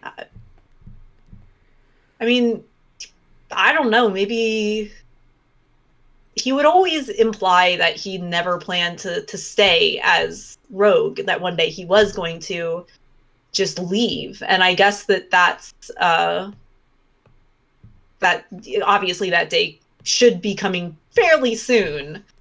But like he always did imply that he was not in for the long haul with the character or the channel. The character? I just assume that's like a cope thing on my... Yeah, well, the character's already his fucking, vent punching bag. Yeah. So... Oh, yeah. Yeah. And you could feel sorry for him, maybe a little bit. Maybe some people could. I couldn't. Because, I mean, you reap what you sow, to be honest. Yeah, I mean, like, in any other situation, I don't feel that bad for him. I don't either. I really don't. I mean, like, obviously, to become the person he did, like, there has to be some sort of fuckery going on and stuff like that. But there does come a time where, the explanation does not make an excuse. Yeah. And Rogue is all out of fucking excuses for his behavior, for the way he treats other people. Like he's just doing this out of malice because he's basically a child in the body of an adult who's never learned how to fucking cope with his emotions. So Chris, essentially. Yeah, Chris, maybe... but he actually sounds good on mic. Yeah, but I mean that's not. I guess the only real good thing you can kind of say, because yeah, he does have a decent voice, but he's just a shitty person all around. Yeah, and like I do feel like we create, like me and him creatively, like we did mesh pretty well, but like I said, I'm beginning to suspect that a lot of the things that I liked were A, mine, or B, Skelly's. Because honestly, I feel like Skelly probably did a lot more of the writing than Rogue did, because Skelly's a DM. Skelly, Rogue was kind of like trying to shove him off, and he would badmouth him behind his back in front of me. This guy with actual talent. Get rid. Yeah, you're a faggot. I don't like you. You're yeah. weird. I think that he was trying to bring me on to replace Skelly or some shit. Because maybe, I don't know, maybe Skelly was kind of catching on to the garbage that was going on. I would genuinely like to know, because Skelly seemed like an okay dude. Like, he was another one of those okay people that I was actually making him a little, some new stills, because all he had was like a really shoddily edited skeleton with like a little like red eye and a JPEG top hat. It was funny, but I was making him something else too. But if I've learned something, it's that I'm never doing stills for free again. Ever. Oh yeah. I am 2 for 2 on not getting paid for them. Yeah. Yeah. Really sucks too, especially when it's from a YouTuber who likes to flex about his money or whatever. Yeah. Well, the thing is that, okay, so the one so both of them were like, okay, just, $90 for these 3 stills and pay me whenever you can, because both of the people that I made them for were like, oh, I don't have a lot of money. And I knew that, especially with Brains, because like I said, I did really feel like I had a friendship with Brains. Not so much anymore. And, I'm questioning that, like the amount, if it was really a friendship or if it was just convenient for him to be nice to me. But, he had stills from a person, Skyling, that had kind of been excommunicated from the group for actually being into Shota and Loli and shit. Probably, and I mean, like, Rogue probably knew for a pretty long time before before like that was revealed that Skyling was like that. Well, But I did hear the story about Drongo Dingo apparently sending his dick to like a bunch of underage kids on Rogue server, and Shiny yeeted him, and then I don't know if it was Shiny or somebody else, but he was banned, and then Rogue let him back in. yeah, I think that Shiny, at least from what I remember from the recordings, like with her, is she was like, "No, we're not doing this." She yeets him, and then she leaves, and then for some reason or another, Rogue brings him back.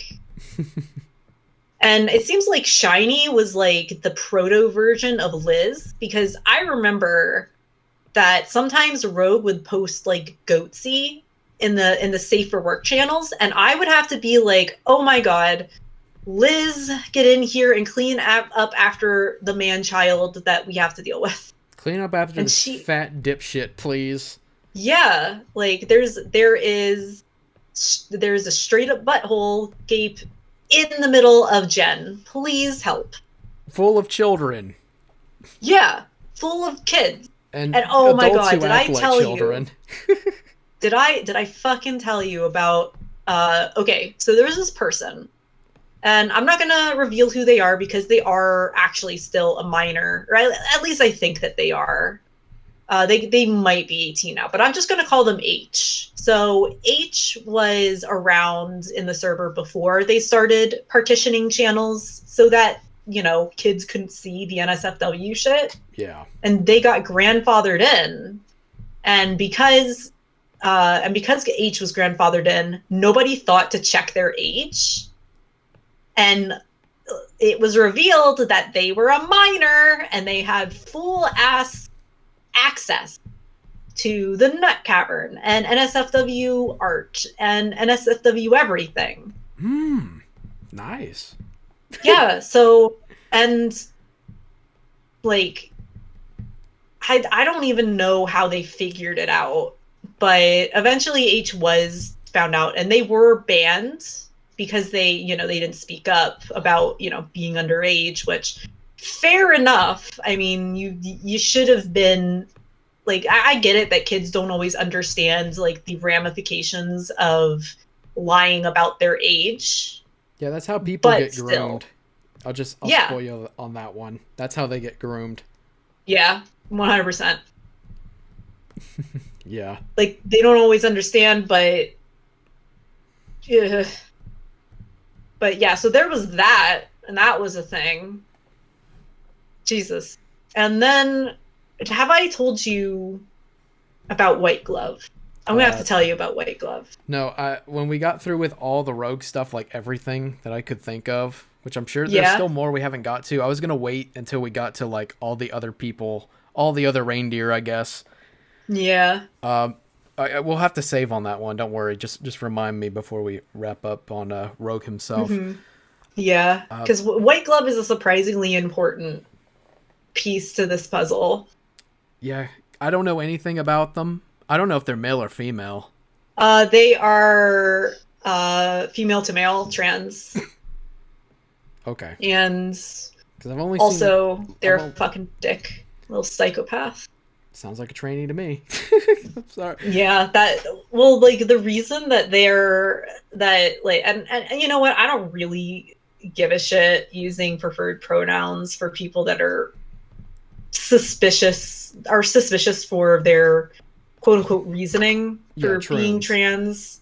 True. Just because, I'm not gonna go through the effort of like trying to justify one way or the other. It's just easier for me. But like, so he straight up like admitted to being like a self-hating woman, and I think that's why he decided he wanted to be male. So, I mean, I don't know if that's necessarily a mentally healthy way to decide that you are transgender. Yeah. Or, a hallmark of a mentally healthy person in general. I mean, transitioning is always kind of a red flag to me, to be honest. I mean, I feel like there is...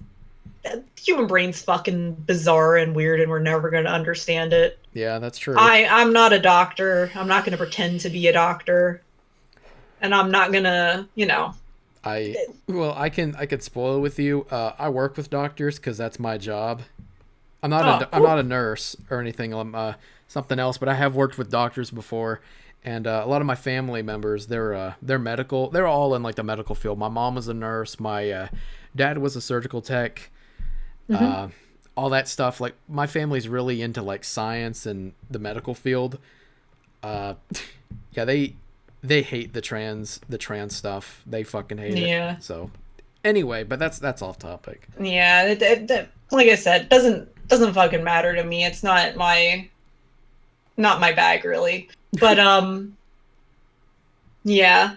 Anyways, yeah, White Glove, absolute nutter. But we'll hold off on that for a second though. Yeah. Don't worry, we'll get to it because I want to know about White Glove too because I've heard some but not a lot. Okay, so because we got lost, all these things, all these stories, these revenge porning, going out messing with people's lives, we see what his brother is capable of, like the monster that was within. And Rogue said that he's people think that he would be just as sick and twisted, but hearing these stories and all this stuff that's going on, it really does bother me, to say the least. I'm sure it bothers a lot of other people too. Yeah, I remember I was listening to the rough cut of the supercut that you sent me the other week. I was walking around on my break outside of work, and like just thinking about that shit with the cousin and the fact that he was so,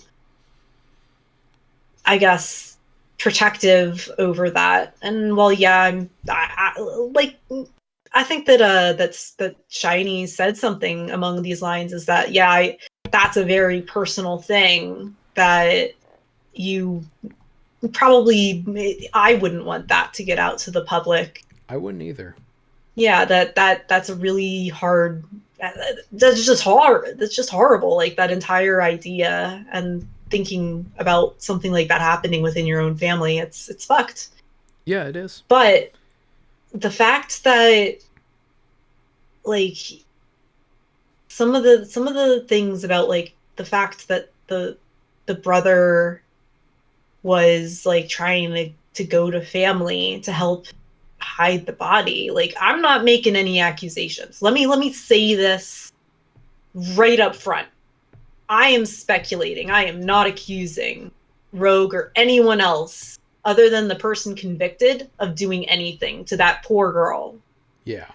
But I'm worried now that there was some sort of involvement. Like I was out on the walk and I just kind of stopped and I was like, please don't tell me he had some sort of involvement in some of the things that happened. I like I said, I'm not saying that he did, but it gets my fucking wheels turning. Just like the fact that he's so protective over that and protective over other things from his past. Mm-hmm. Apparently not that much, to be honest, with the dog killing story. And like, who knows? Maybe he just knows that because people know that he's a fucking dog murderer, or he thinks that killing dogs is funny. Maybe they would make the jump, not the unreasonable jump, to be like, oh well, that's typically how psycho killers start out. They start with animals and move to people. Yeah. So I could see where he would be worried people would make that assumption, but it's an assumption that is founded by a lot of evidence. So, like I said, I am not out here saying that he had anything to do with that he's anything but innocent and just and a victim of his brother's actions as much as the rest of his family was. Yeah, because... But Go I ahead. don't know. Something about it makes me feel weird. Yeah, because that's a way that a lot of spree killers start. They start by killing animals, and they come from broken, unfriendly homes. Because Shiny did mention that he had daddy issues. He has daddy issues, and and mommy issues. yeah, like he said that his dad. She said that his dad would abuse his mother, his brother, and himself, and it creates like this really nasty thing. Like, Yeah. it's something I can't joke about. Like, I don't think it's funny that, someone as a kid, like completely innocent, just gets abused by their family member. That's not funny to me. It's not funny. Dog killing stuff. That's like, I've made some jokes about it, but it's really not funny. Especially when you put all the pieces together and you see this dude, you see the things that he's doing. He's going to people's houses. He's doxing people. He's trying to. He's got all the boxes ticked for being a criminal, being a spree killer, or something like that. And we know I'm not gonna go around it. Like, let's not like just for probably toss reasons. Let's like not like go and like straight up accuse him of having any sort of intentions to be a spree killer. But you can tell that his moral compass doesn't exactly point north. I'm not saying that he is gonna do something, but I mean, when you put the pieces together, it just doesn't look pleasant. To be honest, that's just what I see. With the whole, when I said the spree killing thing, there was a thing. He did mention that he had like a charge for when he was a kid. If he's telling the truth, I highly doubt he is. I don't know if it was like a misdemeanor or a felony. If it was a felony and it was really bad, then because he wouldn't be able to own a gun. And the reason I say that is because there were moments when people, like Shiny said, that he owns a gun and he's fired it in the Discord. He owns many. I've seen some of them. I've seen accessories for some of them. I've seen accessory, like, and when I say accessories, I mean like accessories for guns that I did not see in his possession. So like, he had the guns that I know he has, they're handguns, but I've seen things for accessories for like rifles, choke tubes, whatever. Yeah. So he definitely has more than just one or two. Yeah. And they could be his father's, but regardless, like he is going, if he has a felony and he is carrying, which I think that he mentions that he both open and conceal carries.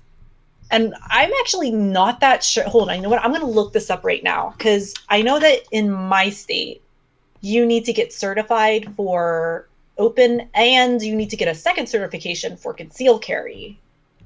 So let me look. Let me see. Yeah, I think I heard some Missouri. states got rid of the concealed carry permits. Some of them have, I'm pretty sure.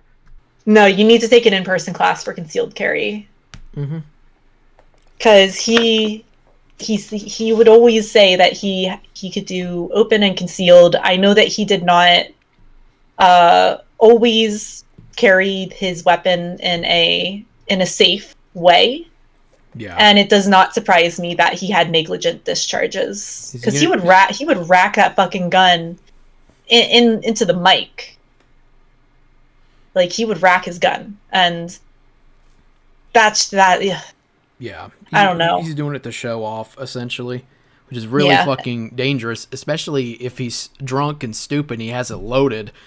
I remember the first time probably first or second time I was ever in a call with him. We like there was somebody mentioned like I mentioned something about a gun and he's like gun, and then he turns on his camera, he turns it to the road, and he's motherfucker's full on driving, and he holds out this pistol, like this handgun, and it's just like gun, and he's like straight up driving with one hand and showing off a gun with the other. I don't know how he was holding the camera, but probably in his teeth. I don't know. A guy was straight up wielding a gun in a car like it was Mad Max. He was gonna do a drive-by. Honestly, I would not be surprised if he's done that before. Probably just to scare someone. I'm not gonna go and say that he shot anyone on purpose. I hope he hasn't, God. Both for that person's sake and his sake. Yeah, because the reason I mentioned that is that he says that he's always carrying it, from what I understand. Yes, he always is. I actually decided to test that one day. So the next time he was at work and he mentioned he was at work and I'm like, oh, Rogue, gun. And he's like, gun? And he pops on the camera again and he shows, I don't know if you've seen these hangers before, but they essentially they kind of clip on to your desk and you can put the gun barrel down. There's this little prong and you put the gun barrel down on it and it kind of just hangs it there underneath your desk in case you need to grab it out from under your desk. Yeah. And I mean, he works at a junkyard. Who's holding them up? Sure, if you're a jewelry store or you're fucking dealing in, I don't know, something expensive, maybe I could justify that. But he's dealing in fucking tetanus delivery systems. Yeah. Really weird. So yeah, he definitely has it on him at all times, and he does not always carry it in an appropriate way. Yeah. Because the reason why I say that is that let's say Rogue, he's back on YouTube, he relapses, which I bet you that's what he's gonna do no matter what, because what does he have to really lose? He decides he's gonna go fuck with somebody else, I don't know, maybe he'll drive out to your place to teach you a super mega lesson or something. I don't know, but he drives out and he comes outside and he's blaring, I don't know, he's blaring Jungle Boy. I don't know if he did that with me. Tarzan Boy or whatever. I would love that. I don't know. For me, it'd be better if he was if he was doing that, I'd probably walk outside and say, "Hey, play some Skynyrd, man. Do some of that. Do something cool. Do something more sophisticated than just playing Britney Spears." But okay, let's say he does this to you, and he comes out, and someone in your family or whoever's with you, they want to know what the fuck's going on because they're being harassed. So they go outside and they confront him about it. He whips his gun out because another thing I've heard is that from where he's done this multiple times, he'd be drunk. And we all know drunk people don't make the best decisions. But I mean, Rogue never makes any good decisions at all. So he whips it out and he starts shooting. Now, I don't know exactly if he's incompetent enough to where he would actually shoot himself, which would be kind of funny. And it just shoots his own foot. Yeah.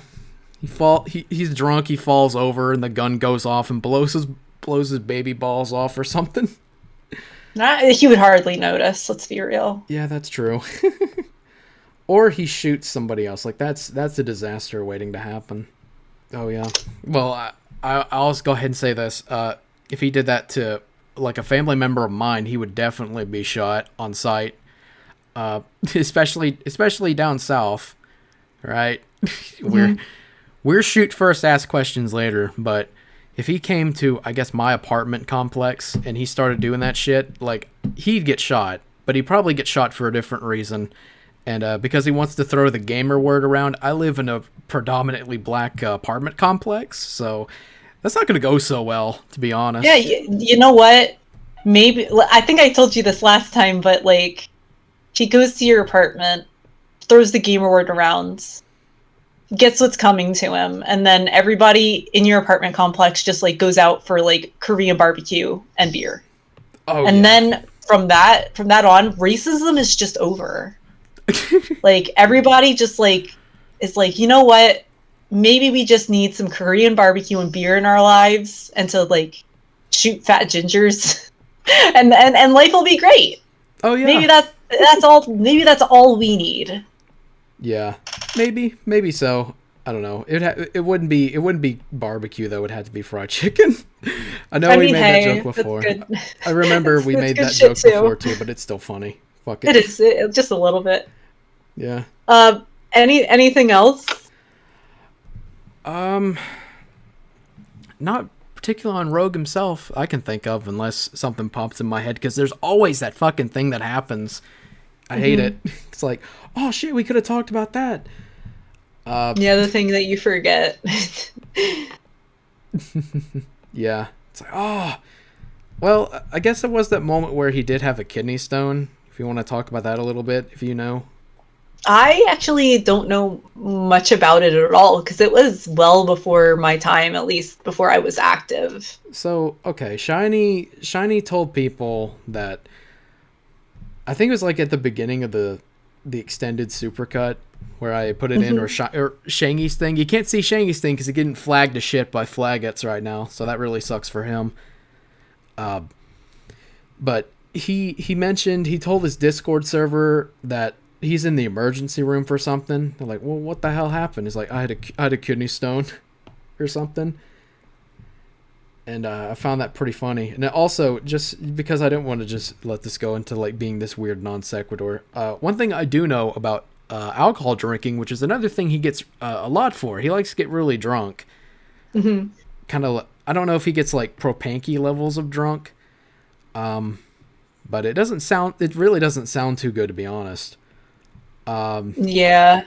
That's actually a thing that happens when you drink too much alcohol. You can get kidney stones more often, more frequent. So yeah, and I was kind of like aware of that, but I'd seen, like, looking at the guy, he looks like the kind that would get kidney stones regardless of what he puts in his body. So yeah, I guess that's true too, but definitely drinking alcohol isn't going to help that. Oh yeah, for sure.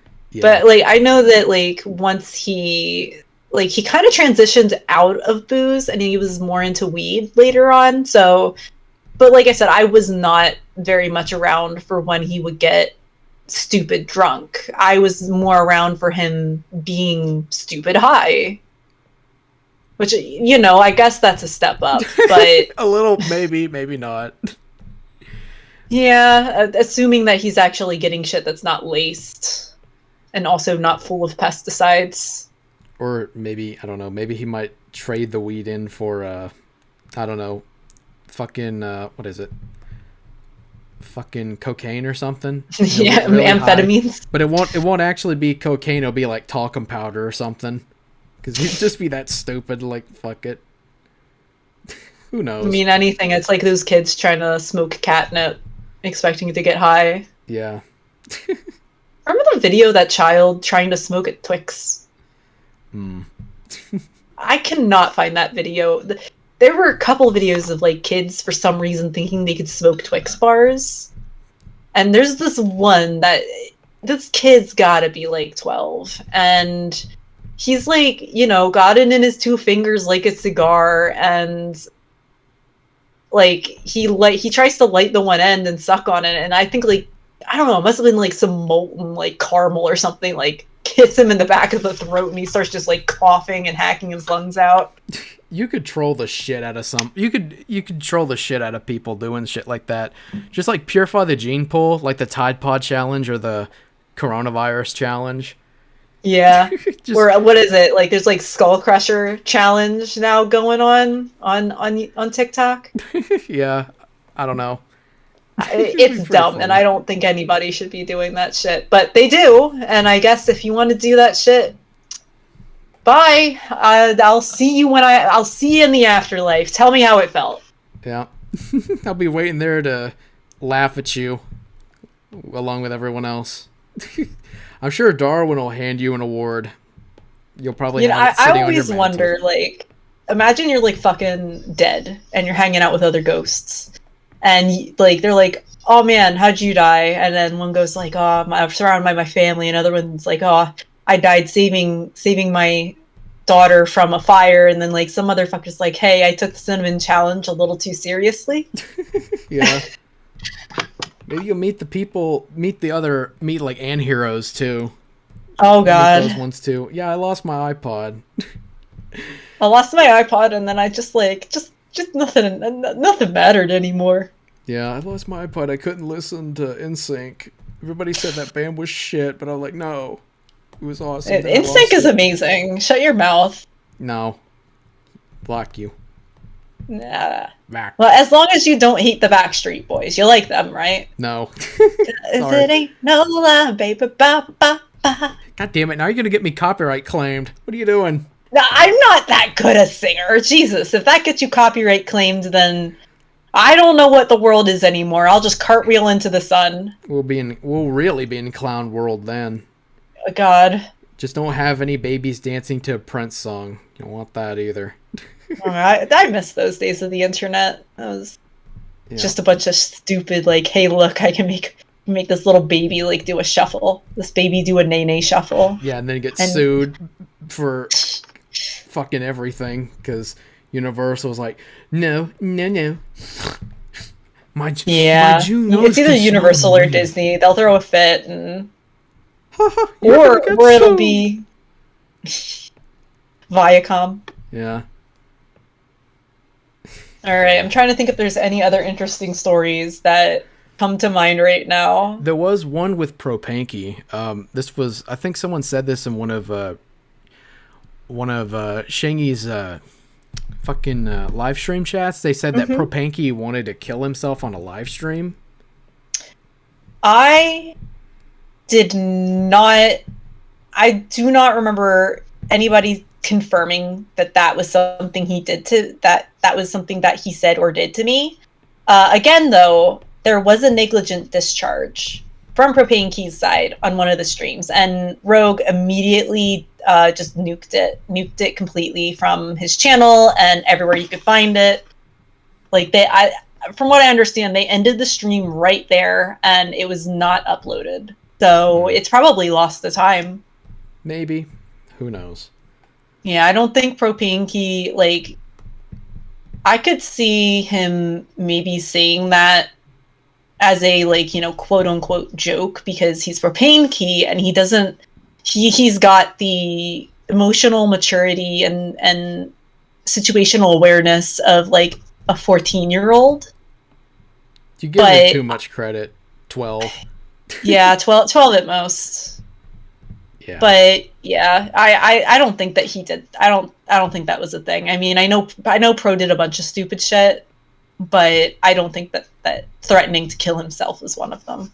Yeah. Maybe, I don't know. That was just something that I heard.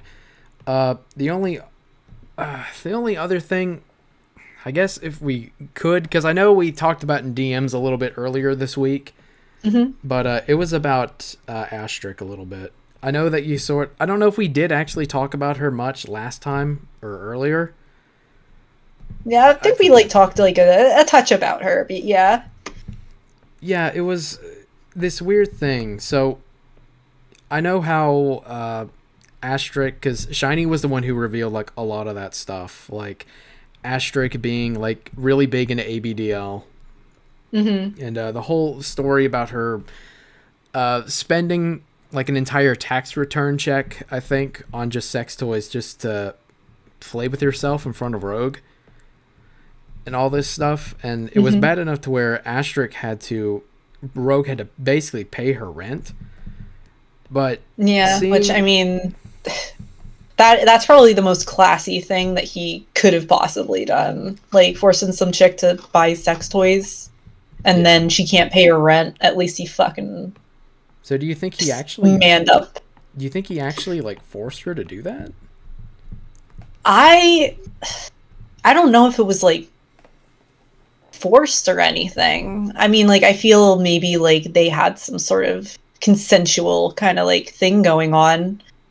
Really? Like I said, I can't talk too much on it because when I was on the server, it was right before Rogue's GF showed up, and even before that, you know, she had already explained that she wasn't very comfortable with like people were ironically shipping her and Rogue, which, you know, whatever. I mean, people will, I guess, do that when you're a girl and you do anything with a guy on the internet, no matter how innocent it is. Oh yeah. But yeah, she never never came across as somebody that was really all that like weird and pervy. If anything, she was like the complete opposite. So she was, I mean, even if she is like 100% ABDL and like that's just her shit, like no pun intended. She was at least polite enough to not force it down everybody's throat. She was very good at hiding it, and she did what I wish everybody that had like extremely out there kinks would do. It's just like, if it's not illegal, just like don't tell me about it. Like, good for you, you're having fun, but don't do it around me, thanks. Yeah, because I'm not gonna do like weird shit in like a Discord call or anything like that. Like, I'm sure like that's really fucking weird. It's like, if it's like a thing that you have on your own side of things, like for me it's just art. That's it. That's where it kind of that's where it starts and stops, pretty much. But then you get people who are like really in your face about it, and they're the ones that always give like kink people a bad name, a bad rep, because they're usually the ones that are out like grooming kids and preying on children, having no standards. Yeah. And I like Ashrick was like certainly not that kind of person, as far as I could tell. Yeah, because like we don't have much room to like kink shame. No one really does when you get down to it.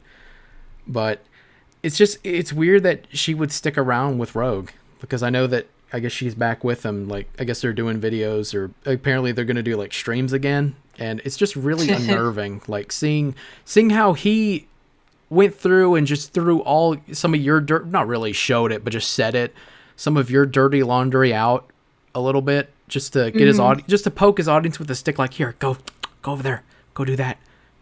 Don't look at the man behind the fucking mask, guys. Yeah, don't. Sure, nothing I say ever adds up, but the person she's a furry, so do something about that.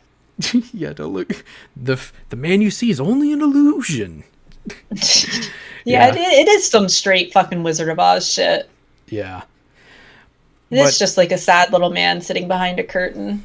Oh yeah, because it really rubs you the wrong way. Because who's to say that he's not going to just do the same thing with you, and then with her the same thing that she did to you and the others? Because that's a common thing that they've all said. Like, they've stepped out of line a little bit, and then not even that, they just kind of made him a little upset, and that wasn't even their intended thing. And then the next thing you know, that people are getting threatened, like, oh, I'm gonna dox you, I'm gonna revenge porn you, or all this shit, I'm gonna expose you, like all this really fucking weird shit, and it rubs me the wrong way.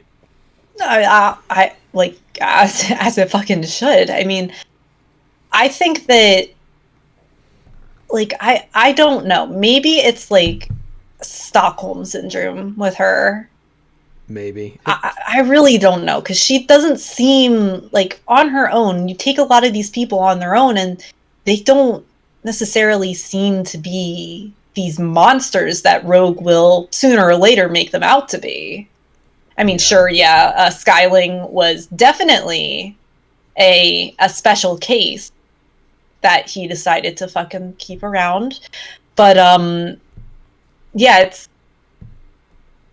a lot of these people, they just don't seem, they don't, like, especially Brain, like I said, I am concerned over what he has on Brains. Like, does he actually, like, every single time you look at every single person in his posse and you wonder, like, is the thing that he's holding over them innocent, or is it like an innocent thing that's just, a little taboo, like ABDL or whatever? Yeah. Or is it like, is somebody in there like an actual like diddler? Is somebody in there like an actual like, whatever you want to say, that's actually bad, as opposed to just somebody with a weird like fetish, or like me, was just like shitty with money for a good chunk of their life, but is trying to fucking improve. Yeah, just blow things out of proportion like that. It's really fucking weird. Like, To me, it doesn't matter. The kink doesn't really always matter. I always, or anything else like that. Like, it's weird, like, sure, but it's always harmless. Like, okay, like, this is weird, whatever. Like, who cares? Yeah. Like, the fact that she was keeping it private shows that, like you said before, like, she's not out and about with it. She's keeping it private. And to me, that kind of communicates that she knows that it's not appropriate to show around for everybody, and that there are appropriate places to partake in it. And that kind of tells me that she has a little bit more of a healthy, relationship with, if it really even is her fetish, like, she has a more healthy relationship with it than most of, like, the infamous people do. Yeah.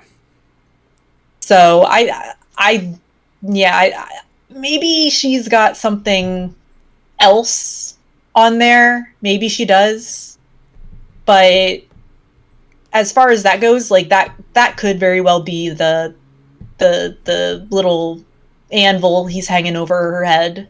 Yeah. But like I said, there's other people there. And I keep bringing up Brains because he was, like, legitimately, I thought that he was my friend. And he's a complete sweetheart. Like, I would not peg him as a bad person, if, like, at all. But the fact that he was so fast to block me as soon as Rogue decided that I was persona non grata makes me wonder, what has Brains done? And the fact that he works as he works with social services, and I'm not really going to go much farther than that, but he does work in social services. Mm-hmm. What kind, like, a person that works in social services that has done something legitimately bad, that's frightening. And of course, like, I really pray that it's just, like, some sort of small, little, stupid, insignificant thing that Rogue is making into some other bigger problem. But it gets me wondering, like, what if it's not? What if Brains has done something really reprehensible? Yeah. And even if it isn't anything bad, like, when he was 21, he got drunk and he went to take a shit, but he didn't wipe his ass good enough or something, like something stupid like that, and he's trying to spin it, or if it's something, like, serious, but the way that he does it, I see it as, like, a form of life ruination a little bit. Like, that's what he's wanting, especially with you, a little bit. Like, well, I mean, yeah, he, like, the thing is that I don't have anything life ruining about me. I'm not interesting. Yeah. But these other people, like, makes you wonder. Oh, yeah. Do they have something that genuinely is? Yeah. I mean, to be fair, with a lot of the moderators and the people who are associated with him who saw him do stuff like this, and it kind of extends to you a little bit. Don't take it the wrong way or anything. No, trust me. The way I see it is that it's kind of like you kind of reap what you sow a little bit. Like, you hung around this guy, you watched him do all this stuff, you saw the way that he treated everyone else, and you thought, what's going to stop him from doing this to me? Because he likes me? But what's going to happen whenever he stops liking you? Yeah, exactly. And that was kind of something in the back of my brain for, I would say, like, the last 2 weeks that I was in the community. I was like, I knew that there was some sort of, like, weird tension. Yeah. I knew that Rogue was becoming more and more obsessed with Kiwi Farms knowing who he was. Even when I went to Mag, I was like, yeah, he's really getting weird about Kiwi Farms. And he's like, yeah, they're living in his brain rent free. And, like, yeah, it just, like, in private chats, like I said, he was becoming quieter when he talked. It was him saying something about, like, Kiwi Farms or somebody he didn't like. Yeah. So the guy's just unhinged, and you know, and until he's fucking stopped, he's just gonna keep doing it. He's just gonna keep going. Yeah, because I mean that was a big thing. Like he was really scared about people knowing his first name, but I mean most people might make fun of you for like, I don't know, having a DUI or something else like that. But I mean, if he's got real serious like charges that people haven't looked into, like they'll find it. Like if you look hard enough, you can find like what is it? Like arrest warrants or stuff like that. Like they're basically like public domain. You can find them very easily. They're not secret at all. Yeah, I remember I spent a couple hours like trying to comb through and see if I could find anything in the location he's at. But you also have to remember that sometimes it's hard. It's hard to like kind of find arrest records if you don't know exactly where the crime took place. So yeah, sure, he's got that assault charge, but it might have been in some sort of different state. For all I know, it could have happened in I don't know, Florida, Hawaii, Alaska, New York City. It could have happened anywhere. And unless I go through every single state, it's going to be hard to find. Especially since the whole entire reason you wanted to know was because, well, you've heard the stories where he's done this to other people, and you were naturally worried. And you had the help from someone of just knowing, like, you know, where he was, and it was supposed to be, like, private. It was just supposed to be in case he did something and you can sue his ass and take the shed and everything else. But they decided they wanted to get brownie points from a website. Yeah, and like the thing is that Maggie like came to me later and was like, I'm gonna lose my job. I'm like, well, like, why did you release any of this information when I told you not to? There was a reason that this was one of the reasons that I didn't want her just giving it out like it was Halloween candy. Number one, because like even though I hate Rogue, and I think that he's a scumbag and doesn't deserve even a modicum of respect. Yeah. I still didn't and still don't want his life to be affected outside of the internet. I don't want, you know, people fucking prank calling his house and sending him pizzas and whatever, because that's like, you know, that's like baby prank shit. Like, or swatting, that too. Yeah, swatting, that's not very good. He's got, you know, a girlfriend, and he had dogs and he had cats, so nah. Yeah, like I was more concerned about them than I was him, but and Mel. What? Yeah, his girl, yeah. I guess you can say living fleshlight. That's kind of how I'm sure that's what he thinks in his head, deep down. Yeah, then in the video he's like, oh, and then my girlfriend broke up with me. Oh yeah, I think he did. I barely watched that video. I scrubbed through it because it's just fucking 12 minutes of absolute cringe and deflection. Yeah, just him deflecting. But like, yeah, I think that he like mentioned that she broke up with him, which fucking good. You go, girl. Like, get yourself a better man. You can do it. It's not that hard, especially with the bar set that low. I mean, yeah, I agree too. She should go for a better man, like me. Just kidding. No, like honestly, I think that she could get a pretty sexy boy. I think, what did we say last time? She should go for the redhead we saw at Rockstar, the one with the one that's really hot. Yeah. Yeah, get your actual get what, like, listen.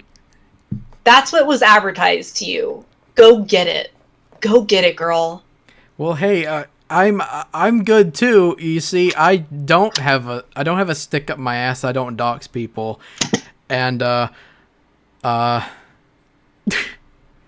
got those. That's a step up. Get your bag. Get your bag.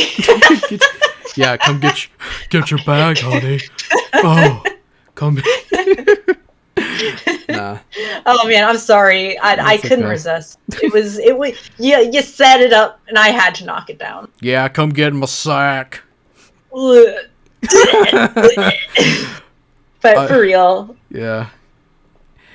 are But we missing anything else? okay, I think that's everything from Rogue and his friends or tools or whatever he calls them. I Yeah, don't quote know. unquote friends. Okay, now we'll skip over to the other people like White Glove, because I know you really wanted to talk about White Glove.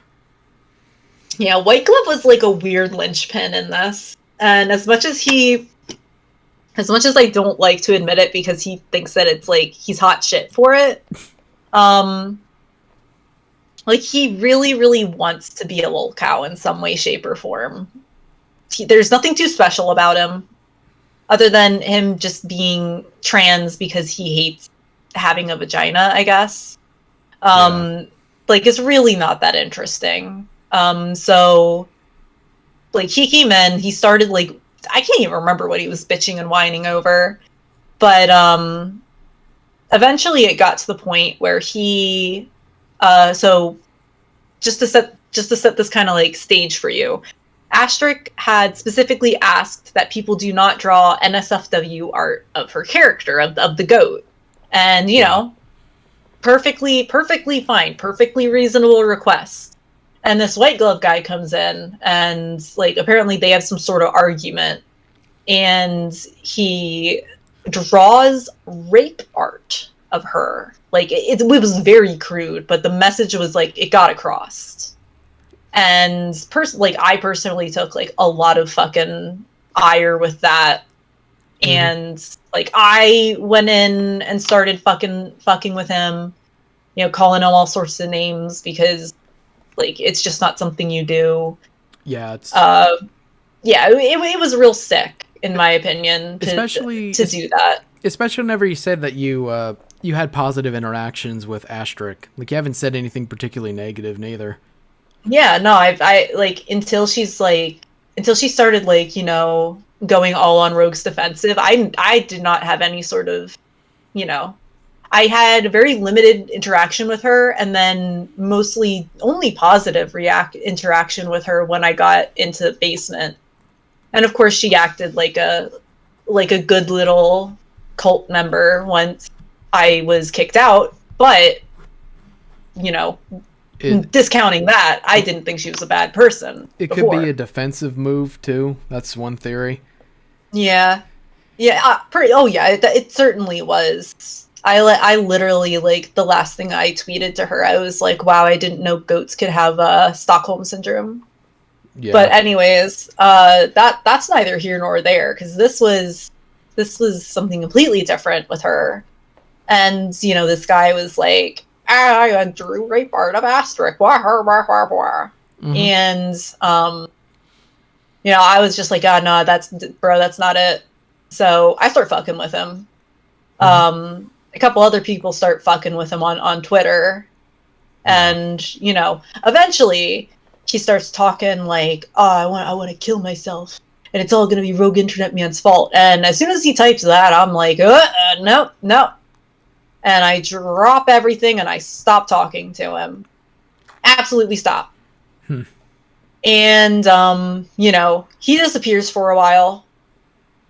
And eventually it gets to the point where he decides, like, initially he was like super like all about Rogue, and then you know, then he decided that he hated Rogue, and Rogue was the reason that he was gonna take his own life.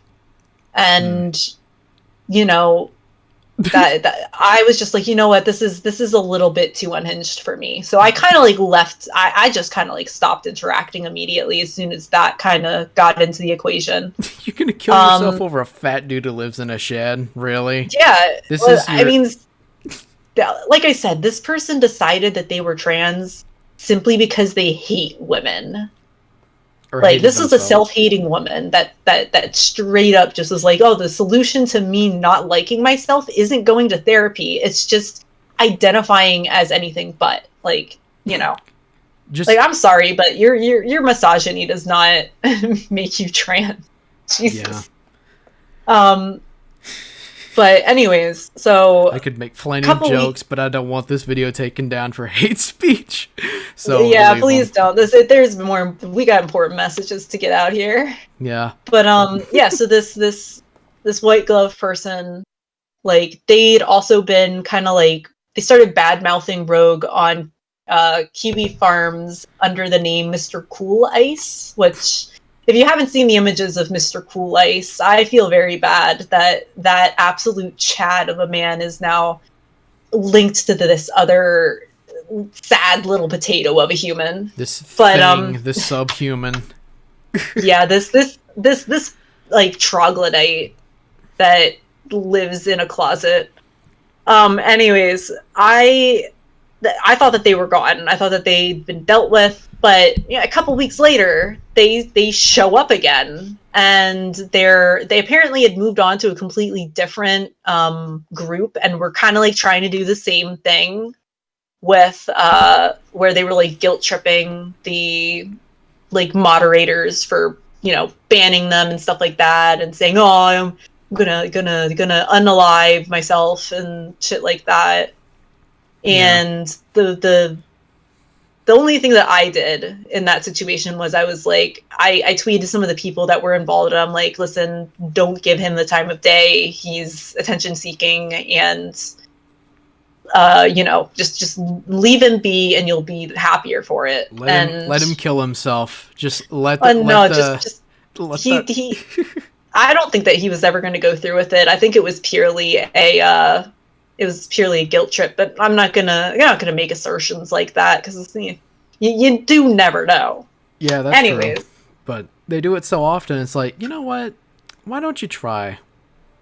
No balls. Literally no balls. Yeah, no balls. Anyways, so that was another member of our community who your best friend, your number one fan, Calprint Soda. Oh yeah. They caught wind of somebody was going to be talking to White Glove one-on-one in a VC, and they PM'd this person on Twitter, and they're like, "Hey, can you record that and give it to me?" And that, number one, that's fucked up. That's genuinely fucked up. Like, I hate White Glove, yeah. But that is, they're very clear. Like, he is very clearly like mentally unwell and needs help, and that's not really something. That's not really something you should be doing with somebody that's that vulnerable. You should just be fucking leaving them alone. Yeah, but you also have to remember the mentality of like A-logs. Like, someone does something stupid, something awful, it's totally fair to do it back, to do something even more heinous. That's the basic gist of it, essentially. Yeah, and that's what Calprint was, really. And they still, kind of are. They're A-logs for everybody that doesn't like Rogue, because for some reason they think Rogue liked them. Surprise, Calprint, he really fucking hated you. So, after that happened, Rogue gets wind of it, and he's like, I want everything on Calprint. And I'm sitting there in chat, like literally just like looking at Calprint's forward facing accounts and being like, oh, I found this, because honestly, I hate Calprint. Calprint's an absolute dick. Calprint is very insecure in their art and took it out not just on me, but a couple other artists. They took it out on me too, I'm pretty sure. Yeah, they were very insecure about their art, which, it wasn't like their art wasn't like bad. It was just like they just needed to diversify and practice more, and maybe stop drawing only fat cow people. Yeah. Yeah, like, come on, like, I get that you like the look of like some feral milk tank bitch, but like, can you make her can you make her do a different pose?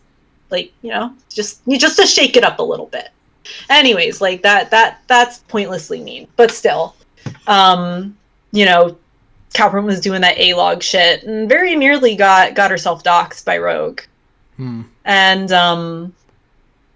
after that, White Glove quieted down again.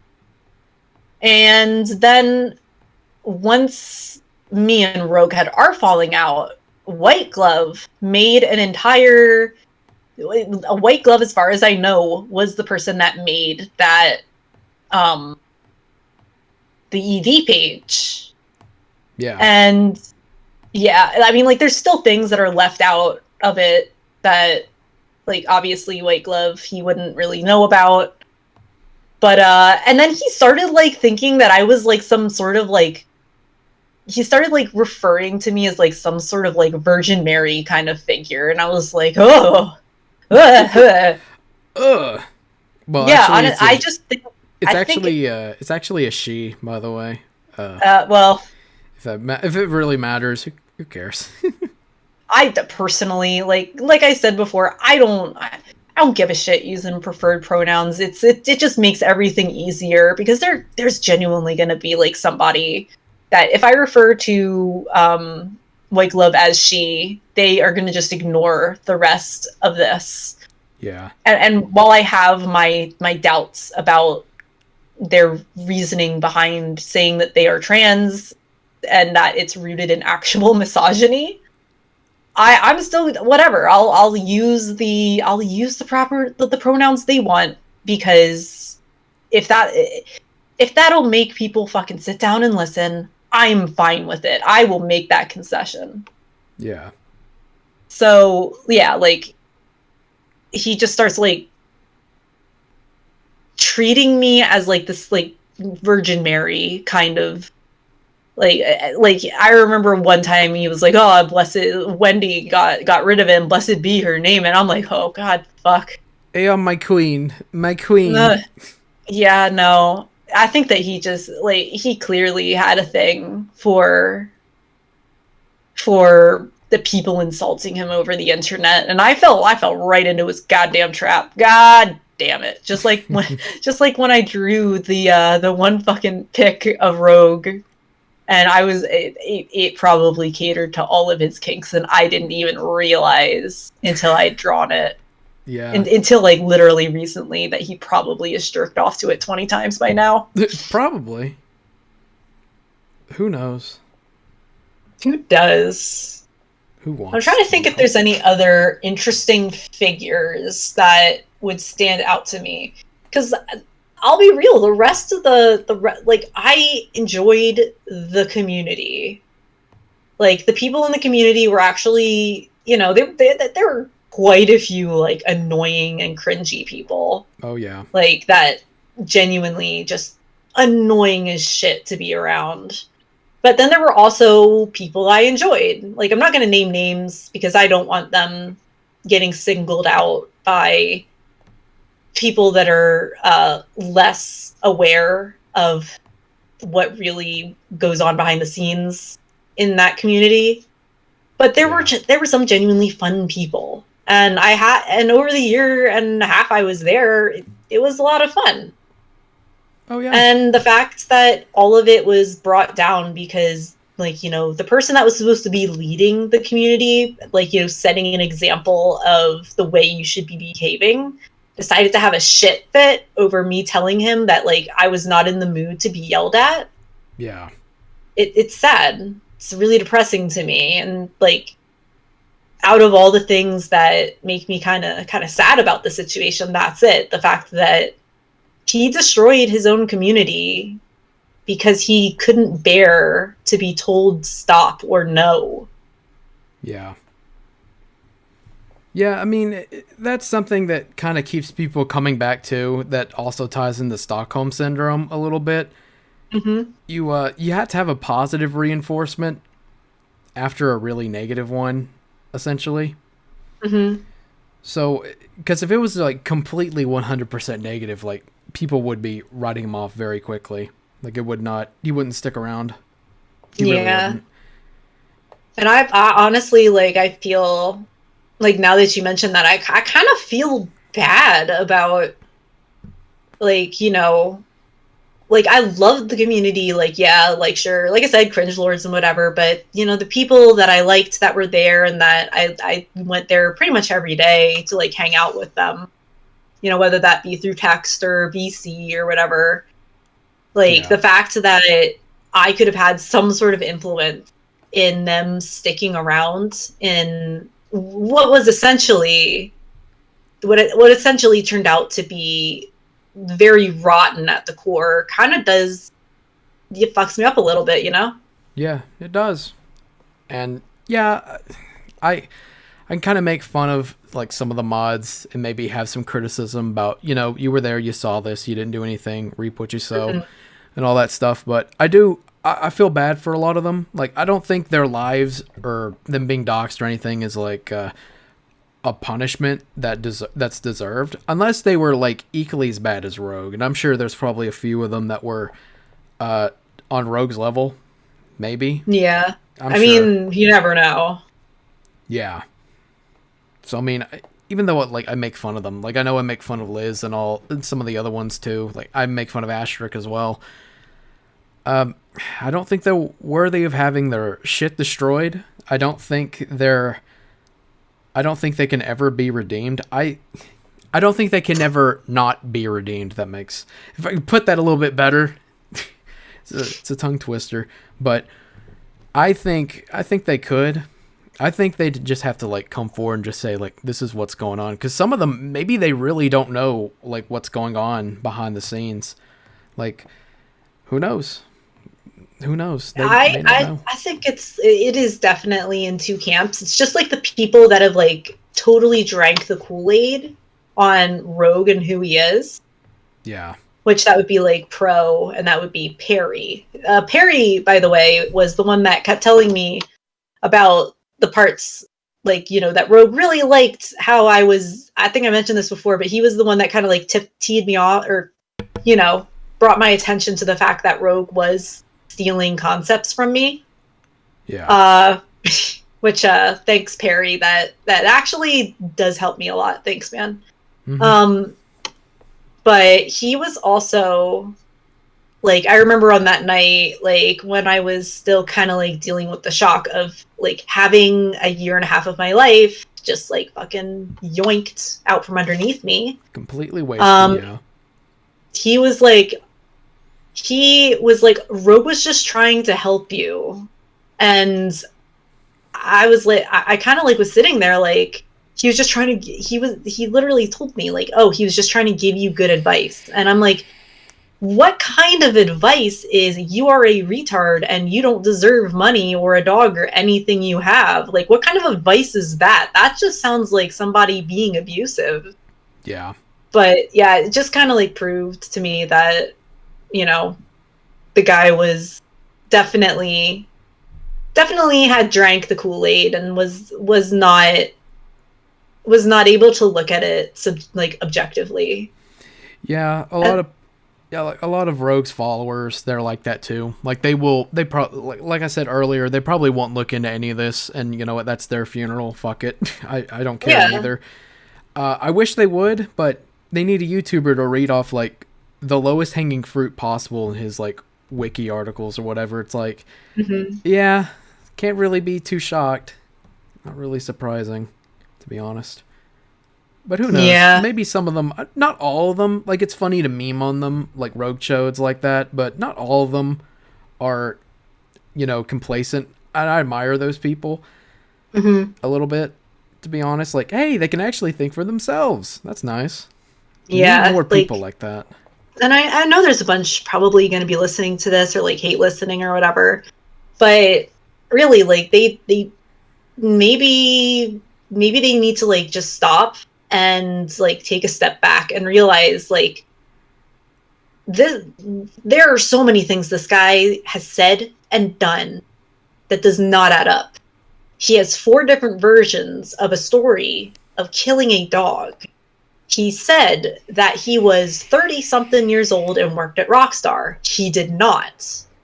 Like, you know, I'm not here to be like, you know, attacking his character. Like, no, I am attacking his character because it's fucking disgusting. Yeah. But like, you have to sit back and think, like, these are the surface level issues that he has as a person.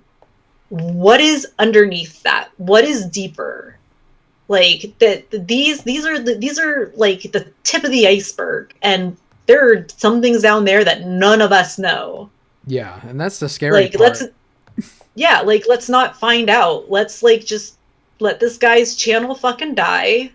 Let's ignore him. Let himself die. That's a little mean, but who cares? Just don't. Yeah. This is for your own protection. Like, do not interact with him. Do not talk to him. If you want to talk to him, record everything, screenshot everything. Yeah. Don't let a single thing that he says or does like go undocumented, because that is how he was able to wiggle out of a lot of the shit that he did with me, because he was able to like convince me. He's like, oh yeah, don't take any photos of any of the conversations in here because that's private information. And I'm like, oh yeah, it makes sense. But in reality, that wasn't to protect me. That wasn't to protect anybody in basement or the server or anything. That was only to protect him. Yeah, pretty much. So, if he can do that to protect himself, you do it too. Everybody that speaks to this guy, document every part of it. Document every part. Like, come in prepared.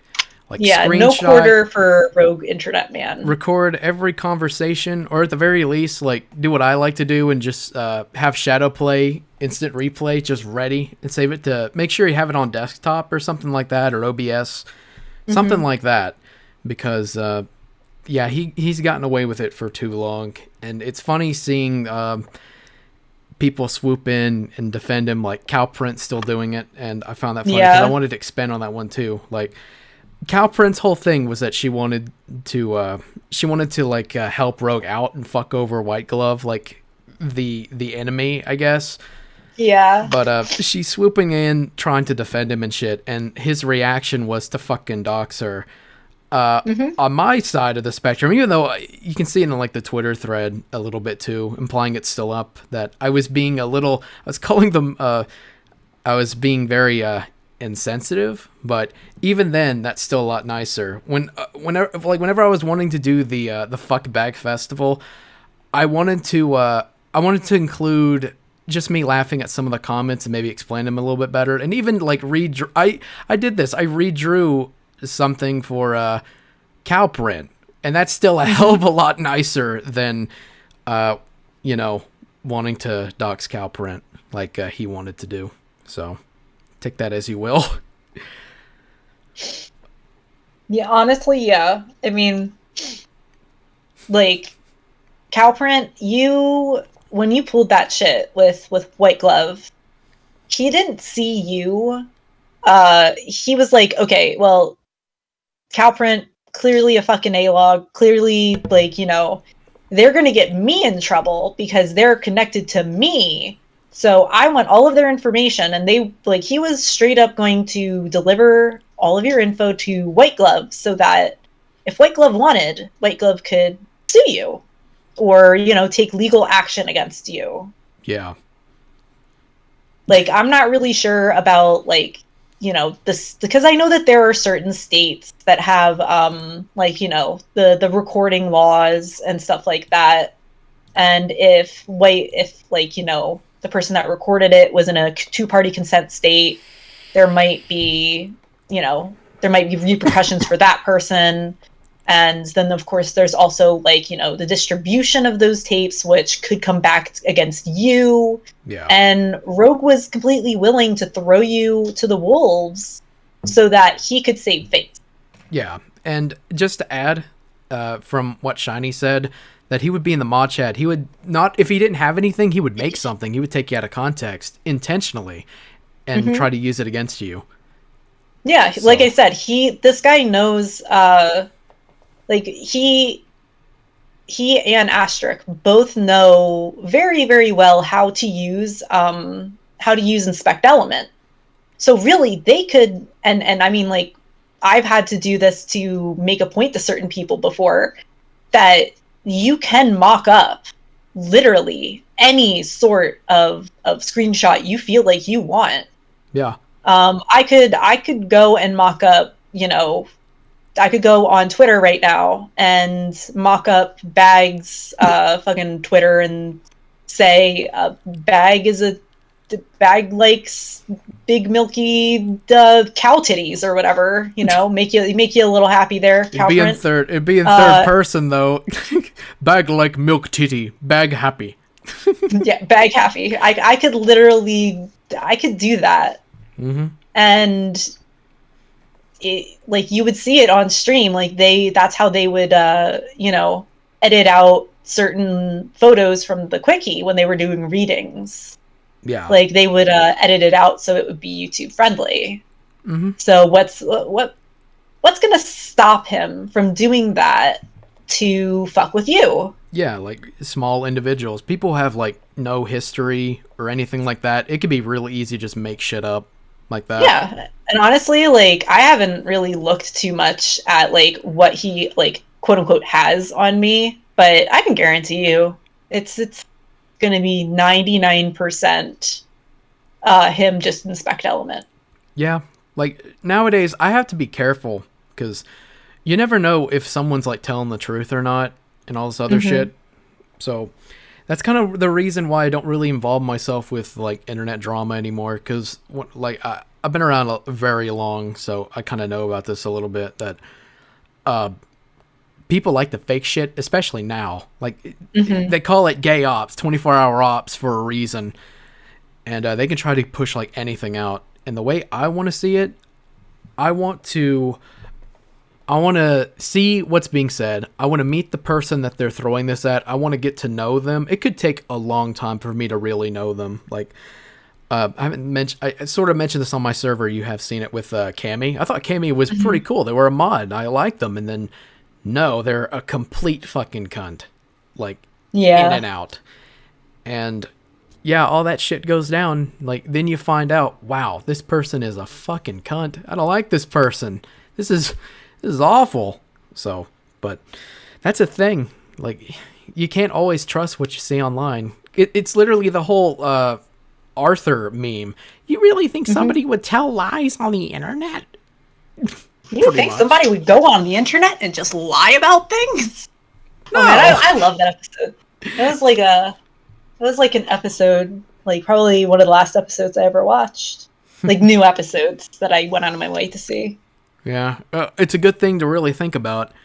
You could be lied to. It goes the same with like real life as well, as we're finding out recently. All the shit. Yeah. But is there anything else you wanted to throw in? Not that I can think of. I mean, like, beyond just, like, you know, issuing that warning to people that want to work with Rogue in any sort of capacity. Not really. I mean, like, obviously you shouldn't work with him. It's a bad idea.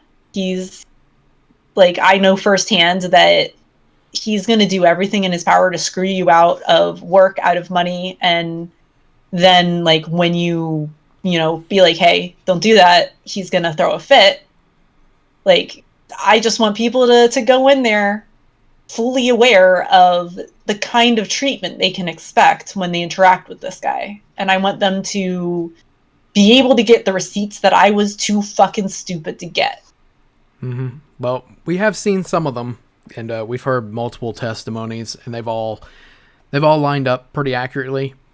So, I mean, and you know, people might think that I got all of my info from Wendi. No, a lot of it came from like other moderators. I sort of drank the Kool-Aid a little bit about you a little bit, and then I realized something's not right, and I literally wouldn't have looked into it if he didn't come back. He would have gotten away with it, but since he got doxxed, and all the shit out there, it's going to be really hard for him to drive to somebody else's house to fuck with them now.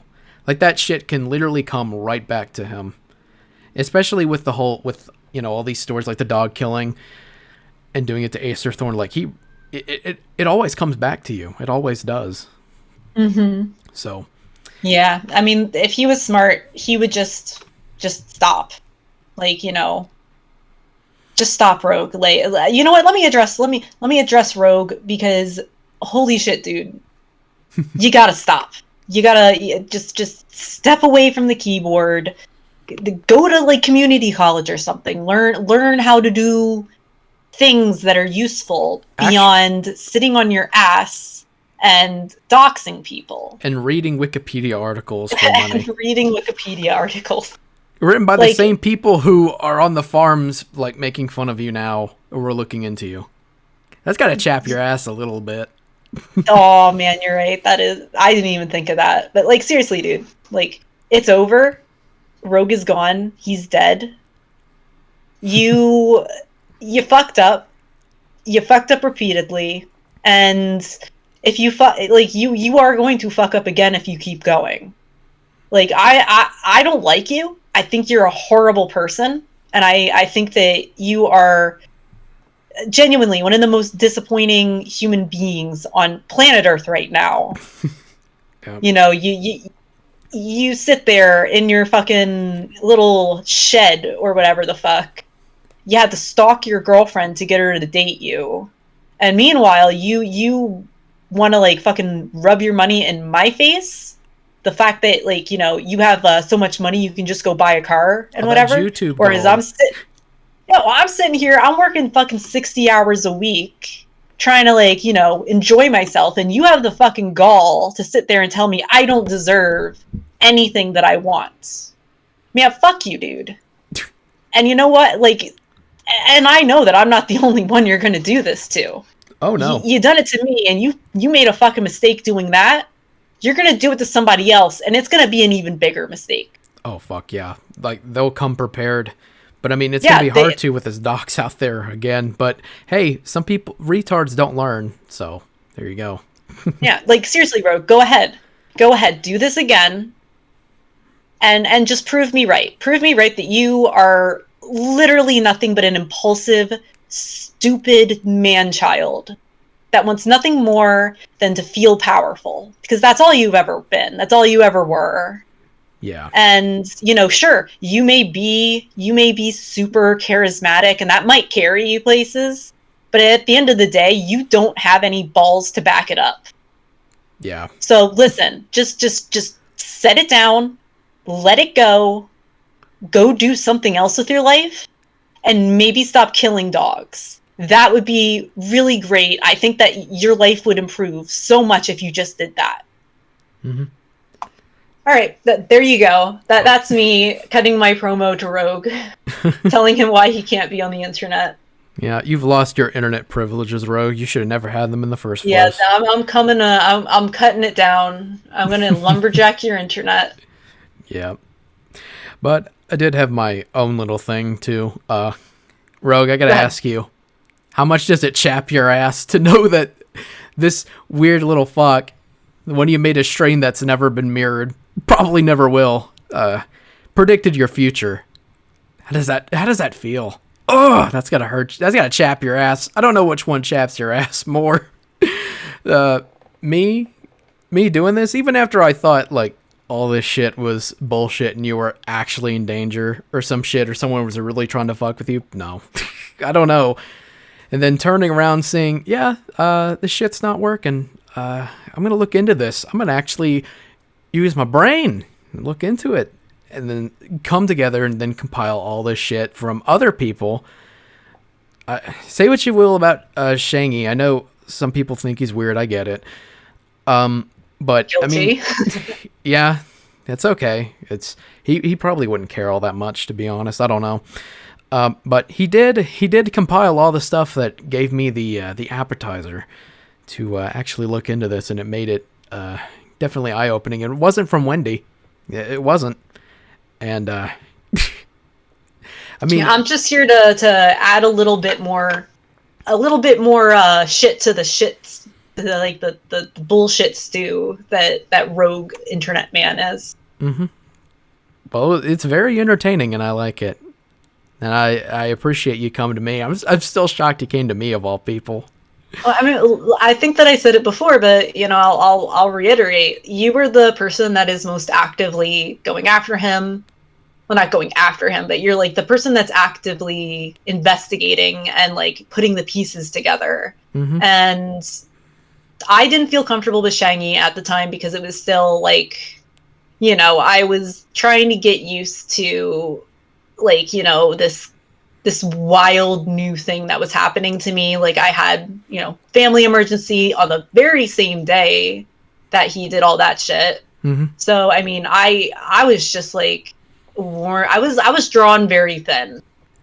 Oh. And, after I've had this time to like recuperate and actually sit down and think over the events that happened, I didn't want to go back to Shiny. I didn't want to like, go to Repzion or any of like those kind of like mid to high tier, streamers. Cause like, number one, nobody cares that much about Rogue. Like as much as we're, talking about it, it's just more for the spectacle, not because he's anybody necessarily of note. He's just a weird, gross person that probably shouldn't be allowed online.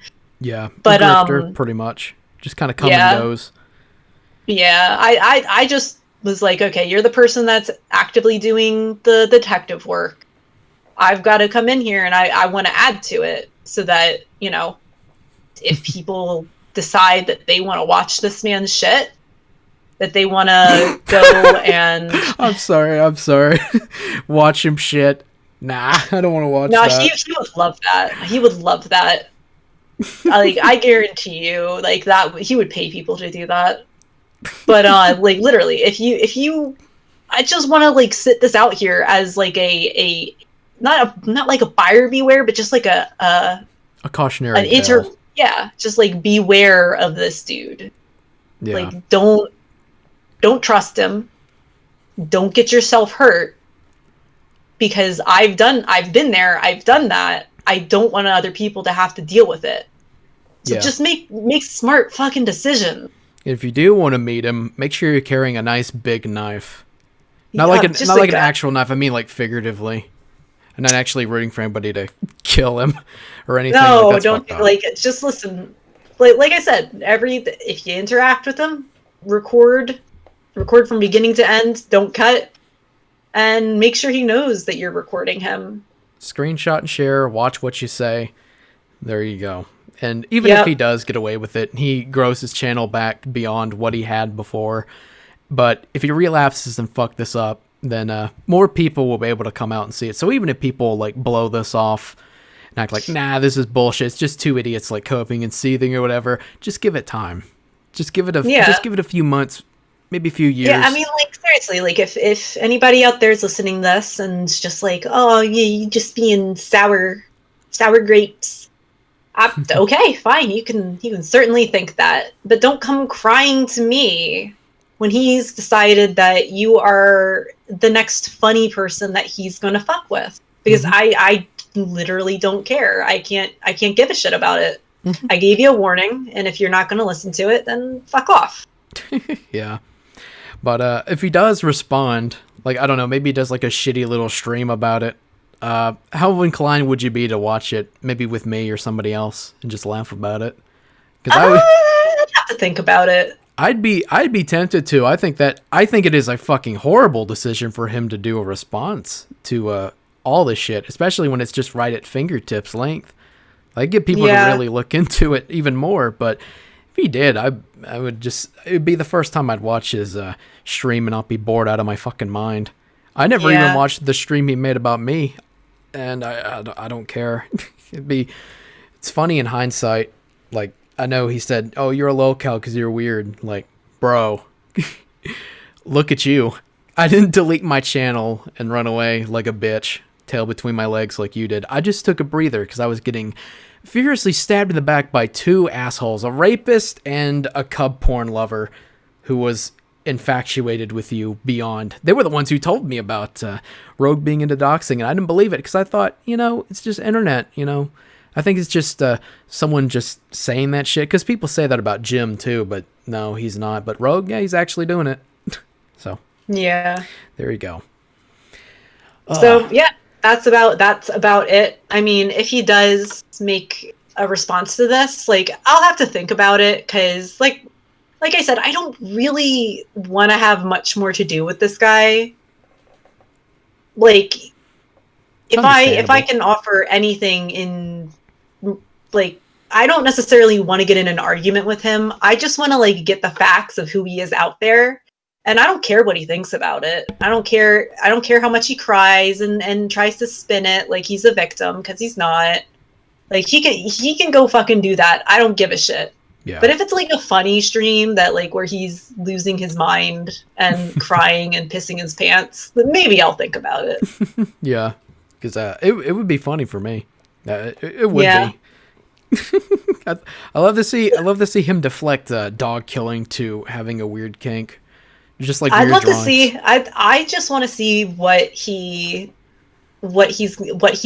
tried to use to excuse lying about his job history. Mm-hmm. Because that's, like, one of the things that he tried to win me over with, and it worked for a while. Not anymore. Yeah. Does it, Brent? Nah, doesn't. Unless Brett, whatever his name is. I don't see. That. I literally forgot his real name. He's gonna Brent you over. that's what he. That's what he thought. I'll just, like, say. I'll just, like, leave another. I'll just leave another hi Brent comment in his thing, and he'll probably delete the channel again. Yeah. It's like what is it? Like, it sends him into a fugue state where he just, like, deletes all of his internet presence, just, like, saying his name. Oh yeah. Except his merch stores, that way he can still buy his fucking stickers or whatever. Yeah. Yeah. Honestly, like, the all the information I had on him, or I still have on him on hand, just in case I need to contact the cops, because honestly, with this guy, who knows, it is in a notebook with his sticker on it. Mm-hmm. And I think that's great. Oh yeah. All right, but thank you so much for giving me this little platform, and I hope that the people out there, maybe they learn something. Maybe I don't care if they've completely changed their mind on who Rogue is, but I hope that I've planted that seed that makes them think, that makes them, like, just pay attention to him. There are certain things that are not going to add up that he's going to say. Yeah, and sooner or later you'll realize that Rogue Internet Man is definitely not the person you think he is. Yeah, or the person he wants you to think he is. And just to add on a serious note before we close off, if there's stuff that's fake, like, I've seen the stuff that he's done, like, it doesn't look fake to me. And all these other testimonies, it's not just one person, it's like multiple people. I'm sure there are more that will come out of the woodwork, because you always get that. If things are fake, then yeah, I wouldn't, even if it's funny, like, nah, I wouldn't want to keep that, because that's awful. Like, you don't want to lie about someone, because it can destroy the other evidence that's out there, and you really don't want to do that. But yeah, if things like, are wrong, if you have a story about this guy and it's real, tell it. But if you don't go around and just make shit up. Yeah. Because that, like, you're not getting clout. You're not cool. You just look like a fucking chode. Yeah. And no one wants to be a chode. Yeah.